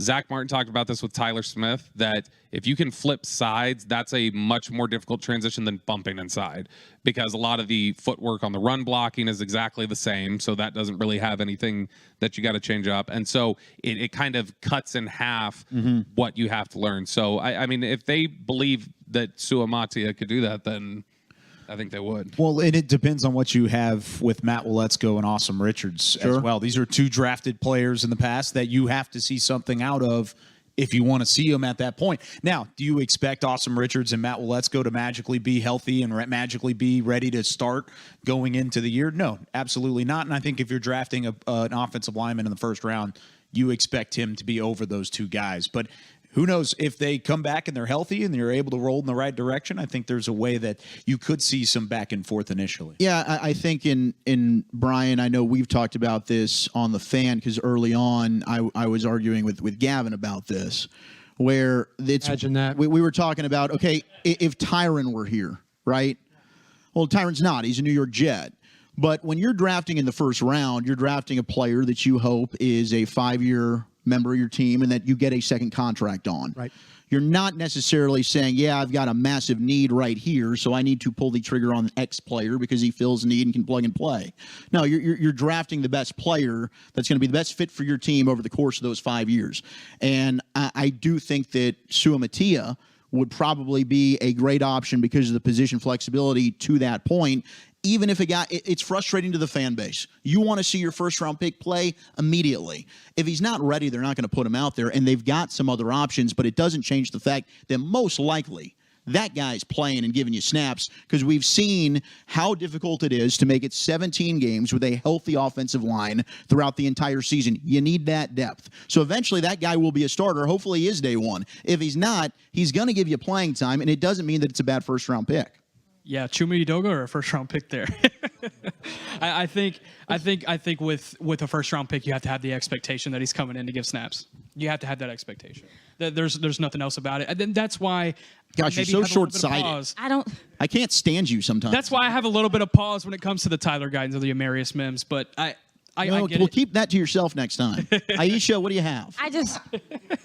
You gonna blame me too, because I feel the same way. No, I don't think That's you have. why I'm going. Come on, join the bandwagon. Join the bandwagon. Go blink yourself over I don't here. think you have that luxury with where you are contractually with your quarterback and all this other stuff going on. And then also too, this team's aerial attack was its strength last year. And I just think that if you're talking about left tackle, I don't want to play around with that at all. And also too, I just think you need contributors right away with how last year's draft went. I think you need to count on those first three guys giving you something. If they were to take Kingsley Suamatia, do you not think he plays? Oh, I'm gonna be happy time. Okay. Yeah, I think he earns that spot. But is it a disappointment if he's not ready to go day one? Yes. Okay, that's especially since, hey, listen. I would argue I don't know about other humans. I don't know about other teams, but this team has people outside. Like, we talk about how much offensive line is just a continued developmental thing. They have a guy that comes around here often called Duke, and he gets a lot of these guys. He's a luxury, the GOAT, as opposed to some of these other offensive linemen. So he'll get the work he needs. You need stability there right away to me. Real quickly, just to see how consistent. Would you categorize Mozzie Smith as a disappointment this past year? Because he didn't play right away? Correct. That's not the reason he's not a disappointment. But his play on the field was disappointing. But if you draft a guy in the first round, you draft an offensive lineman, you expect him to play initially. And when he plays, there's I hope going that to be a reason he plays well and gives me better tape than what Mozzie showed me. It's not a disappointment because he didn't start week one. because you had a guy ready to rock in Jonathan Hankins. But were you not excited about the possibility of Mozzie Smith? Absolutely. Did you think Mozzie Smith was going to start because you had Jonathan Hankins? I agree with didn't. you. I agree with you there, but that's when you factor in that offensive tackle is so much more valuable than defensive tackle. 100%. Whereas when he would needed to be called upon, whenever Jonathan Hankins went down, he wasn't ready to fill that role. Right. And whereas Now, if this scenario happened and he wasn't ready to fill that role, then I'd be upset. yeah, absolutely. But I think the difference is last year you weren't necessarily drafting for need. This time you are a lot more so. And I think whenever you're drafting for that need at 24, you got to get an offensive lineman that can come in. I know we got to right get to this question. I think they did draft Mozzie for need. I think we heard. Yeah, I that in mean, that there was a conversation. need, obviously, but it's not as big of a need as you're looking at right now at 24. Because you look at all the free agents that have left this offseason. Oh, yes. Last offseason. They have to nail the draft. We were talking about either defensive tackle or offensive line at 24, right up until the end. Whereas this time around, we've been talking about offensive line since the season ended against Green Bay. It's like, well, you got to go get an offensive lineman at 24. And like Biotish and Tyron Smith weren't even out of the building yet. I hear what you're saying. But to me, it doesn't matter what position you take. If he doesn't start day one, I don't think it means it's a bust of a pick. I just want him to be able to contribute at some point and eventually be a starter. We're not talking about a bust of a pick here, though. We're talking about a disappointment. Disappointing, in year one. regardless. Yeah, that's the difference. I haven't given up on Mozzie either, Bust, but it was a disappointing. disappointing day Yes. or year one. Yes, That's what it but was. I don't think it was because he didn't start week one for me. Got That's what I would say. Question. Eric from Fort Worth. I know that overthecap.com has us for 3 5th-rounders, a 6th-rounder for next year for the comp picks.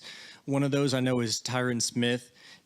Based on his playing incentives, can that move from a 5th to a 4th to a 3rd based on, if he's hitting those game incentives?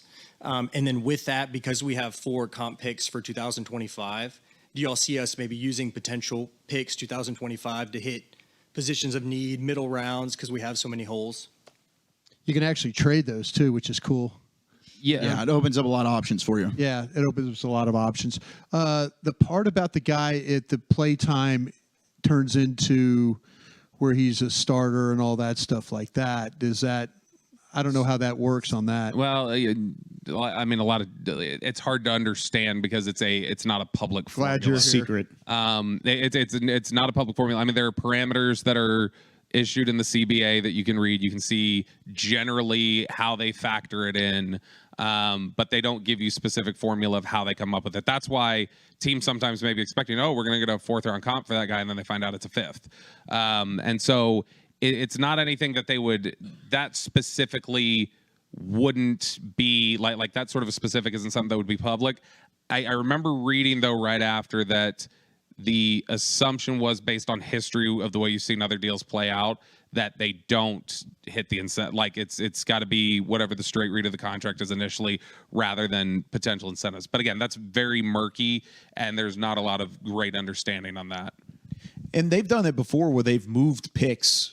I mean, Eric Scott Jr. is a great example Yes. from this past year. They knew they were going to get a 5th or a 6th comp pick at some point in this upcoming draft. So they moved a pick along to go and get a guy, to go and get Eric Scott Jr.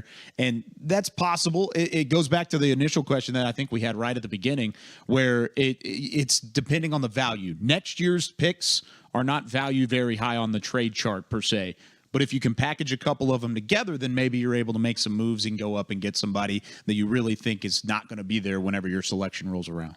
Awesome questions. I mean, we could talk draft all night long. This has been an absolute blast here for Draft 101. Shout out to Miller Lite as well for sponsoring this. Appreciate everybody who's watched on the Twitch and the YouTube on 105.3 The Fan. We love you. Thank you to everybody that came out here. Whether you asked a question or you Thank you, didn't, guys.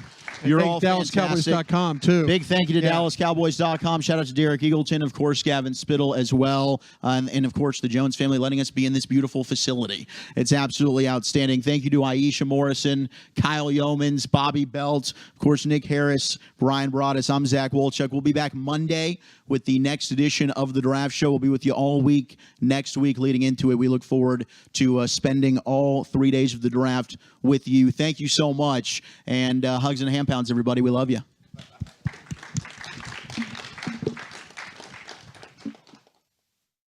This feels like it was the case for Justin Herbert, right? Justin Herbert at Oregon. There was a lot of people that watched that tape and were like, yo, there's stuff here that's being missed. And I'm like, hey, man, I saw that dude at Oregon. Not nice, right? Not as nice as y'all trying to make him. We get him to the league, and I'm like, oh, my bad. They were just using him all the way wrong.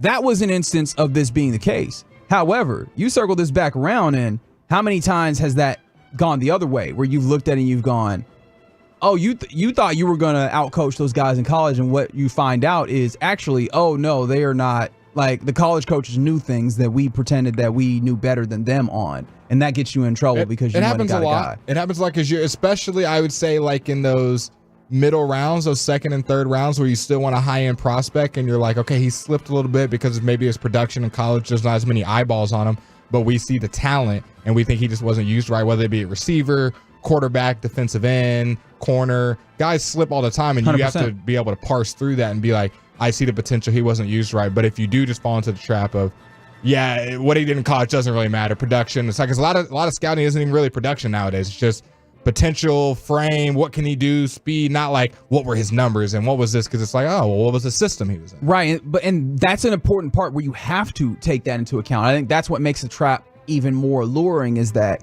you have to be able to try and isolate some of these things from production, because some players are not used right. However, if you go too heavy on that place, you can get burned because you think you're smarter than everybody else, and you come to find out, actually, there was something missing, and that's why he didn't show up on tape. It wasn't necessarily because of negligence. And finally, number 6, the best player available trap.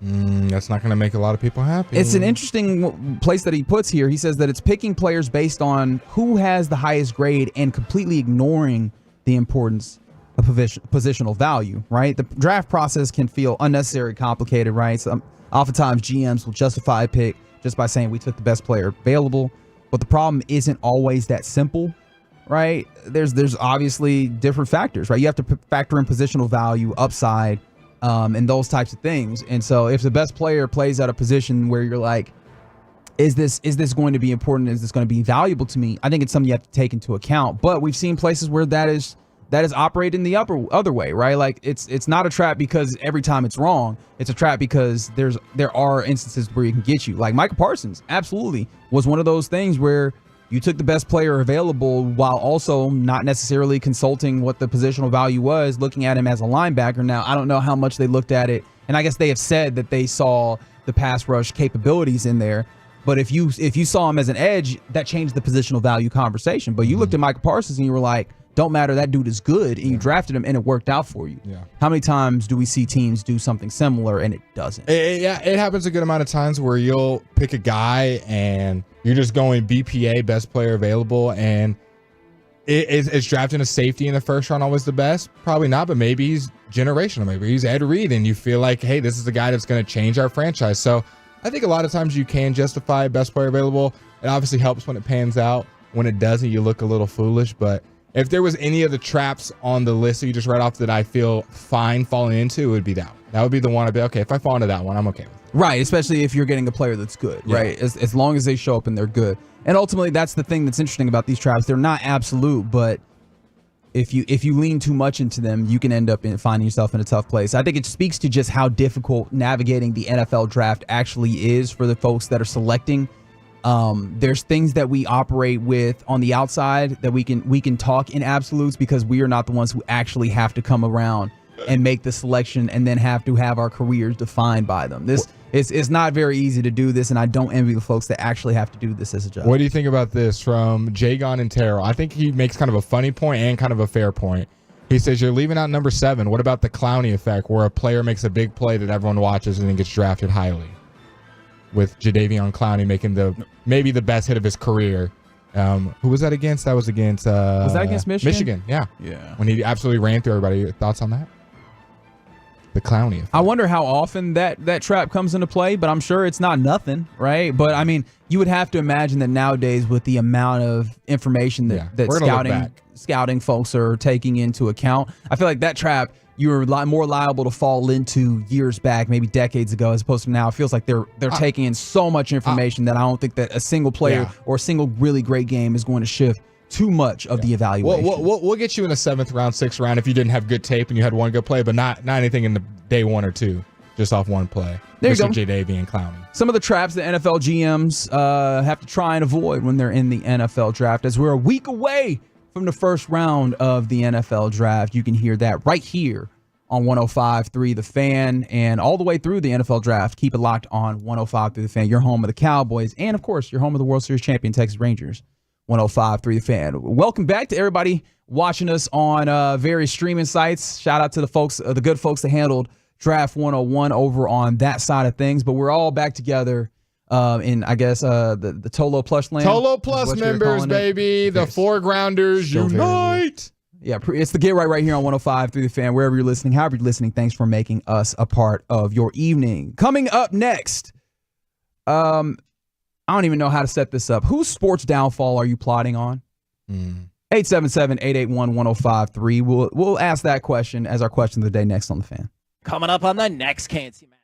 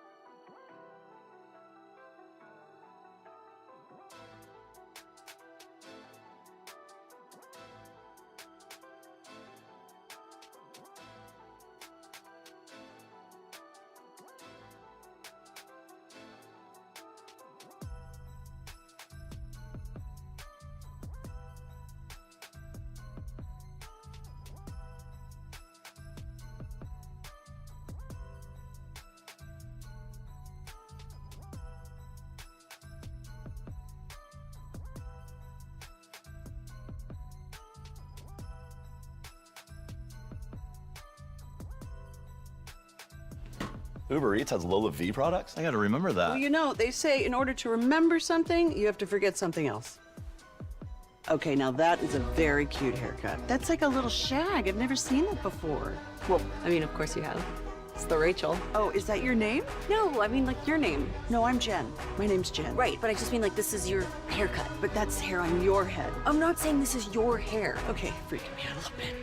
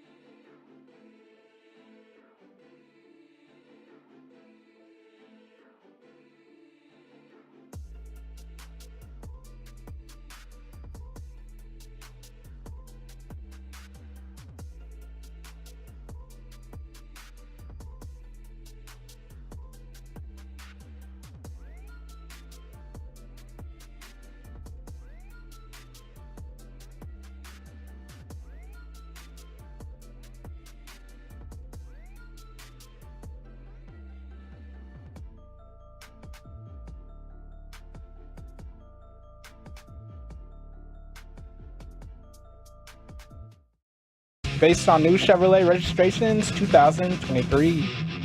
Get right here on 105 through the fan. Reginald Datatula here with you alongside Blake Elliott. Thanks for rolling with us on this Thursday evening in the DFW. Coming up in about 15 minutes, we'll talk to our friend Joey Erickson of Locked On Stars as we are in the final evening of regular season NHL hockey. And of course they do it to Stars fans. That you will not know who your opponent is officially until we get done with the night. The final two games of the season are going to be huge in determining who the Stars will face off against in the first round of the Stanley Cup playoffs, as both the LA Kings and the Las Vegas Golden Knights get going. The puck drops at 9 p.m. Central. But right now, for no reason in particular other than sometimes you got to have a little negativity.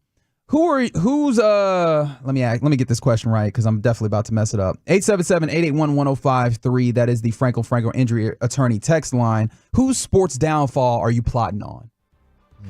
And again, nothing spurred this. I just decided to get a little negative. And of course, someone jumped up real quick on the text line from the 214. Said, unfortunately, Jalen Brunson. I'm not even sure if I can say this on air. I feel like I can. They said they glazing my dog, which is crazy to say, first of all. But I was like, hey, I thought y'all was friends. Like, that's what that feels like to me. It's like, hey, you like him, but you're like, nah, they talking him up. They're big upping him too much. And so you want to see his downfall. That's kind of haterific. I don't like that. I'm not in the same space. I want Jalen Brunson to ball out.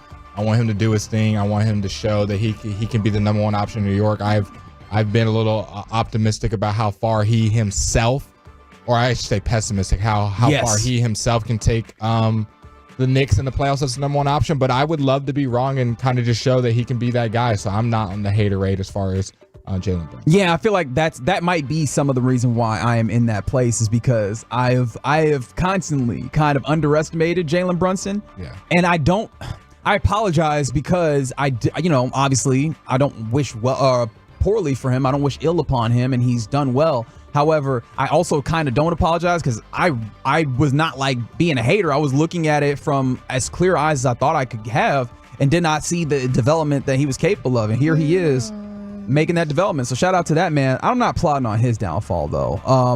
Okay, what spurred this? I know nothing spurred this, but who's the one on your head? Is there anyone that's coming up? I got one, but I want to. So I was kind of trying to think through this to see if there was like one that popped up for me that I was actively plotting on their downfall. And there's some that I'm like, maybe, but not exactly.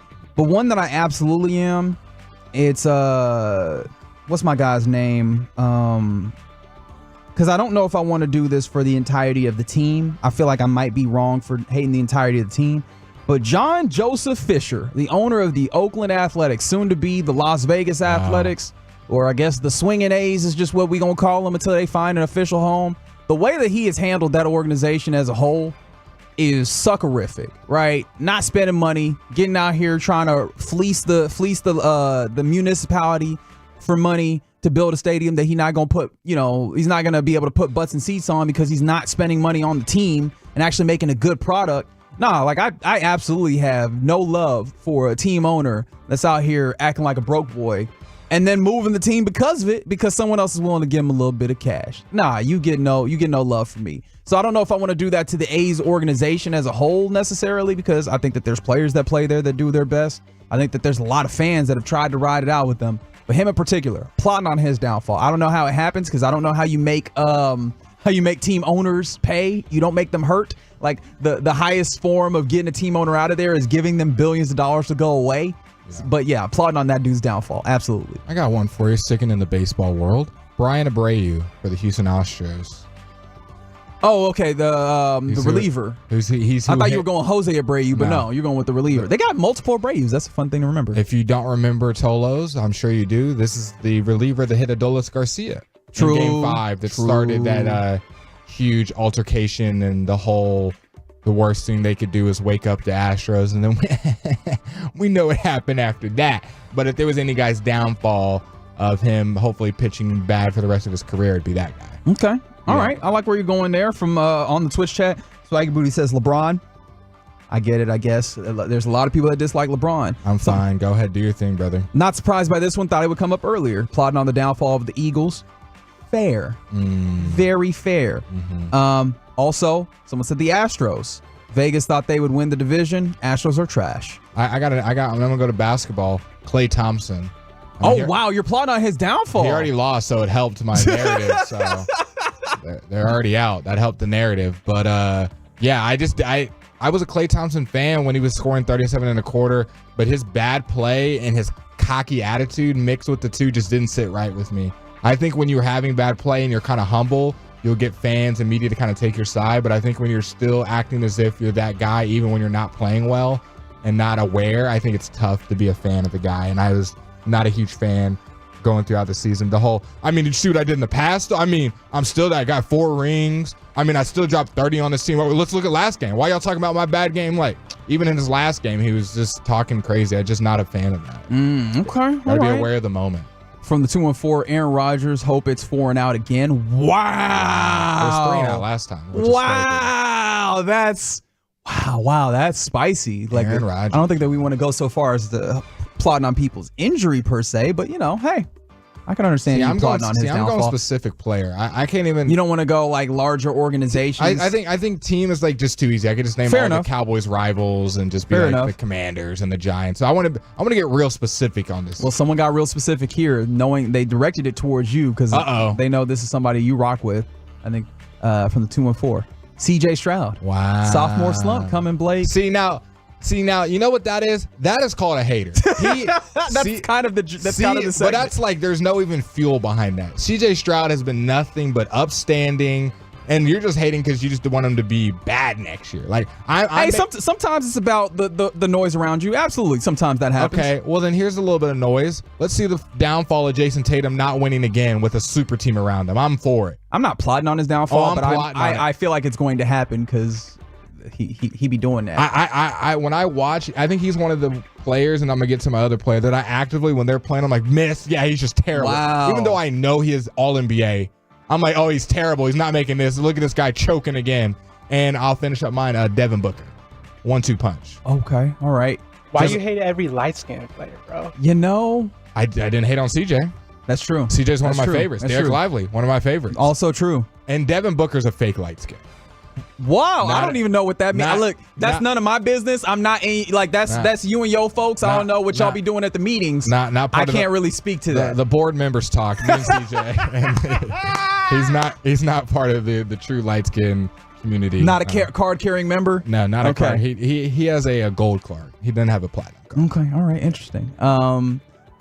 From 360, plotting on the downfall of Dak, and everyone to realize he's not worth the hype he gets. Wow. Okay. I don't really think he's getting hype right now. I think it's quite the opposite. I think it's the obvious ones. I understand. They're the obvious ones. The ones that I find interesting are the ones that I'm not sure that I understand where we're coming from with them necessarily. 432, Trout and his hurt ass. Where did that come from? Is it Trout? Yes, Mike Trout. I mean, he hasn't really been like a Ranger killer, so I mean, he's just good at baseball. Like those are the ones that I'm just like out of nowhere, and I'm going to do this for the benefit of my guy who is within the under the sound of my voice. Jonnu Smith. Me and him got beef.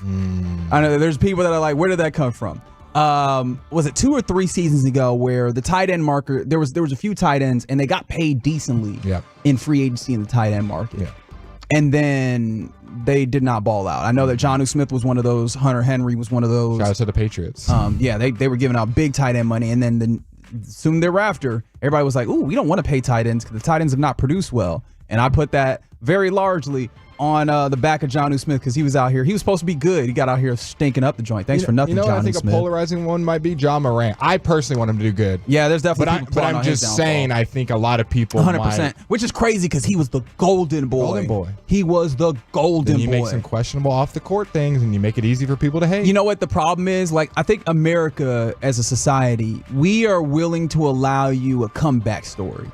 When you are defiant and double down, then people get real mad because people love a comeback story. Actually, love it, especially in situations where it might not even be deserved. We're like, but there, comeback story ready for you. When you spit in the face of the comeback story because you out here being a knucklehead, or you decide that you don't want people's, then they get real mad. And I feel like that's the John Morant story right now. Grayson Allen, everybody hated him. Well, that ain't no comeback story. He just got that face, and You can't be out here tripping people and then I would say throwing rocks and hiding your hand is one way to get on people's bad I would side. say he's kind of rewritten this narrative a little bit. I feel like there's not as much of a bad taste in people's mouth when they think about Grayson Allen. But you know who there is still? Dylan Brooks, I think. Yeah. How do you feel about the downfall of Dylan Brooks? Plotting on his downfall. I think there's a lot of people in that place. Jerry and Stephen Jones obviously come up for a lot of Cowboys fans. I understand that. Some said low key, some said high key, just all over the place. 903. There's more people that came with this. Caitlin Clark. See, now this is generational hating. She's changing women's basketball and we want her to do bad for the game? Well, here's the thing. I think this is coming from two different directions. There's one person who said they're tired of hearing about her. And, that pops up when folks are just like, I'm not that interested in this. Y'all gonna keep talking about this, so I'm now lashing out. On the other side, there's also people that look at Caitlin Clark and the attention that she's getting and say, all right, she's good. She ain't that good compared to name these other players that have not gotten the love and respect in the women's game or what have you. And they're like, all right, so now I'm plotting. Because some folks that were plotting on Sabrina Ionescu, people plotting on her downfall. In fact, I'm not going to lie. I sprinkled a little bit of plotting on her downfall in there. I'm not going to lie. She came through as the great white hope, and people were really hyping a lot of love. What was that? Did she, though? On who? Sabrina Ionescu? Did she come through? I don't know if she really lived up to all that hype. Nah, she was out there standing on the sidelines in that finals, or was it the finals in the W? I gotta remember now. Yeah, because they lost to the Aces. I got one generational one we haven't said. Give me Brock Purdy for 500. Yeah, yeah, and I feel bad about it because I actually am not plotting on his downfall as an individual. It's more about y'all around him. At the same time, the Brock Purdy stands. Yeah, that's for y'all. Yeah, it's bad. And then also give me Tua Tagovailoa.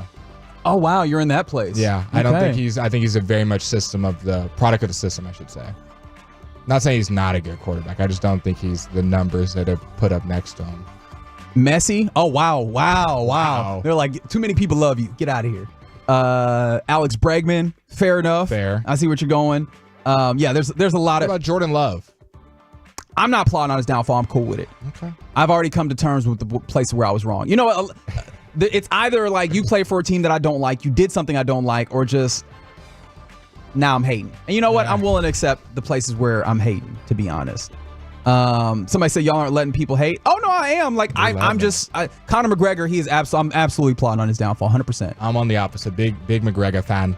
Also McGregor. While we're sneaking some more in on the way out, what's the YouTuber that's doing the fight again? Both of them Paul boys, in fact, plot on their downfalls. I'm sorry. That one I can get on board with. I can get on board with that. There you go. Who else are you plotting on their downfall? Plotting on the downfall of pickleball, 100%. Not an individual, but absolutely. Y'all not miss me with this pickleball. Give me Marcus Mariota. Joking. Wow, I was like, what did he do? Quitting on his team in the middle of that great Netflix series. Yeah, Ryan Garcia is wild right now. I understand you coming from 2-4. He might need some help. He might need some help. Sometimes just a little hateration. We're just Who's the Steelers quarterback? Russell Wilson. Right now, it seems like Russell. I think I can hate on him. I'd be fine with I like how you're like trying to find play. Where can I have a little extra hate? Who I can got I a little hate extra on? pie to go around. Let me find a place to put some hate. Aaron Judge. What did Aaron Judge do to y'all? Yeah. Okay, y'all said I was gatekeeping the hate. If y'all trying to hate Aaron Judge, it's all you. You got it. Dennis Allen, 214. I'm with you. Dennis Allen. He's just kept the head coaching job for the Saints for way too long. He's Who not was good. the Lions offensive lineman that had all the controversy with the checking in? Decker? Was it Decker? I think it might have been Decker. Give me Decker. Okay, very good. Plotting on Stephen A's downfall. Okay, very good. And most importantly, we've circled back around Dak Prescott and Aaron Rodgers. Thank you, text line, for hating. Hate. Thanks. This has been fun. So get right here on 105.3 The Fan. Plotting on various people in sports is sports downfall. Sports downfall, mind you. We're not getting all the way negative. We're not trying to be bad people per se. But coming up next, you never want to plot on this guy's downfall. He's a light, and he's gonna come on and give us an opportunity to talk more about your Dallas Stars ahead of the Stanley Cup playoffs. His name is Joey Erickson. He does work for Locked On Stars. Let's talk to our guy next on The Fan. Sports.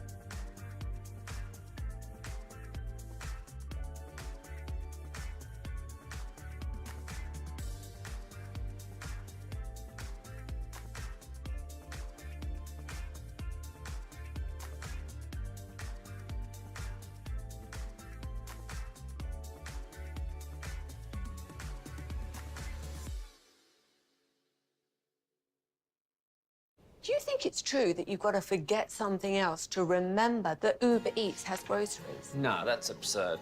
Hey, remember when you used to be a, what was it, a pepper lady? Pepper lady? Wasn't it Cinnamon Sisters? It's time for the Get Right on 105.3 The Fan. Yes, indeed. It is the Get Right here on 105.3 The Fan. My name is Reginald Atatula, joined by Blake Elliott. Thanks to Justin Honore on the ones and twos. And thank you guys for rolling with us on a Thursday evening in the DFW.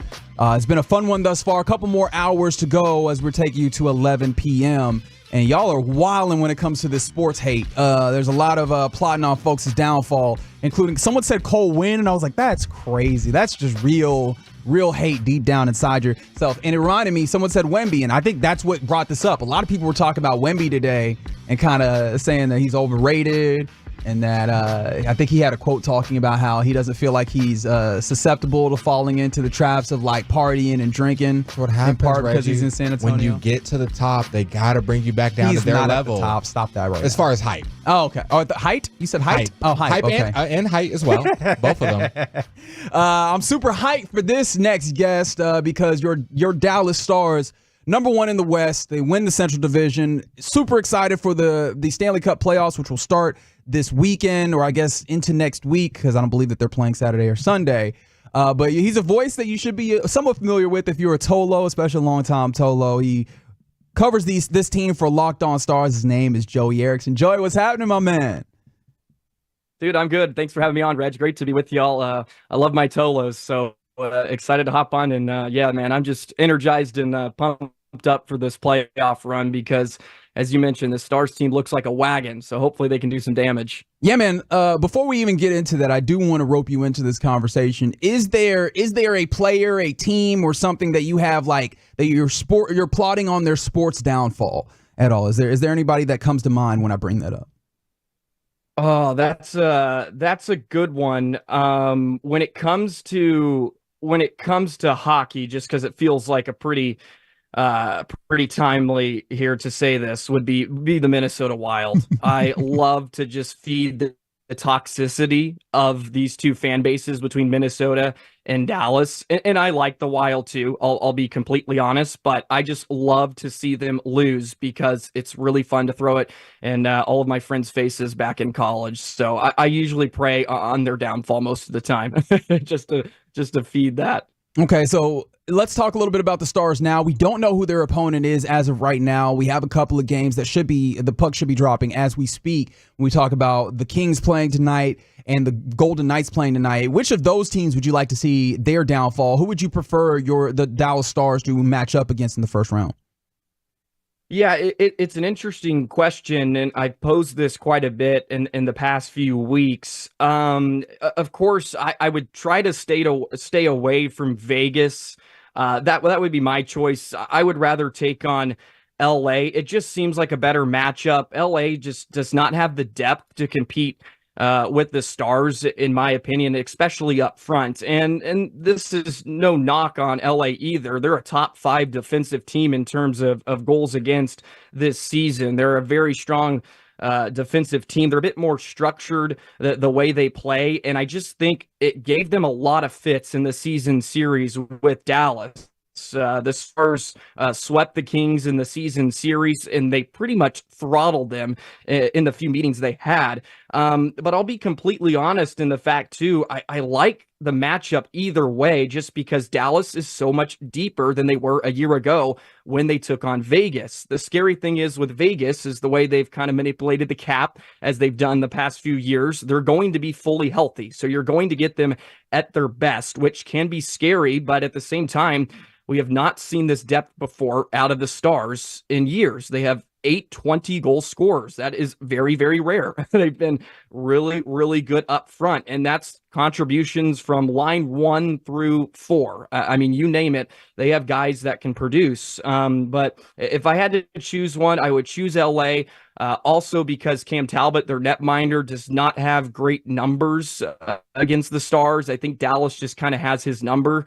Talbot was the netminder in Calgary back in 2020 when the Stars took down the Flames in that bubble run. And they may have took him on when he was in the Wild too for a few years. So my best bet is you take on LA, but at the same time, as you know, Reg, in any sport, you got to beat a really good team at some point. So maybe you get Vegas out of the way early if that happens. Joey, it's known that in the playoffs for hockey, the rink shrinks and you got to play a lot more physical. And kind of the book on the Stars has been make them play physical and not let them. We know how good of skaters they are and how fast they can get up and down. What do you think kind of the book is if you were an opponent to beating the Stars, and what you think their possible weaknesses could be? Yeah, teams that I think have a lot of success against Dallas get really, really physical on their forecheck, as you mentioned. And a team like Vegas gave the Stars fits last year because of the way they just clog up the interior. And as you mentioned, as the rink shrinks, some teams are really comfortable with parking the bus situation. Just put a bunch of bodies in front of your netminder and just take passing lanes away and just take time and space, which the Stars thrive on, because Dallas is a team that relies on puck possession. They want to have the puck on their stick as much as possible, and they create offense through their cycle, tiring out teams. And Vegas last year, you can kind of watch where they were just content with saying, hey, have fun on the outside, skating around, passing to each other, but you're not going to get in here. You're not going to get in our crease and make our life really tough. So yeah, as you mentioned, I think if you play Dallas physical and if you get them on their heels, you get their defensemen turned around and take away some of their outlets and just take away easy breakouts, the Stars will thrive if they're able to get out of their own zone cleanly. With their ability and mobility on the back end with Miro Heiskanen and Thomas Harley, they're one of the best defensive pairings in terms of defensive zone exits, because it's just one pass on the tape and then they're out. Or it's just, hey, I'm going to use my legs. We're better than you, and we can create offensive that way. So it'll be interesting to see how teams want to play them, but yeah, playing physical and being able to clog up the middle of the ice will certainly give the Stars fits. The nice thing is too, Dallas is just pretty comfortable with playing a lot of different styles. In my opinion, they can kind of win a lot of different ways, and you have to be able to do that to win in the Stanley Cup playoffs. Yeah, that's exactly where I wanted to go next, Joey. We're talking to Joey Erickson of Locked On Stars here on 105 through the Fan. And I mean, this defense was clearly the place where you needed to fortify it more than anything during the course of the season. And it seems like you've done some of that. How would you kind of, how would you grade, how would you kind of, break down this defense as it's currently situated going into playoffs, especially with the addition of Chris Tanev? Yeah, Chris Tanev, we can't overstate how massive of a move that was from general manager Jim Nill. It completely changed the outlook of this Stars defense, and it's pretty crazy and pretty remarkable to even say that one guy could kind of have that type of impact, but he truly does. He was exactly what you thought you were getting in a physical stay-at-home defenseman. And don't knock his mobility either. He's really good at working through contact, and he has certainly helped the Stars add some depth on the back end. They were not a very good defensive team in the first 40 games, but you look post-All-Star break, they've finished the season inside the top 10 in goals against. They hovered around about half. They hovered around about middle of the pack in the league, and that was due to a numerous amount of things. The defense wasn't great. Jake Ottinger had a lot of inconsistencies in his play, but Otter has been phenomenal in his last month. He's top 10 in save percentage and goals against, which is a great sign. Probably the biggest sign heading into these playoffs. But when you look at the defense as a whole, I'm really curious about Yanni Hakanpää right now and his health status. They wanted to try to get him into a game here before the season ended, but they were unable to do so. And Niels Lundqvist is somebody that the coaching staff doesn't have a ton of trust in. If you look at the regular season finale yesterday, he just played 5 minutes and 46 seconds. They do a lot to try to protect Niels. So essentially, they're running a 5-man D group. That's going to be really tough to do, especially if you talk about getting out of the first round or getting out of the second round. There's already a ton on the shoulders of guys like Heiskanen and Harley trying to play a ton and trying to make up for some of the weaknesses. So if Hakanpää is in and he's healthy enough to go, then it gives the Stars 6 defensemen they trust, which can all play a role, and I think can make the team pretty dangerous. And as I mentioned, they've really tidied things up. This was going to be the one thing that held the Stars back. How was their defensive game going to be? And they've shown some great signs. And along with a hot goaltender, you can do a lot of damage. And hopefully that comes to fruition here in the next few days. That kind of leads me into my next question, Joey. Who do you see kind of being those playoff risers for this Dallas Stars team? Who are you looking at to carry the load when things aren't going right when you look at this Stars team right now? Yeah, I'll give it to the trio of Wyatt Johnston, Jamie Benn, and Logan Stankoven. They have been probably the most consistent and best line over the last month, and they just seem to be the X factor. They're a quote unquote third line, but they're better than that. They're a top 6 type of trio just because of the way they are so relentless on their puck pursuit. You look at a guy like Logan Stankoven, and he hasn't produced a ton of points here in the recent weeks, but just his ability to just go and get the puck. Him and Wyatt Johnston at some points have just taken over games, especially Wyatt Johnston. He's had an incredible sophomore campaign. He reaches 30 goals for the first time in his career, which joins pretty elite company before his 21st birthday.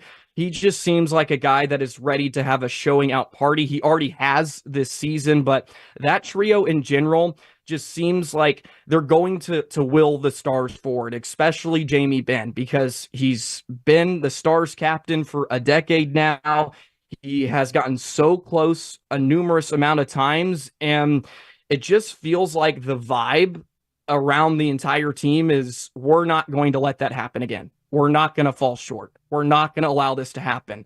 And I get that feeling with Jamie. He's like, yeah, I will drag this team to the Stanley Cup. Like, I will do it. And I think that's a very, very dangerous team to play when they have that type of mindset.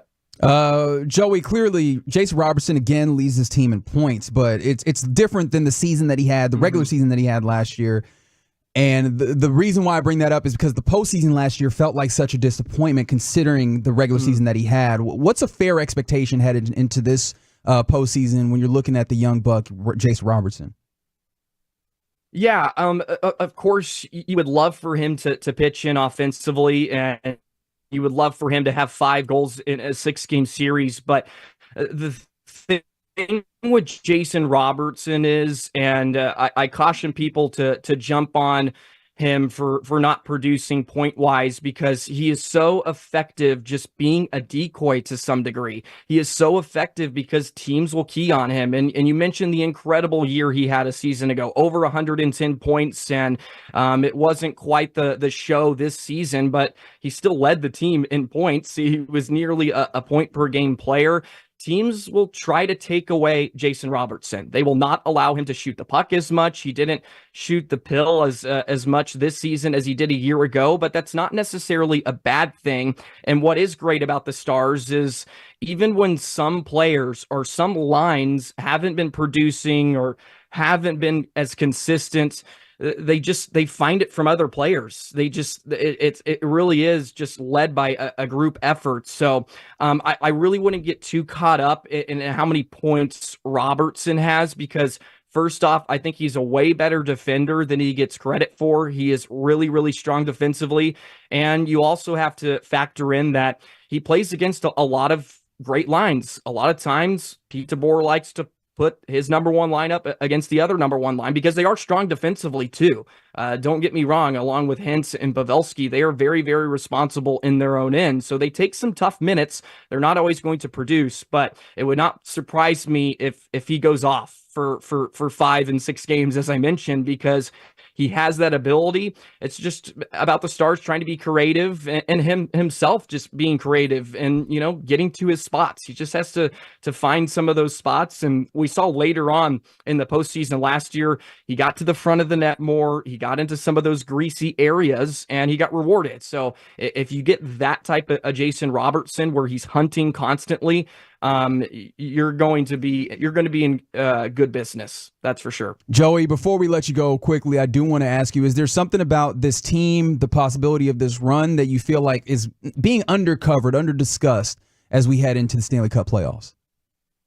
Not really, Reg, and that's a really weird thing to say. It really is. They have a lot of things going for them. I'll be completely honest, and maybe that causes some scare with a lot of Stars fans, but they've had adversity, which I think will certainly help them in this journey. Look, they went down. They went down without their number one defenseman and number one goaltender for about a month at different times. Scott Wedgwood is probably the unsung hero. Maybe that's something that didn't get talked about enough. Scott Wedgwood had to assume a role that he really had never had to do previously in his career, and he thrived for a month when Otter was dealing with an injury. He kept the Stars in it. The Stars probably don't win the West. They probably don't win the Central without the play of Scott Wedgwood, and they probably will need him in the playoffs too. It's just the way that it goes nowadays, where you may need a spot start out of Wedgwood. Certainly, if Otter's game is not good, knock on wood, you may have to rely on Wedgwood. Look at Hudobin a few years ago. He was a backup for the majority of the year, and then he goes on an insane run and carries them to a Stanley Cup final. So, Wedgwood is probably someone that wasn't talked enough about during the season. But other than that, they got a lot of good things going for them, and that gives me a lot of hope. And hope can be dangerous, but at the same time, it really fuels your excitement for what's to come will probably begin on Monday night. That's right. A lot of excitement for these Dallas Stars. We're still figuring out who they'll match up with in the first round, but likelihood is that's not the only team that they'll play in this Stanley Cup playoffs. Hopefully they'll go really deep, maybe make it all the way, and we can talk to you again. Joey Erickson, Locked On Stars. Give my man a listen. He's at JoeyTheJet19 on Twitter. Joey, always good to hear you again, man. Do appreciate you guys for having me on. I really, I just really enjoy talking Stars, and I can fill some time for you guys. So. Always a pleasure, and great show as always. Good luck the rest of the way. Appreciate you, my man. Joey Erickson, Locked On Stars. Appreciate our guy for hanging out with us. It's the Get Right here on 105.3 The Fan. Coming up next, what are your bold NBA playoff predictions? We'll discuss that and what we think will happen in the NBA playoffs. We'll do it next on The Fan. Always a welcome sign for this clubhouse. Featuring breaking sports news, inside info, opinion, with laughs along the way. Turn it on, leave it on. The Fan and the Odyssey app.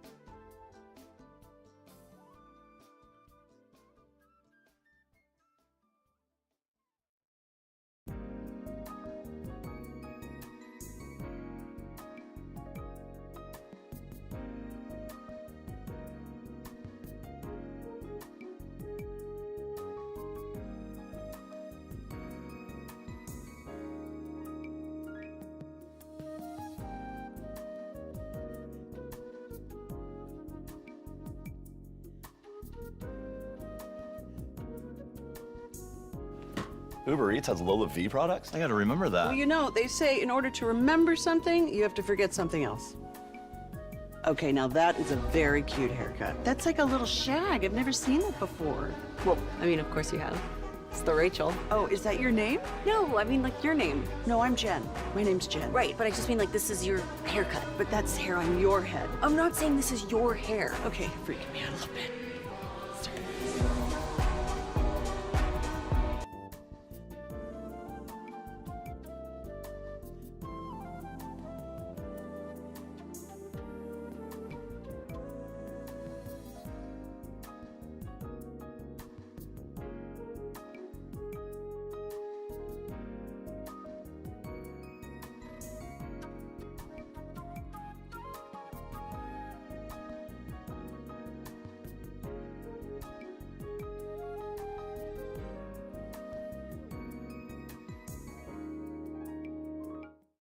Podcasts all over the place, and luckily locally we got connections to them, and they give us a little bit of their time, so we always appreciate that, man.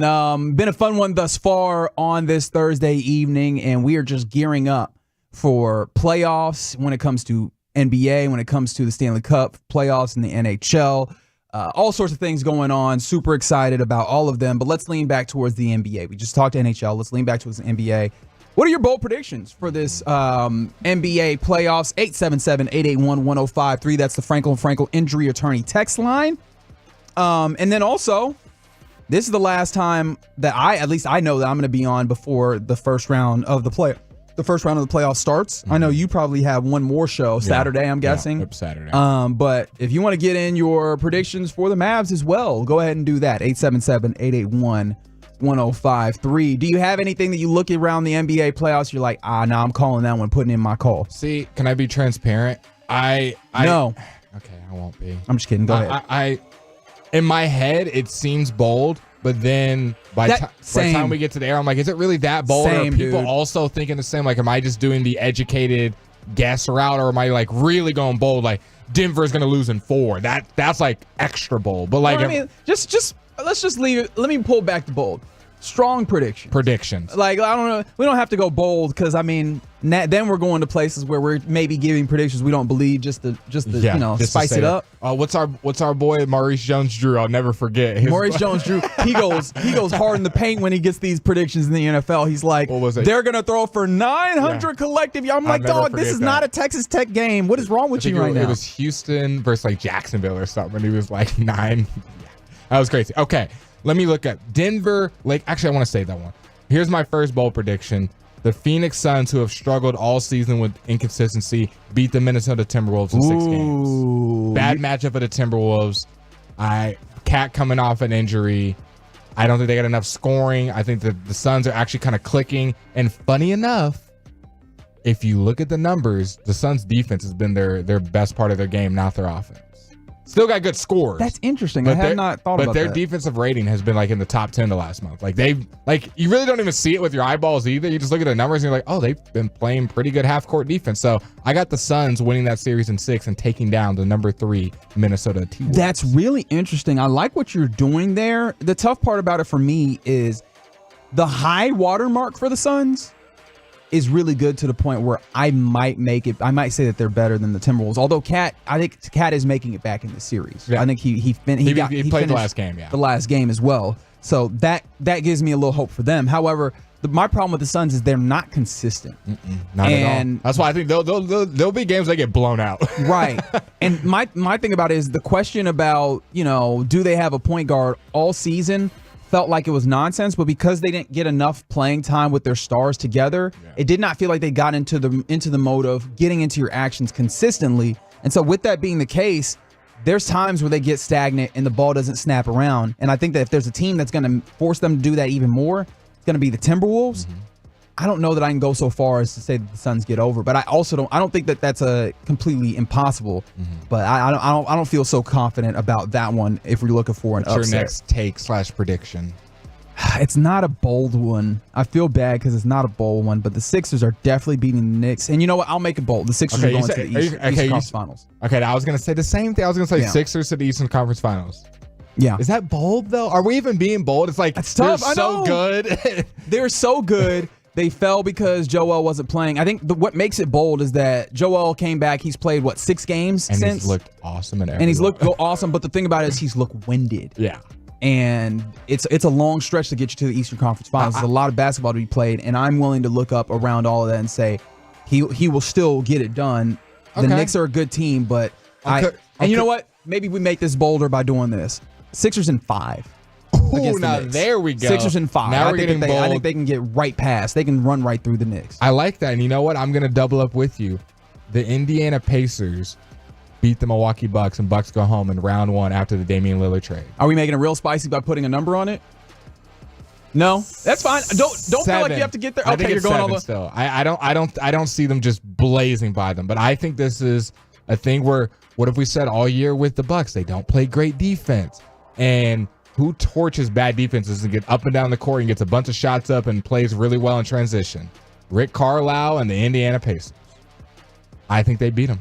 Yeah, and that defense has come along as you were pointing to in some ways. That's interesting. I don't think the Bucks have been cohesive enough. I think that's actually a good look. So you're going to have the number 3 seed and the number 2 seed going out in the first round, which is wild. But I mean, if you take those seeds off and you just look at the teams, yeah, or relatively, I think midway through the season, I'll even put it. If you looked at it, I was looking at it. There's only 2 teams in the West or in the East that I really care about. Maybe 3 with the Bucks. And what we're talking about is those same 2 teams, the Celtics and the Sixers, and then everybody else, whatever. Yeah, that's that. I mean, I feel like I'm still in that same place. This is a little spicy from the 214. Actually, a lot spicy. 214. Lakers are over the Nuggets. Lakers are going to beat the Nuggets. I'm seeing a lot more hype behind this, and I talked about it in Crosstalk. I could see a world where they do it because think about. I'll keep it nice and short. Yeah.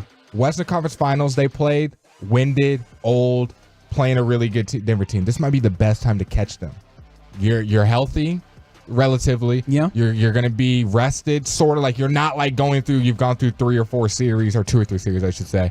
You're playing them early. This might be your best shot at them. Yeah, and I think also you're getting. I think this is what we've seen this year is a more sustainable version of usage for LeBron James compared to last season, oddly enough. And I think that if I go look at the usage number, it might be the same or better, but I feel like they have a better distribution to where it's not LeBron, especially late in the season where it felt like they were in the playoffs for a month or 2 because they were fighting to get themselves back in that place. It hasn't quite been that for them. D'Lo's been a godsend. And D'Lo's been really good.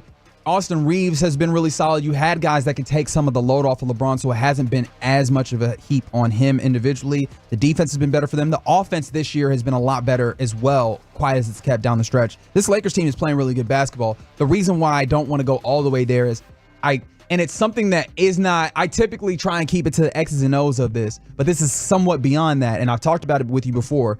I've seen it with the Nuggets, where they have that championship switch. And it's not something that I can explain really well, but you could just see it within themselves that they can decide that a game is over, that they're going to turn it up to another level at times. And that matters. I don't know how I can explain it, but that does matter.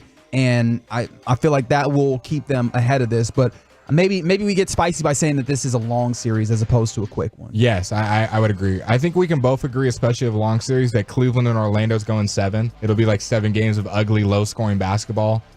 Like nobody gets over 100 points. Like the over/under is going to be at 200 total points, and both teams are going to keep hitting the under. Oh, do we wait? Which series are you talking about? Orlando versus the Cavs. Yeah.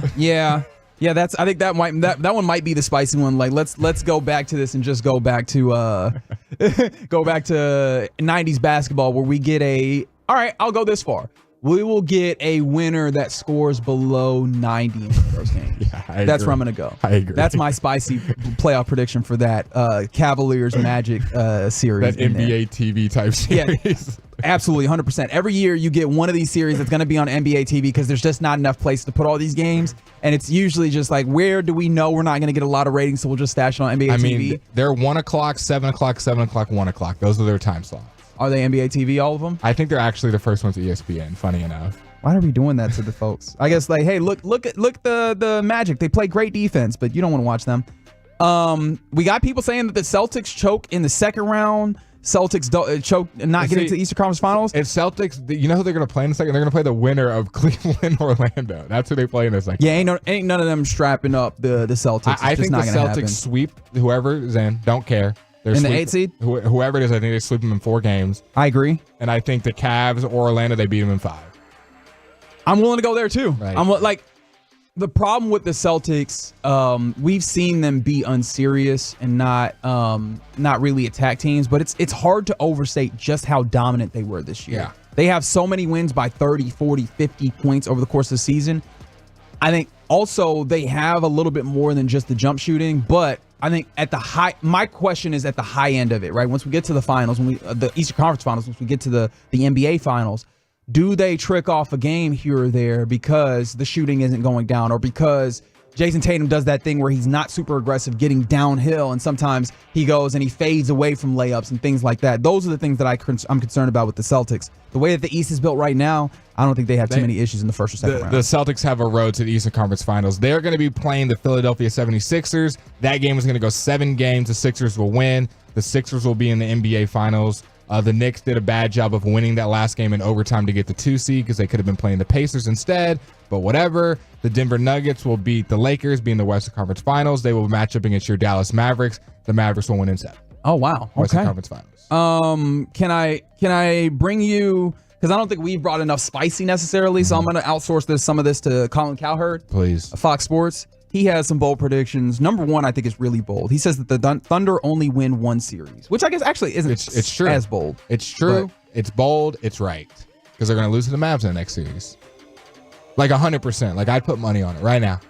Give me some money, guys. Tolos. And I will. Come on. The Thunder are not winning more than 1 series, Reggie. Okay.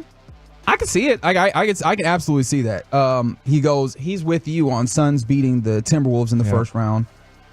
This is where it gets a little spicy. He says, oh, no, not that spicy. He says the Clippers will unravel versus the Mavericks. I thought he said Clippers will unravel the Mavericks. And I was like, hold on, wait a minute. Someone on the text line, though, said it's a spicy one, Clippers in 7 there. I think that's a 6 or 7 game series. We're not entertaining Clippers in 7. I don't know that I'm willing to go to that place.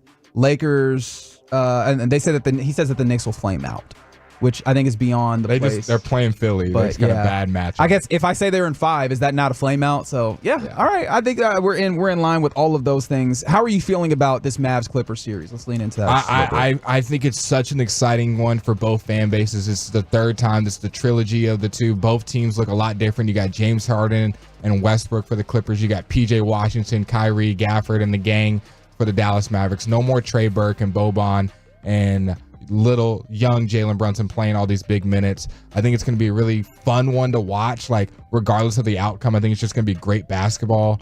I'm really excited for this one. I think this has 6 or 7 written all over. 100%. That's where I feel. I'm still leaning towards the Mavs in 6 or 7. Yep. I haven't decided which one yet, especially with the continued questions around Kawhi Leonard's health. Kawhi doesn't play his Mavs in 5. Kawhi doesn't play his Mavs in the in 5. entirety of the series. Yes. If he doesn't play a game, it's Mavs in 5. If he does, I think it's Mavs 6, 7, like you said. So I'm interested in seeing where this goes, and we will begin to start seeing the playoffs on Saturday. Real quick before we go, 817 says, Reggie, aren't you the man who doesn't believe in momentum, but you believe in the switch for the playoffs? LOL. Yes, and I don't think that that's insane. And when I say the switch, and I guess I should be more direct in what I'm saying, is they have the capability of playing to a different level. And that I don't believe that that's some like ephemeral thing. Like, that's tangible. It's just they have another gear that they can get to because they're that good of a team. That they don't switch on in the regular season to conserve themselves. And during the regular season, they'll do this sometimes where they'll see themselves kind of not playing at their highest level, and then they can rev the car up to 100%. Like, they can get to 100% of their capability because they have an understanding of the best way to play. They have an interconnectedness because this team has played together a lot. Then they have high-level players that when the moment requires it, can do the big ticket things. We've seen Jamal Murray knock down big time shots. We've seen Nikola Jokic knock down shots that are completely contested in ways that don't make any sense. Like, those are the things that I'm ultimately talking about when I use the words flip the switch. It's not something that is entirely outside of the realm of logic. The point I'm just saying is they more consistently than any other team can put themselves when they decide to put their mind to it, they go, okay, we are going to play at the highest level possible of basketball, and they can do that fairly consistently. And that's something that you don't see with every team. You see that more often than not with championship caliber teams. Because we're not going to be able to hear from you before the playoffs start, I need you to put it on the books. Who is Western and Eastern Conference Finals and who's winning it? Because you can't be changing the answers once the games have started. Be like, I need to hear it on the books. Who is it? I gave you mine. I don't have Sixers in the finals. I don't have a crystal ball, man. I don't Give me the crystal know. ball. Come on. Who is it going to be, Reggie? All right. I know in the East, I'm still going with the Celtics. Celtics all the way. Okay. Who are they playing in the conference finals? Yeah, man. You're not going to move me on my block. I'm going with the Nuggets. It's not incredible. It's 1 versus 2. It's not spicy, but it is the place that I go to. Who are the Nuggets playing in the conference finals? That is a fun one. Mavs, Clippers, Thunder, or the 8 seed? This thing is set up to where the Mavs absolutely could. So I'm just going to go Mavs. I'm not going to think too much about it. And then Sixers in the East playing the Celtics? There you go. Okay.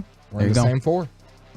There we go. It's the Get Right here on 105 through the Fan. Tell us how bad our predictions are. 877-881-1053. Coming up next, though, it's time for a little sharing time. We'll do that next on the Fan. Tyler from Wendy's here. The best part of Wendy's new Cinnabon Pull-Apart is...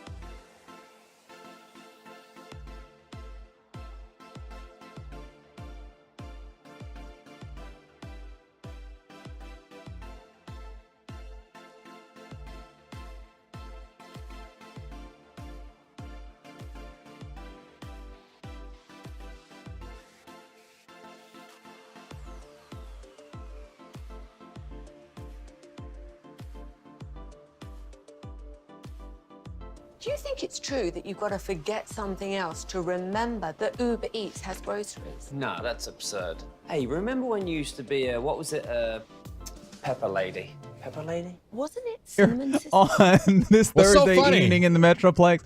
I really should have been able to control myself, but I guess I'll bring everybody behind the curtain in this way. If you were watching on Twitch or YouTube, 105 Through the Fan on YouTube, Dallas Fan Cam on Twitch, you saw like a commercial start rolling before we came back from break, and I just didn't know that it could do that. I was like, oh, this is a new thing that is happening that's entirely outside of the realm of things that I've typically seen. So that was weird to say. But you know what? What's even weirder is every day during this time we'll do a little sharing time, and this is a weird segment, ain't it, Blake? Isn't it, huh? You know, so some people prep for it, and some people come up with stuff on the spot for sharing time, and you know, what's the word when you come up with stuff on the spot? There's a word for that. Improv? Improv is good. There's another one I'm looking for. Text in 877-881-1053. That's the Frankel injury attorney text line if you know the word that Blake is looking for. And you know what? That actually leads right into my topic. The Tolos are good at that too. When I don't know the word, they're like, come on, Blake. It's great at boom, context boom, boom, clues. boom. Yeah, absolutely. You guys out there, ladies and gentlemen, deserve a lot of credit for the ways in which y'all can kind of read and predict where we're going with things. So I appreciate that. But you being in that place actually can't say that on air. 3, 2, 1. Spontaneous. There it is. That's the word I was looking for. 469. Y'all You're are my great at best this, friend. But you not really remembering what word you wanted there actually leads in, because would you guys consider yourself forgetful? Yes, Blake? I would. You're say like so. definitely. I'm fairly forgetful myself, and apparently that might play into where you live. Apparently, Dallas is the number 5 most forgetful U.S. city. How do you track that? How do you? A great question. Apparently, the way that we have done the metrics here, this is by Uber. And so apparently Uber dropped its 2024 Lost and Found Index yesterday. Okay, this is actually a decent metric. Okay, continue. Right. I think that this is a decent way to go about it, although I feel like obviously there's some blind spaces within this. Not everybody uses Uber, whatever, what have you. But I think this could be useful, as apparently the annual roundup lists items left behind in Uber rides around the U.S. and then calls out what the company dubbed its most forgetful cities. Obviously, Dallas cracked the top 10 at number 5. So the index also ranks the 50 most unique objects left behind. So when it comes to the most forgetful cities, in order, the most forgetful cities in the U.S. are, I'm not going to give them to you in order. I'm going to allow you to guess. Top 10 most forgetful cities in Los the U.S. Angeles. Los Angeles is number 2. Come on, baby. I do this. Okay, where is marijuana legal? Okay. Wow, okay. That's an interesting way of going about this. Utah? Utah's not a city. I'm proud of you. I'm We're just learning. I'm thinking Utah. What are some cities in Utah that are popular? Denver, Colorado. Denver is not top 10. Oh, actually, my bad. Denver's number 8. Come on, I'm 2 for 2. You're right. Okay, now where do elderly people live? Florida. Okay, but are they getting in Ubers? Ooh, I gotta really think. Okay, what's Panama City? People on spring break. No, that did not show up. Miami. Miami is number 1. The number 1 most forgetful city in America. I'm doing pretty good. Is I'm 3 for apparently 4. Miami, Florida. Okay, now I'm thinking New York. People are in a rush. New York City. New York, oddly enough, does not come up on this. I wonder if this is just like, per capita. There's so many Uber rides. Taxis, walking, maybe not so many Ubers. I didn't think about that.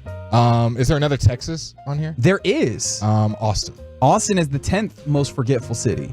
That's what I was thinking. Okay, what coast are we on? Give me a coast. I guess you could say any coast. I was like, we still got some. Actually, most of them are still on the East Coast from here. Ooh, I'm not good at the East Coast. I don't even think they have cars in Kansas, so that's not a good one. They definitely have cars in Kansas. Not real ones. Okay, whatever that means. Give me the state. Let's see. Not that it's going to help me. Georgia, it will help you a lot. Atlanta. Clearly. Yes, There we go. Atlanta is the third most forgetful. I'll go ahead and help you out. You said Miami was number 1. Los Angeles was number 2. Atlanta was number 3. Houston. Number 4. Dallas, number 5. Orlando, Florida, number 6. Phoenix, Arizona, number 7. Tampa is number 8. Denver, number 9. And then Austin cracks the top 10. Guys, there is an obvious trend with this. We real forgetful down here, apparently. This is an obvious trend. This is your high traffic areas, people that are busy, elderly people, and then where marijuana's legal. That's easy. What are the keys to making you forgetful? Mix those three together. Being busy, being old, and being high, apparently, according to Blake's index. Now, this is where we get really fun. The index also includes the company's most unique items left behind. I'm not going to ask you to guess these because these are wild. No, that's easy. No, it's not. They're going to be small items. Phone is obviously one. No, but that's what I'm saying. Those are obvious. These are the unique ones. Unique. Okay, so you got to think out pieces of gum. Well, okay. I'm not asking you to guess. What is happening in your brain right now exactly? Okay, here we go. Number 1, the most unique items left behind in Uber. Number 1, frontal hair toupee. I don't even really know how to picture what that is in my head. You know what a toupee is, right? I think fake hair, right? That's right. Yeah. That was left in me. That many times? Like this is it's unique. So it's just maybe it could have been left by just one person. They're just saying this is okay. Just like these are the weird things that people leave behind. Number 2, hot sauce and a breathalyzer. Those things together. What a combo. Why did you have both of those? Well, I guess if you was drunk, you probably grabbed the hot sauce on your way out, right? Or that's just a way that if you were to get pulled over, you're trying to make sure your breath doesn't smell like. I don't think that's definitely a drunk idea though, so that would track, right? Like that's definitely something that a drunk person would think. You know what I gotta get this alcohol breath off me. Smell like alcohol if I smell Cholula, yeah, that's gonna do it. Yeah, really. Let's see. Smell like red Franks. Oh wow, this is a message that was sent to an Uber driver, almost verbatim from number 3. I left a leaf in your car that's much needed. A leaf in your car? A single solitary leaf. And yeah, you think it's green. It just says a leaf. And so that person might have been stoned when they said that. Number 4, 2 containers with spiders in them. Understandable. Maybe they were an anthropologist. I think that checks out. You know what? I'm going to let you live on that because that actually made sense. Number 5, a Beyonce fold-up fan, which you know what? Makes sense. They went to the concert. That makes sense. On their way back, they forgot their fan, you know, their special memorabilia. A tray of meat pie, which... What does meat pie look like? Is it more meat or is it more pie? Never seen it. Is it in pie form? And is it like an empanada? Yes. That's what I'm picturing in my head. That's exactly what it is. Okay. I'm glad that you brought empanada back to my thought because I was like, how am I going to explain this? But it's very easy. It's an empanada with meat in it in this case. A ceramic cat. A lot of these are just I can't even visualize in my head what this looks like. A jar of oysters. That sounds disgusting. A personalized blanket with a picture of the person and their dog. Now that's something you got to find a way to return that to that person because that probably means a lot and they probably cried when they didn't see it. Well, what does this not mean a lot? A small rat skeleton prop? Now, you know what that brings back to? What movie is that, Reggie? Let's see if you know your movies. A rat prop. Come on. There's one movie where someone gets hit by a car and all of their fake rats fall out and it's a super funny movie. Don't remember. Tolos, if you know what I'm talking about. Number 11, a candle that says see you in court. Like, why couldn't it just be a candle? Why do you have a specific candle that says see you in court? I love that. I need to get that candle. Speaking of the candle, we have the eucalyptus and mint candle going on in the Get Right studio. Smelling nice and cleanly. It's very nice in here. Late night radio. It gets even weirder. A fake tooth, a gray tub of surgical implants, police grade handcuffs. You freaky. A live pet animal turtle. Like, why are you guys forgetting these things in the Uber? Waist beads and a burrito steamer. I don't know how those things go together. Like, apparently people are just the thing that we should learn, people are very forgetful and people have really weird things in their possessions when they get in these Ubers. Now I'm mad at myself because now I can't think of the movie that I was referencing, and it's like my favorite movie ever, and it's got Michael Scott in it. I think that's his name, right? From The Office. You mean Steve Carell? Steve Carell. Did I just call him Michael Scott? I need to remove myself from the air because that was something that shouldn't be done. But what is the movie? Reggie, why are you asking Dinner me? for Schmucks. Oh, okay. You've never seen that? No. Reggie, you don't watch movies though, do you? You're not a movie guy. I like movie movies. buff. Would you call yourself a movie buff? I wouldn't say that. That's a little much. Meet the Schmucks. Dinner for Schmucks is the words that you just said a second ago. Entomologist is what you were looking for. Study of insects. But we were talking about Spiders. Oh yeah, it was spiders. I thought you. Oh no, I've conflated the rat skeleton. Okay, remember, I did start this by saying I am forgetful. So that's going to be my out on this. I love this. These people know the movie I'm talking about, Dinner for Schmucks, where he has the fake rats and he has the little sculptures of them, and it's like the funniest movie ever. And that's when you said rat sculpture was probably Steve Carell. That was the reference I was trying to make. I just couldn't remember the movie, so it wasn't as funny. As the jazz music goes on in the That's back. right. I look. Just remember, give folks a little grace, 817. It's a very forgetful place, this Dallas, Texas. In fact, the fifth most forgetful in the United States, according to Uber.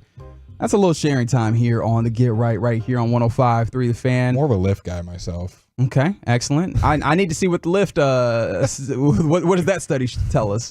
Is Dallas more or less forgetful according to Lyft? I'll search that up and see if I can bring that to you another time. It's the Get Right here on 105.3 The Fan. One more hour to go on this Thursday evening. I don't know if it's weird, if it's been good. You could tell us that. What I can tell you is some of the headlines of the day. We'll do it next on The Fan. Thanks to our Tolos. Those are our listeners.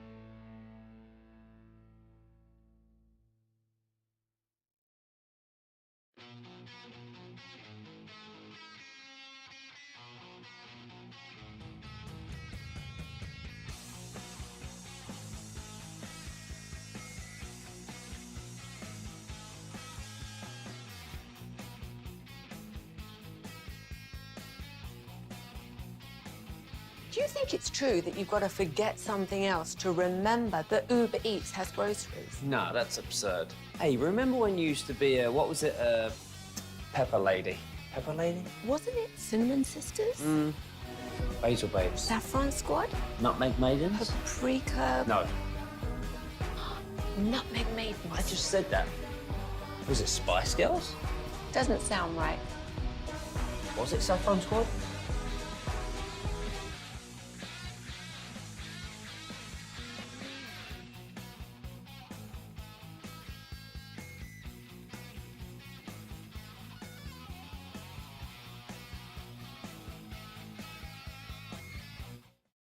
The Get Right on 105.3 The Fan.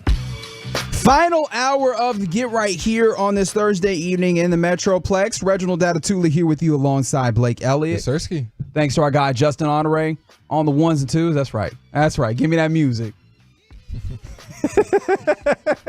It has been quite an evening thus far. We still got one more hour to go. Thanks, however you're listening, wherever you're listening. Thanks for making us a part of your evening. Been a fun one all day, in fact. A lot of things happening, and we'll recap some of that, give you some of the news of the day as we hit you with some headlines on this evening. Part of the fun today, we got a debut, yet another one, I think the fifth one for your Texas Rangers this season is, of course, they finished the 4-game set against the Detroit Tigers, and on the bump in his debut, I like that. I like what you're doing there, Justin. Heady play. But on the bump in his debut, Jack Leiter, the number 2 overall pick in the 2021 MLB draft, he got going. The stat line was not great. Don't get me wrong. The stat line was not pretty for Jack Leiter. 3 2/3 innings. And of course, I should have had it in front of me as I started talking about it. I turned around. What was it? Seven hits, 8 hits with the 7 runs? Yeah, it was 8 hits, 7 runs, and 3 strikeouts with 3 walks. Yep. Good for a 17.18 ERA. Not good per se. In fact, absolutely not good. But what was tough is that the stat line did not quite show exactly what happened for him. No, it was not a great outing for him, but he started out really good. The first inning was really solid. The second inning was a slog. It was just ups and downs, and that's what you expect a lot of times in a debut. It wasn't consistent where he was dominating, but he had some innings where he looked really nice, and he had some innings where he kind of got hit around, and he had obviously the big error out in center field that allowed 3 runs to come in. So it was ups and downs. I think. And of course, some of the downs in that second inning was also because he just had a problem locating his pitches, especially the fastball. I mentioned the 3 walks. That's been the big thing when it comes to Jack Leiter is if he's putting runners on base, then it's not going to be good for him. And he did that in the second inning. But one of the things that was nice is it looked like he might not make it out of the second inning. 20 plus, what felt like 30 pitches at one point in the second inning.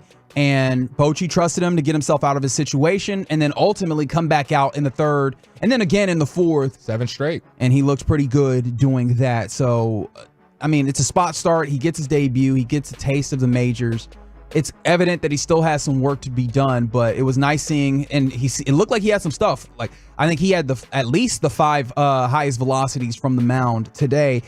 We talked about that. We talked about Leody Taveras, who was 2 for 5. He had a little bit of some at least one shaky play in the outfield on a really hard hit ball that went for a triple.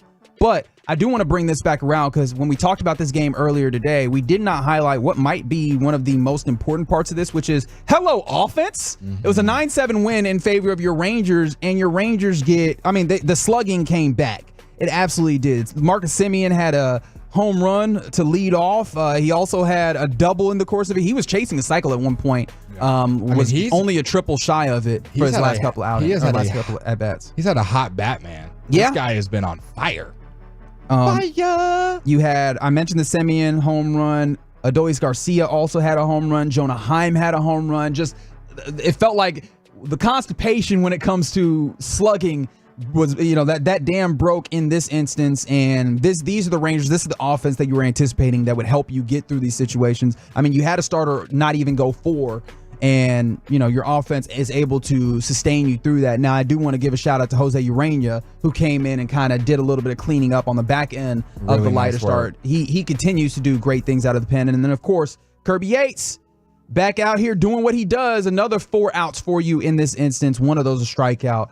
Kirby Yates still has not allowed an earned run throughout the course of the season. I think that's 8 2/3 innings of work at this point. Shout out to Kirby Yates, who is at the very least for the time being handling his business as what is a closer situation for your Texas Rangers. A good game, 11-9 through 20 games, and now gives you the opportunity to turn your attention to the Atlanta Braves, who is probably one of the 4 best teams in Major League Baseball right now. Can I give some numbers to back up the hitting performances? Please do. Jared Sandler had some nice tweets today. The Rangers, what do you think their record is when Adolis Garcia registers at least 1 RBI? Undefeated, 9-0. They have not lost a game when Mr. Garcia gets on the board. What do you think the most runs in the 9th inning? Who the top 3 are? That would be the Atlanta Braves at 1.06 runs per 9th inning, the Minnesota Twins at 0.71 runs per 9th inning, and the Texas Rangers at 3rd place at 0.65. And when it comes to hitting, as far as runs per game,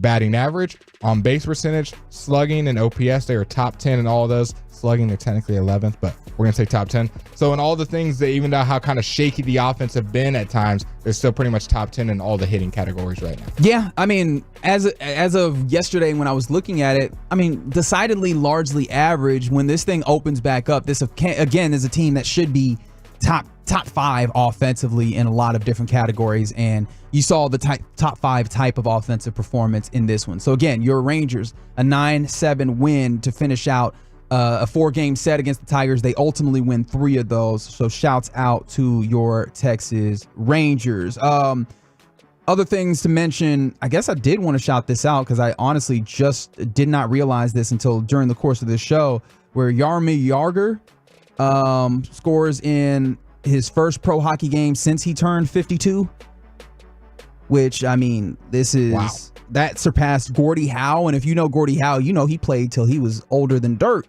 And so Jaromir Jagr hadn't played since February 10th. He joined his team in the Czech Republic in his hometown. So he played a little pro hockey at the age of 52. That is such a wild thing to consider. Is there anyone else in any other sport that you think could continue playing their sport at a relatively high level? Because obviously he's not playing in the NHL in this instance, but could play at a relatively high level at 52 years of age. Luka and LeBron. Okay, all right. I'm being for real. You think Luka's gonna? Because I think a lot of people look at Luka and say he's not gonna be the guy who's gonna play. Yeah, Luka could be 50 and be out there if he wanted to. Just as far as physical ability, I think he could. I think he could just throw the ball up and be an awesome passer. And then give me, can I say a golfer? Does that count? Yeah, I think that's immediately where a lot of people went, was golfers. Someone said he's still playing. In a way, he's playing out he went back to the homeland. Jaromir Jagr did, but he's still showing up doing that hockey, as I like to say from time to time. Some other headlines on this evening. I guess not necessarily on this evening, but it is something that we do know, and it's official now. We talked about Arizona a little bit. The Arizona Coyotes have been a team that have been, I mean, somewhat woeful, but then also especially have had somewhat woeful ownership, not having a home place to play. Last year or two, they've been playing at the home of Arizona State. They've been playing in a college arena. Well, no more for that, as the Coyotes have not found a place to play. The NHL steps in and decides that team will relocate to Utah. They will play in the same building that the Utah Jazz plays. And in fact, they're doing this and actually they're selling the team. And of course, today they approved the sale to the owner of the Jazz. We were watching him earlier. I always forget his name until I see it. But they're going to move to Utah and play in Utah. I wonder what the new name is going to be. I don't know that we have anything official on that, but they're no longer playing in Arizona. They're going to go to Utah, which is crazy. The Rock. The Utah Rock? Because we already got the Utah Jazz.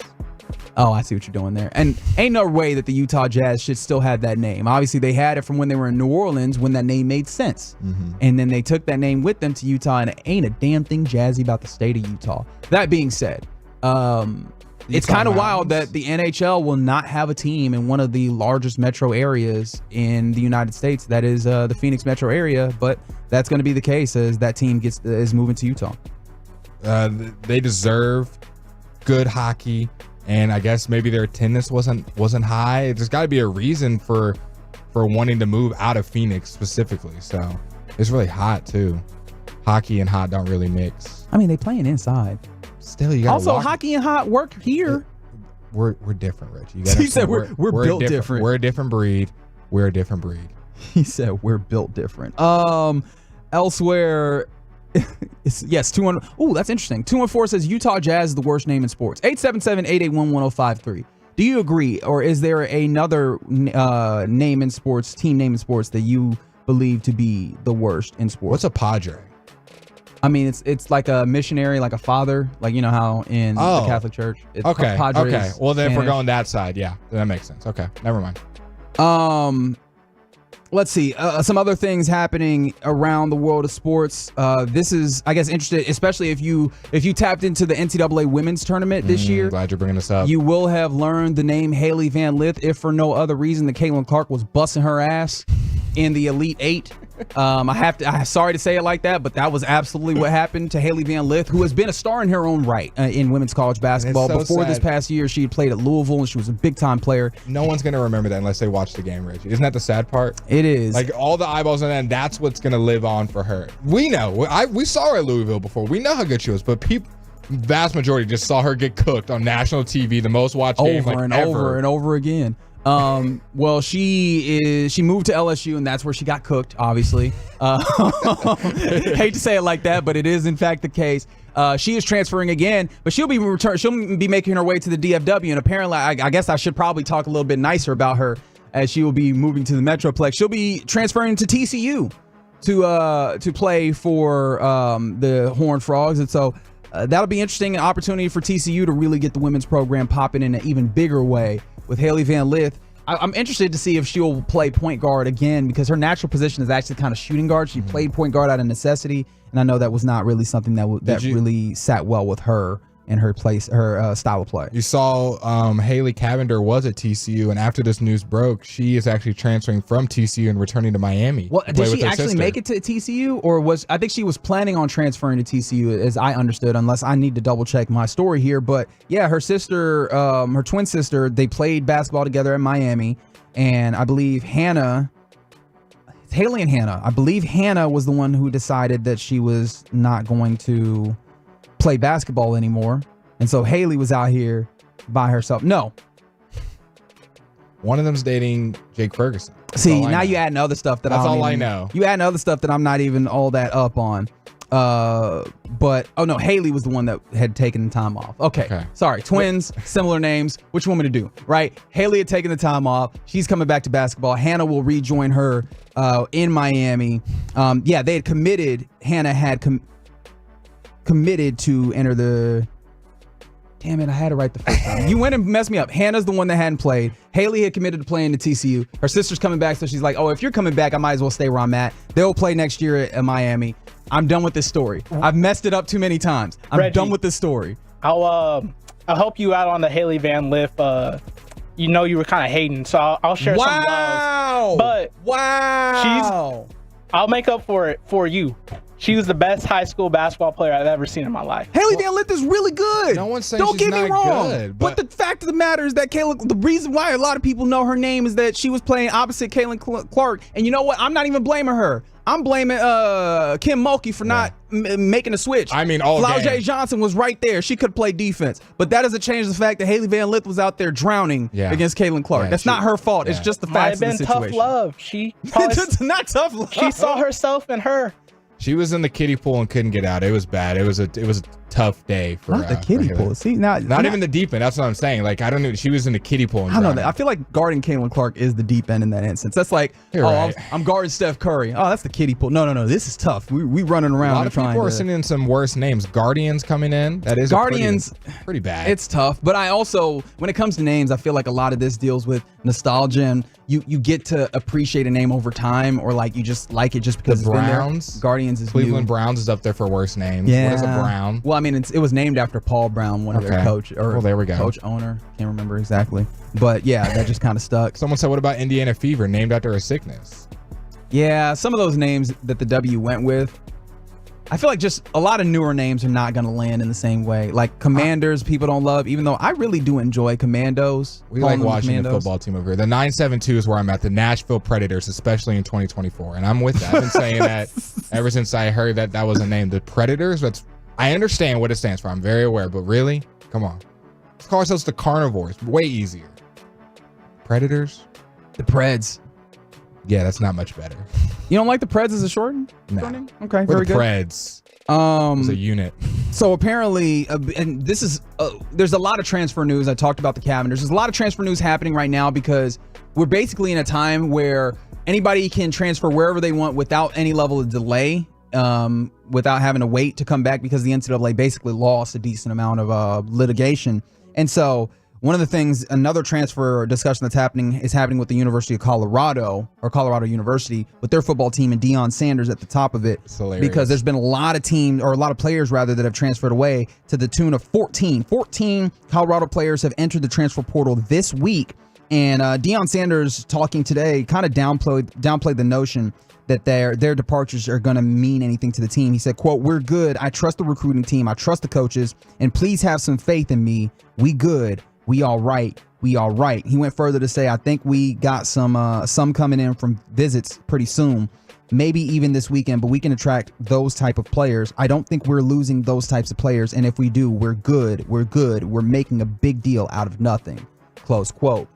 Do you agree with Deion Sanders that this is not as big of a deal as we're making out to be? Basically, it seems like he's getting to the idea of the guys that are leaving couldn't pass muster. We're going to bring in better guys that are going to fit the situation that we're trying to do better. Yeah, I'm always team Deion, so I'm gonna take his word for it. And it's not like Colorado was great last year, so I think if you lose some guys, maybe it was some dead weight and it would be a good thing. Now, if they were like 12, 11, and 0, then yeah, I'd be like, yeah, you can't be losing guys, man. You really need to retain this team. Maybe some of those guys needed to go, and Colorado's always going to attract people because of Deion. And apparently, if you want to be a defensive transfer, you got to DM Shiloh Sanders on Instagram. So. Yeah, that was a wild thing to see earlier today. Shiloh Sanders on Instagram putting out a story that said that if you're a defensive player that wants to transfer to Colorado, DM him. And if you're an offensive player, I don't remember who on offense he said to DM, but I was like, brother. Was it Shador? Yeah. Yeah, I was like, this is a very interesting way of going about it. Shouldn't there be someone on the staff handling this? I feel like the players should not be doing this by their lonesome, and still there you are. Some updates happening when it comes to that hockey. We're in an interesting place right now where both the Golden Knights and the Los Angeles Kings are down right now. The Kings are down 1-0 against the Ducks. The Knights are down 1-0 against the Ducks. The Kings are down 1-0 against the Chicago Blackhawks. And so if that were to stay the same, I believe the Golden Knights have the better record, which I believe, don't give me the line. Let me actually just look at this the way that I'm supposed to.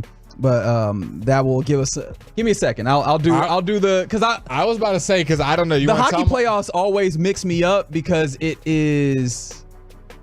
it's not just straight up like 1-8 or whatever. It's like whoever is the number one in the Central Division will face off against the number 2 in. Give me a second. You want us to do it on the way back from break? I'm going to have to, because I am like Haley Van Lith guarding Caitlin Clark right now. Not Haley catching another stray. That honestly was less about Haley and it was more about Justin for doubting me and my knowledge of Haley Van Lith. I just said you were hating. I was not hating. I was telling the truth. I was telling the truth about TCU's new basketball player. She had an incident in a game that was not the best, but she'll have an opportunity to make a great impact for the Horned Frogs. All right, there you go. There you go. From the 214 baseball farm teams have the craziest names. Some good, some bad. Savannah Bananas. Someone said the Oakland Athletics, the New York Mets, the Metropolitans, the Knickerbockers for the New York Knicks. Yeah, it's crazy. Which one are you sitting with when you talk about the worst name out here? It's got to be the Guardians. You're staying. I don't love the Guardians either. I understand and their why. logo is absolutely horrendous. See, if you want to talk about the logo, absolutely, I understand where you're going there. I understand why they went with the Guardians. It speaks to the city of Cleveland particularly, but if you have to explain a little too hard, I don't know how much we love that. Anyways, I guess those were some headlines on this evening in the Metroplex. I'll get you who is currently situated to face off against your Stars should these situations in the NHL stay where they are, because I'm not doing a great job at that. But it's Get Right here on 105 through the Fan. I'm doing a decent job at that, at least. Coming up next, let's do a little buy or sell. Blake, have you played buy or sell before? Yep. All right. We'll do it again next on the Fan. All day, every day, bringing you insights and information no one has right here on The Fan.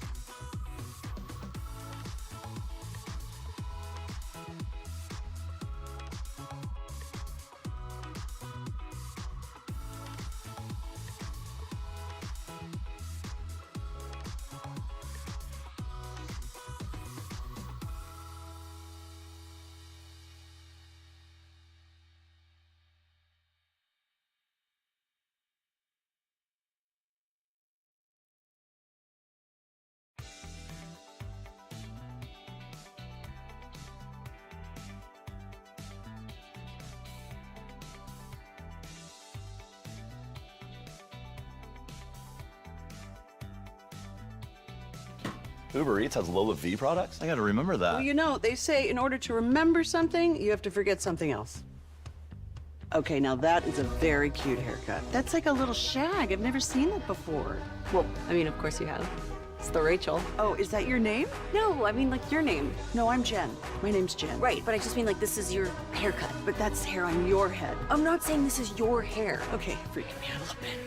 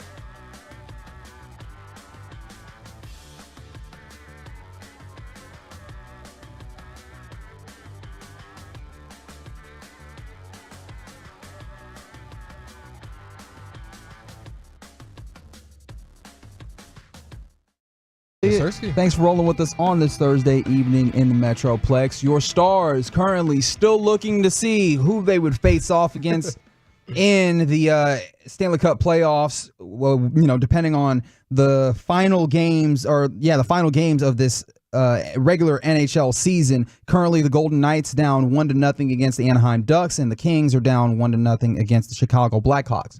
Should this remain the same, you would face off against the Kings. Let's do it. As they would be the second wild card team that would face, and then that means they'd face off against the number one team in the Central, which is your Stars. That would push the Golden Knights or keep them as the third team in the Pacific Division. And so, why do they make it so confusing?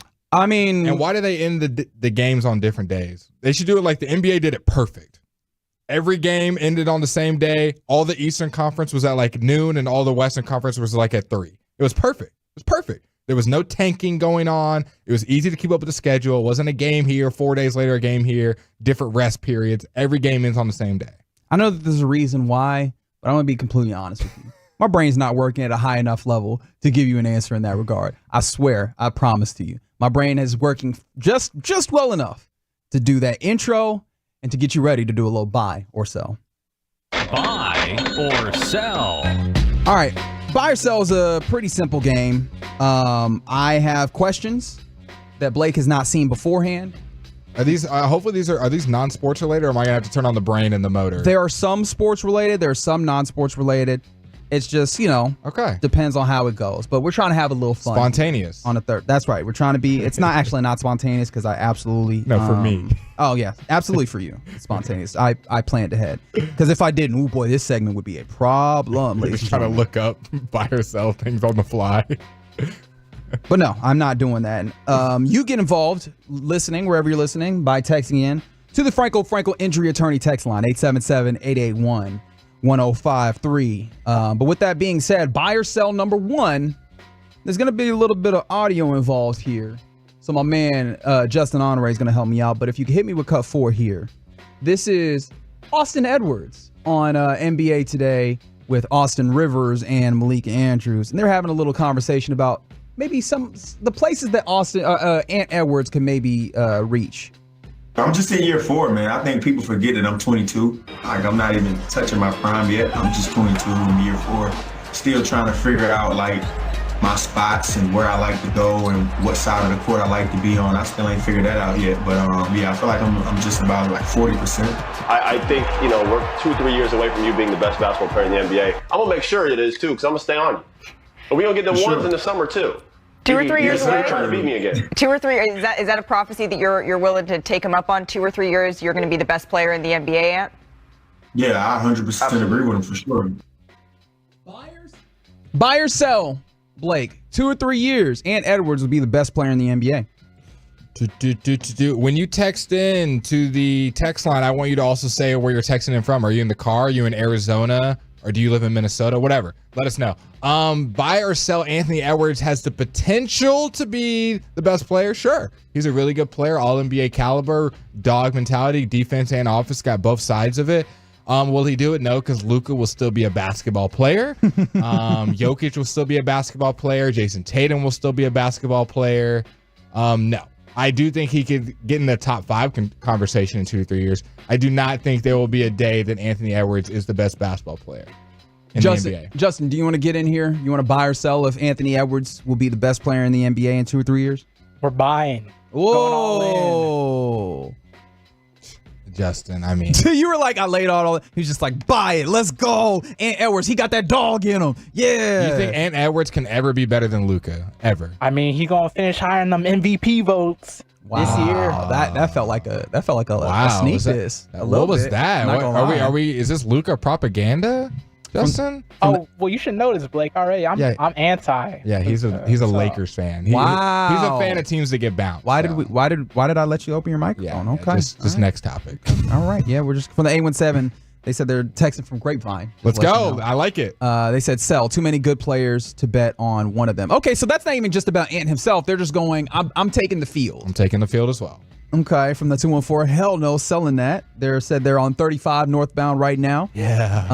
From the 940, they said they're buying it, and they're from Fort Worth and driving. Love it. Okay, all right. You're just adding more work for me when I read these texts. I don't appreciate what you did there. I appreciate you guys texting in. I don't appreciate Blake. Buy or sell number 2 happening right now, as we got news earlier today that Boeing is aiming at doing something transformative in the transportation business. Boeing, the airplane place? That is correct. Oh, gosh. They are aiming to bring flying cars to Asia by 2030. Yeah, Reggie, I'm going to stop you right there. They don't need to be doing anything new. They need to be fixing their airplanes. That's what they need to be doing first. Blake, that you'd be an early adopter. I'm going to sell all my Bitcoin, all my Ethereum, every currency that you can, and Boeing doing anything transformative in the aero technology world. Please no. How many people would have to have ridden in the flying car for you to get into it? Any flying car or a Boeing flying car? Because those are two different answers. The Boeing flying car. A gajillion. Okay. All of them any in the flying world. car. Any Another company. Let's say Ford came through with the Ford. I was going to say Tesla. Flying car. Elon and all that. You good with the Tesla flying car? Yeah, I would do that before a lot of them because they've been pretty advanced in the technology world. I'd say 25,000. Wow, look at Justin's face right now. All right, first of all, buy or sell Boeing getting into the flying car market. Absolutely selling that. But, bro, come on, a Tesla? Yeah. They just have just as many problems as Boeing. No, I'm taking it. I'd say 25,000 people. Okay, all right. What about you? What's your number? Buddy. 65 million? I don't know exactly how high, but it's definitely I think it's 7 figures actually. I think I need to see 1 million people get into that thing. Do you need to physically see it, or do you need to see the reports? I need to know that people. I mean, I don't think you're gonna see 1 million people. Like, all right, I need to go to a with the show clicker. You're with the clicker. You're just like, all right, that's 13 people, 14 people, 15 people. All right, we're making it. From the 469, sell. Hey, yo, that light pole getting kind of close. That's crazy. From the 214, haha, we can't even drive cars. Correct. Yeah. We're bad at this. Imagine the insurance claims when you crash. Oh, my goodness. Oh, my God. I hadn't even thought that far. Oh, my gosh. Sorry, I crashed my car and hit a plane. Can you imagine the aerial swoop and stop? I feel like it's going to be harder to do the aerial swoop and stop because there's like a third dimension. You're trying to cut people off and you run into a hole. But the money's got to be great on the aerial swoop and stop, to be completely honest. Do you put your blinker on in the air? Yeah, I need a... Like, is everybody going to need air traffic control then? Right? Like, am I going to have to... That's a lot to think of. I'm going to stay earthbound. Imagine you got to be in the air and you got to charge your car to 209. You didn't put enough fuel. You thought you'd get to work with enough fuel. You just start dropping. From the 682, I would trust a Ford flying car before buying it for damn sure. Okay. All right. I like what you're doing there. Buy or sell number 3 right here on the Get Right on 105.3 The Fan. I'm going to take you to Memphis, Tennessee now, Blake. Memphis, Tennessee. Where the story is that a man was arrested by Memphis police, and they say that he attempted to rob a gas station. Not smart. You know it's from Memphis. With a live snake. No, that's smart. I don't appreciate the fact that this man's name is what it is, but his name is Reginald Cook, 26 years of age. He's charged with 2 counts of attempted aggravated robbery. His bond has been set at $4,000, and at around 2 a.m. on Monday, he walked into a Shell located on Elvis Presley and made a purchase. About 30 minutes later, he went back to the store, demanded money from the register. The cashier thought Cook had a weapon because he kept reaching into his clothing. After the cashier refused, Cook left. Then 35 minutes later, he came back with a live 5-foot snake wrapped around his neck and carried a green backpack. And he said, "Give me the bleeping money," while reaching inside the backpack. And I don't know what's inside the backpack because I was like, how do you use your snake to try and, or use a snake to try and like get money? But regardless, buy or sell aggravated robbery with the live animal as a way of trying to get some money. I buy that. That sounds pretty legit because people know what to do when you got a gun or a knife. They've probably been in that situation, especially if you're a gas station clerk. But what do you do when there's a snake? Oh, you're like, now this is just like... You don't know what to do. They're destabilized. They don't know where they are. You come in on your flying car by Elon Musk and you land and you have flying rattlesnake. This is my fault. Not a flying rat. You have a rattlesnake in your hand? Flying rattlesnake? Oh my God. And you throw that at the counter? It's over for us if rattlesnakes are flying, right? We're out of here. More so than other snakes, since we're getting into What's the word? Not anthropology. Endo, right? You're thinking entomology, and entomology is what is spiders? Someone text us in the study of spiders. Yeah. Or no. Why am I saying spiders? Snakes. What's the study of snakes? Anybody smart? No. I mean, I'd have to do the Googles, and at this point, my brain is not. Remember even that one day when we did that? When we were doing all the studies. Yes, I do, and that's why I remember, because I'm like, I'm not doing that again. 817, bye, because an attack snake is wild. Like, does the snake have commands? Like, sick him, right? Like, is that what we're doing it's here? like Harry Potter. You know, when they had the snake do all kinds of things. Okay, all right. I'll take your word for it. You've never seen Harry Potter? No, Reggie? I've not. Oh, Reggie, you haven't seen Dinner for Schmucks, Black Mirror, Correct. or Harry Potter. From the 817 Looney Tunes level robbery. Hey, give me those coins. Yabba dabba doo. Was that pretty good? I don't even know what you were quite going for necessarily, but okay. How does Mickey Mouse rob people? Wait. My. No, I'm not doing. He's doing this it is intentional. It has to be intentional. It has to be. I don't know if this is the right thing. I don't want to read this out loud on the air. The text that just came in. Is that herpetology? Okay, I just didn't know if that was. No, that's not true. See? Are you sure? See? I didn't want to say have it in front of me. I can't pronounce it though. Or try to. Ophidology. It's like spelled OPHIDOLOGY. I think you just made that up. That's y'all gonna make me do my Googles.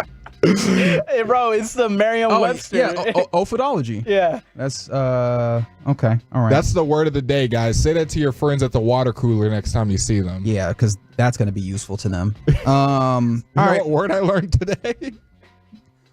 Ophidology. Buy or sell number 4 before we go. I seen this on the Twitters. And this, my friend Blake, as I'm showing it to you, you might be able to see it. I see it. I've seen that, the croissant thing, right? This is a crispy chicken Caesar salad on a croissant sandwich. Buy or sell a Caesar salad croissant sandwich. Buy. Chick-fil-A should do this. They should add it to this menu tomorrow. Sounds like a Chick-fil-A thing, right? Like Caesar salad and buns. They're big on that, eh? I guess. I don't know how to answer that. Because they have salads and they're so big on the chicken sandwich and their buns. And so you mix the two. Why? I honestly, I feel that's a good combo. Chick-fil-A could probably have $1 million deal. I would buy that. I love me a good salad, especially with croissant and some good seasoning. What are we doing with the Caesar salad sandwich? Does that not feel like we're doing a lot here? Okay, there's chicken on it, yes? I'm guessing? Absolutely. Fried chicken, grilled? I think that makes a big difference. This is fried. If I'm eating a salad, I want to stay a little healthy, so give me grilled chicken. Yeah. Sounds great on Highway 67. 214 said they're buying. We're just Justin, are you in the same place? You're eating a chicken salad sandwich. You're buying that? No. What's your objection with the chicken Caesar salad sandwich? I mean, why not just eat a regular Caesar salad sandwich? Or a regular Caesar salad. Okay, we could do that a lot, Justin. Why not just eat? That's why we have combos. That's why things were made how they're made. We could just eat vanilla, bananas, and whatever else goes on a banana split alone, but we made the banana split to have it all encompassing in one. Okay, so like, how's it gonna work? Is like the bun a crouton? It's croissants. Oh, it's croissants. Oh, you said croutons. No, I saw where you were going. Yeah, I messed with the vision. I see where you were going. Then what's the point? Somebody said, I like tuna salad sandwich. I like chicken. Why not? Ugh, I hate tuna. Okay. 817 sell because fried chicken doesn't go with Caesar salad. Fair. From the 817, bread Zeppelin is basically a Caesar salad sandwich. It's fire, dude. Okay. All right. It was just a thing I saw and I was like, let's throw this out to the masses. So there you go. That's a little buy or sell on a Thursday evening in the Metroplex. I don't know what exactly we just did, but the 817 said a salad is basically just a deconstructed sandwich. I'm too tired for this. I think it is. I mean, I depending on the salad, but I mean, like you don't have enough bread in there. But it's crouton version. Not every salad has a crouton though. That's true. Like I mean, a house salad doesn't always have. Yeah, it's all good. I appreciate what we're doing here. I think I get where you're going for. I appreciate the effort. That's how we do buy or sell. So get right here on 105.3 The Fan. Mercifully, next segment is the final one of the evening. It's called The Final Call. We'll do it next on The Fan. Coming up Friday morning on Sean and RJ, how did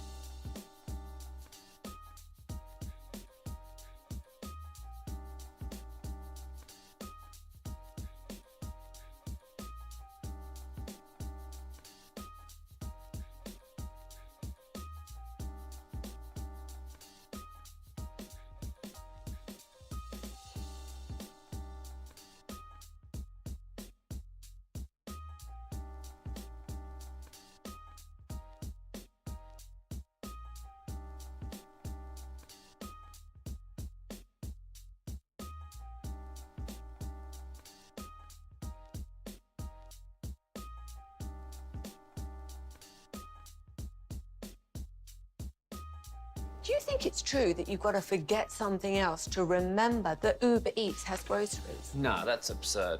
Hey, remember when you used to be a, what was it, Pepper Lady? Pepper Lady? Wasn't it Cinnamon Sisters? Basil Babes. Saffron Squad? Nutmeg Maidens? Paprika? No, Nutmeg Maidens. I just said that. Was it Spice Girls? Doesn't sound right. Was it Saffron Squad?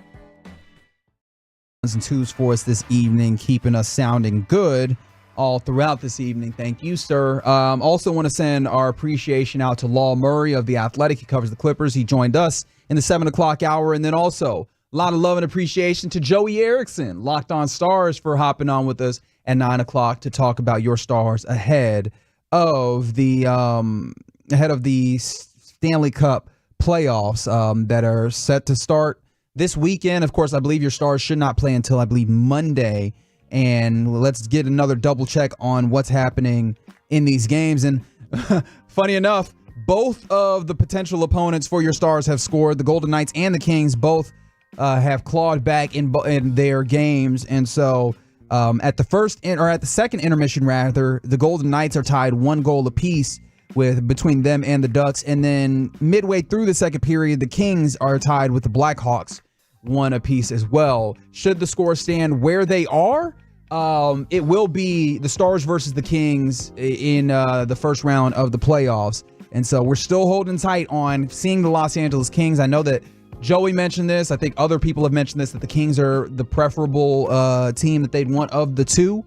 But this remains to be seen, because as of right now, the Golden Knights have a 1-point lead over the Kings. And so that's really going to be the determining factor, is who ends up with more points at the end of the evening. And as of right now, they will both get this equal amount of points, which would keep the Kings below them, second wild card spot. And of course, they would match up against your Stars. Real quick, it's the final call here on 105 through the Fan. I typically keep it real low key, but I do want to get a little sportsy here, if you don't mind. The Dallas Morning News wrote an interesting piece, and Michael Gelkin, who works for the Dallas Morning News covering the Cowboys, talked about the advantages of keeping Tyler Smith at left guard. He talked to Duke Manyweather, who a lot of people will know in this area is an offensive line guy. He does a lot of training and coaching with various offensive linemen in the offseason, getting them right, getting them ready, getting them up to speed. And he was talking about the idea that Tyler Smith is a special guard, is the word that he used. Quote, he said, special guard could be an okay tackle. Yep, sure can. But I think fans like to romanticize what he was at tackle in his rookie year, even though he was a rookie. The best way for me to describe it is Tyler's superpowers at guard become his kryptonite a little bit at tackle. He went further to say he's an aggressive, in your face, be able to jump, set, and kick and up kick guys in the pass game. He's able to roll guys and have violent hands at the point of attack, getting on guys early in the run game. At tackle, you can't do that. At tackle, you have to be more patient. You have to stay within your frame, within your technique, so on and so forth. One, do you feel like you agree with Duke Manyweather? And of course, I feel like this is an unfair place I'm putting you in. Do you feel like you agree with the dude who does this for offensive line? Yeah. But then also, does this then give you more solace in the idea that the Cowboys likely keep Tyler Smith at guard and draft a tackle as opposed to doing any level of musical chairs? Yeah, if y'all have been listening since I've been on, I've been preaching Tyler Smith staying at guard. I understand he did play tackle his rookie season, but I just think the improvement you saw at him at guard, he was all pro level this year. Why cover up another hole and make another one. So I'm all good with keeping him at guard. I think that was really nicely pointed out that where his strengths are might be a weakness at another spot, and then vice versa. I think you found a sweet spot for him and kind of his aggressive nature, and maybe not the most technique-based, patient guy in the world, but more of an aggressive, let's just get the guy right in front of you. So I'm all for keeping him at guard and drafting that tackle of the future, or maybe moving some guys around the line that they feel comfortable with. Well, the problem is if you're moving guys around the line, that it has to start with Tyler Smith playing left tackle. Because let me take you through the other permutations, right? You play Tyler Smith at left guard. Let's say you draft a left tackle. I don't know, Tyler Guyton, Demarius Mims, what have you. Who are you playing at center? Do you feel good about the idea of Brock Hoffman or I guess maybe TJ Bass at center? And I know that they feel comfortable, or at least Stephen Jones has done the talking that would say that he feels comfortable, even though we're in the midst of lying season, that they feel comfortable with those guys maybe stepping into a role. How do you feel about an offensive line that looks left to right, rookie offensive tackle that you get in the first round, and the left guard you have Tyler Smith, center Brock Hoffman, I know that he's played center. Right guard, Zach Martin. Right tackle, Terrence Steele. Not great, but you don't got many options. I think just with the draft capital you have, I'd love Zach Frazier in the second or third round. But if you don't get that, if you just have that permutation that you have right there, it kind of is what it is. And I think you're going to have a pretty average starting line no matter what you really do, unless you just like hit on the first round pick and he's like a Pro Bowler first year, and you hit on Zach Frazier in the third round and Terrence still has a comeback year, then yeah, you could have a top 5 offensive line. I just don't think all 3 of those things are going to happen, and especially not, maybe you get one of those 3. I don't think you're going to get all 3 of those to happen. So I think you made your bed and you got to lay in it now. Do you like the idea of drafting a tackle and a center in this draft, knowing how much you have that you need to address? Still talking about probably getting a running back. Yeah. Still getting maybe a wide receiver at some point, a linebacker, obviously. I think you have to prioritize that and kind of build for the future, because we talk about Jonathan Brooks, Trey Benson out of Florida State, all these great guys. What is a good running back with a bad O-line, unless your name's Christian McCaffrey? Not very productive. That is a fair you're going to point. go get high capital and want this guy to be Superman behind a very poor offensive line. So I think you got to build the offensive line, and then you find a running back that fits your system, and just kind of, it is what it is. I think people want Jonathan Brooks or Trey Benson to be Superman and save the day. But if you don't, in that position where you get those guys, if you have subpar center, right tackle, left tackle, that running back's not going to look good, and the fan base will be like, why did they draft a running back? He's terrible. He's this. Look who's blocking for him. No, that's an absolutely fair point. I think that was a well-made point. So I just found that to be interesting. And Michael Gelkin is one of those guys that usually gives you a little bit of an insight into what's happening with the Cowboys.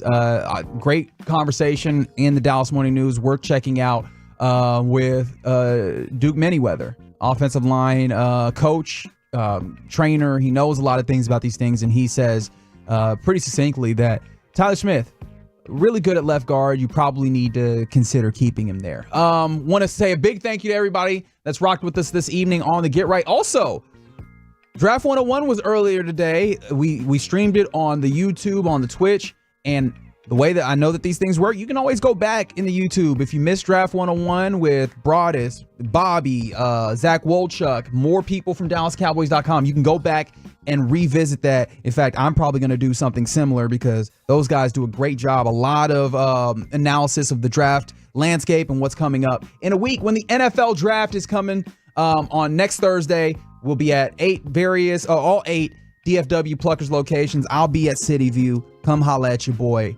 Been a fun one this evening here on the Get Right. Tomorrow, make sure you keep it locked on 105.3 The Fan, Sean and RJ in the morning at 5:30. The KC Masterpiece at 10. They will have on Stephen Jones for the second of his pre-draft interviews to get again ready for the NFL draft next week.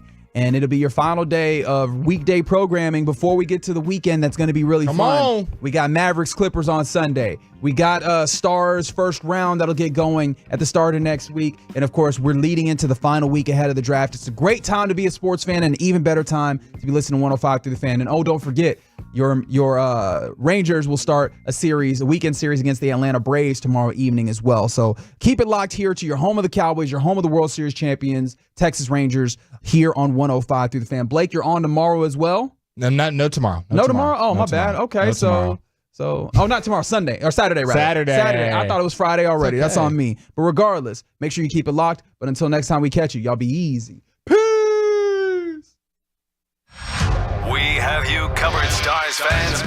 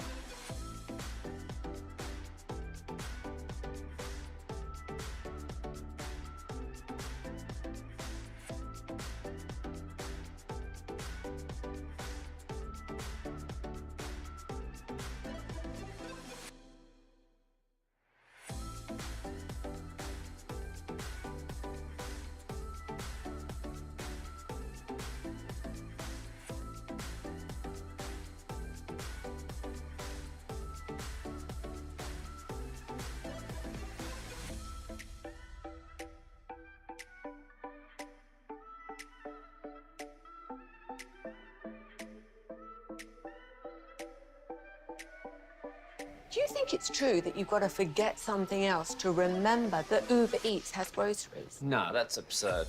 Hey, remember when you used to be a, what was it, Pepper Lady. Pepper Lady? Wasn't it Cinnamon Sisters? Basil Babes. Saffron Squad? Nutmeg Maidens? Paprika? No, Nutmeg Maidens. I just said that. Was it Spice Girls? Doesn't sound right. Was it Saffron Squad?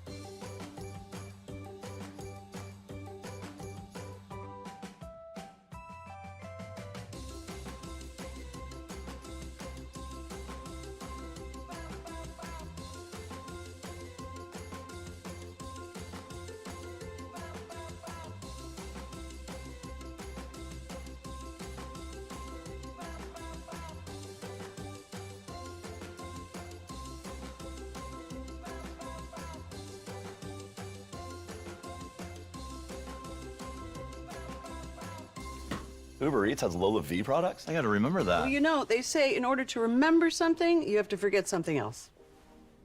Okay, now that is a very cute haircut. That's like a little shag. I've never seen that before. Well, I mean, of course you have. It's the Rachel. Oh, is that your name? No, I mean like your name. No, I'm Jen. My name's Jen. Right, but I just mean like this is your haircut. But that's hair on your head. I'm not saying this is your hair. Okay, freaking me out a little bit.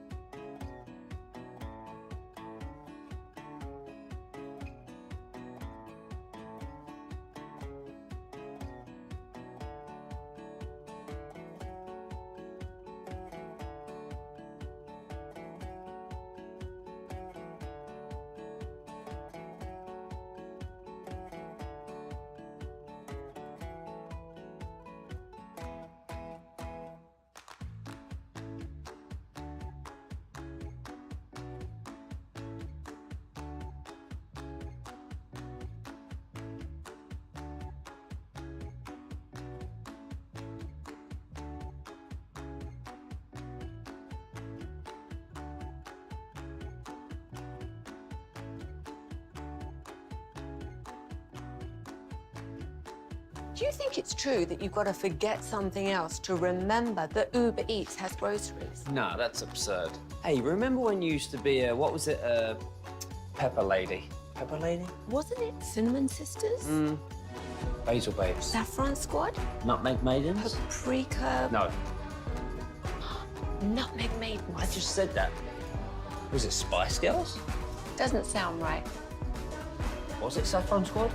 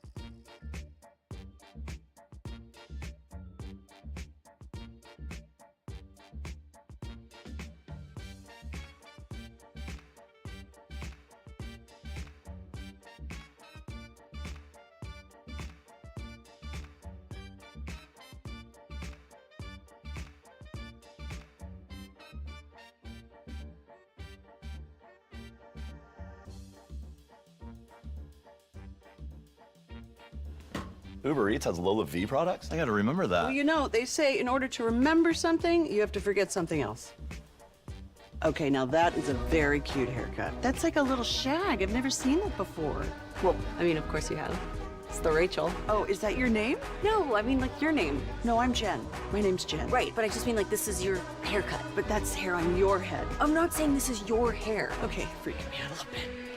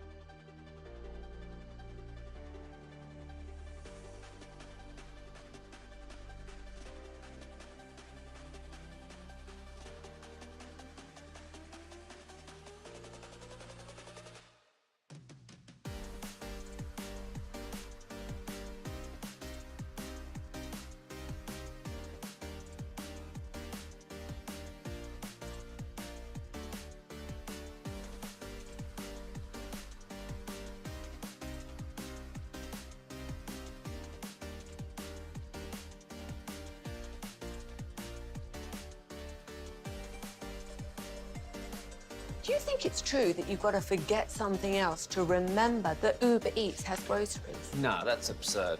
Hey, remember when you used to be a, what was it, Pepper Lady? Pepper Lady? Wasn't it Cinnamon Sisters? Basil Babes. Saffron Squad? Nutmeg Maidens? Paprika? No, Nutmeg Maidens. I just said that. Was it Spice Girls? Doesn't sound right. Was it Saffron Squad?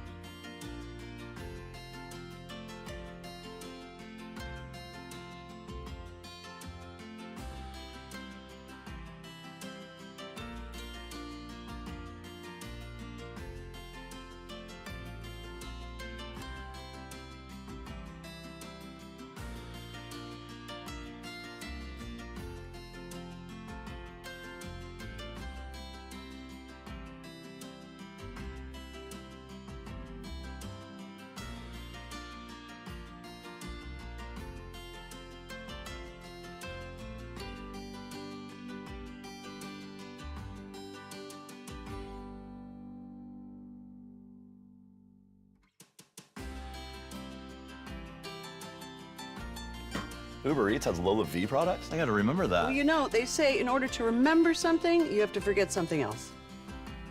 Okay, now that is a very cute haircut. That's like a little shag. I've never seen that before. Well, I mean, of course you have. It's the Rachel. Oh, is that your name? No, I mean like your name. No, I'm Jen. My name's Jen. Right, but I just mean like this is your haircut. But that's hair on your head. I'm not saying this is your hair. Okay, freaking me out a little bit.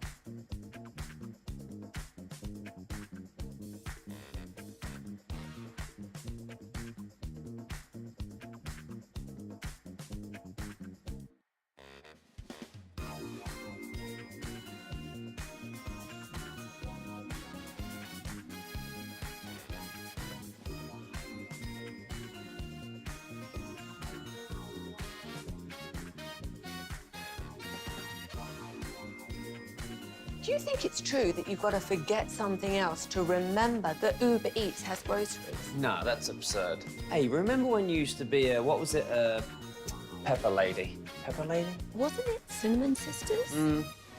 Basil Babes. Saffron Squad? Nutmeg Maidens? Paprika? No, Nutmeg Maidens. I just said that. Was it Spice Girls? Doesn't sound right. Was it Saffron Squad?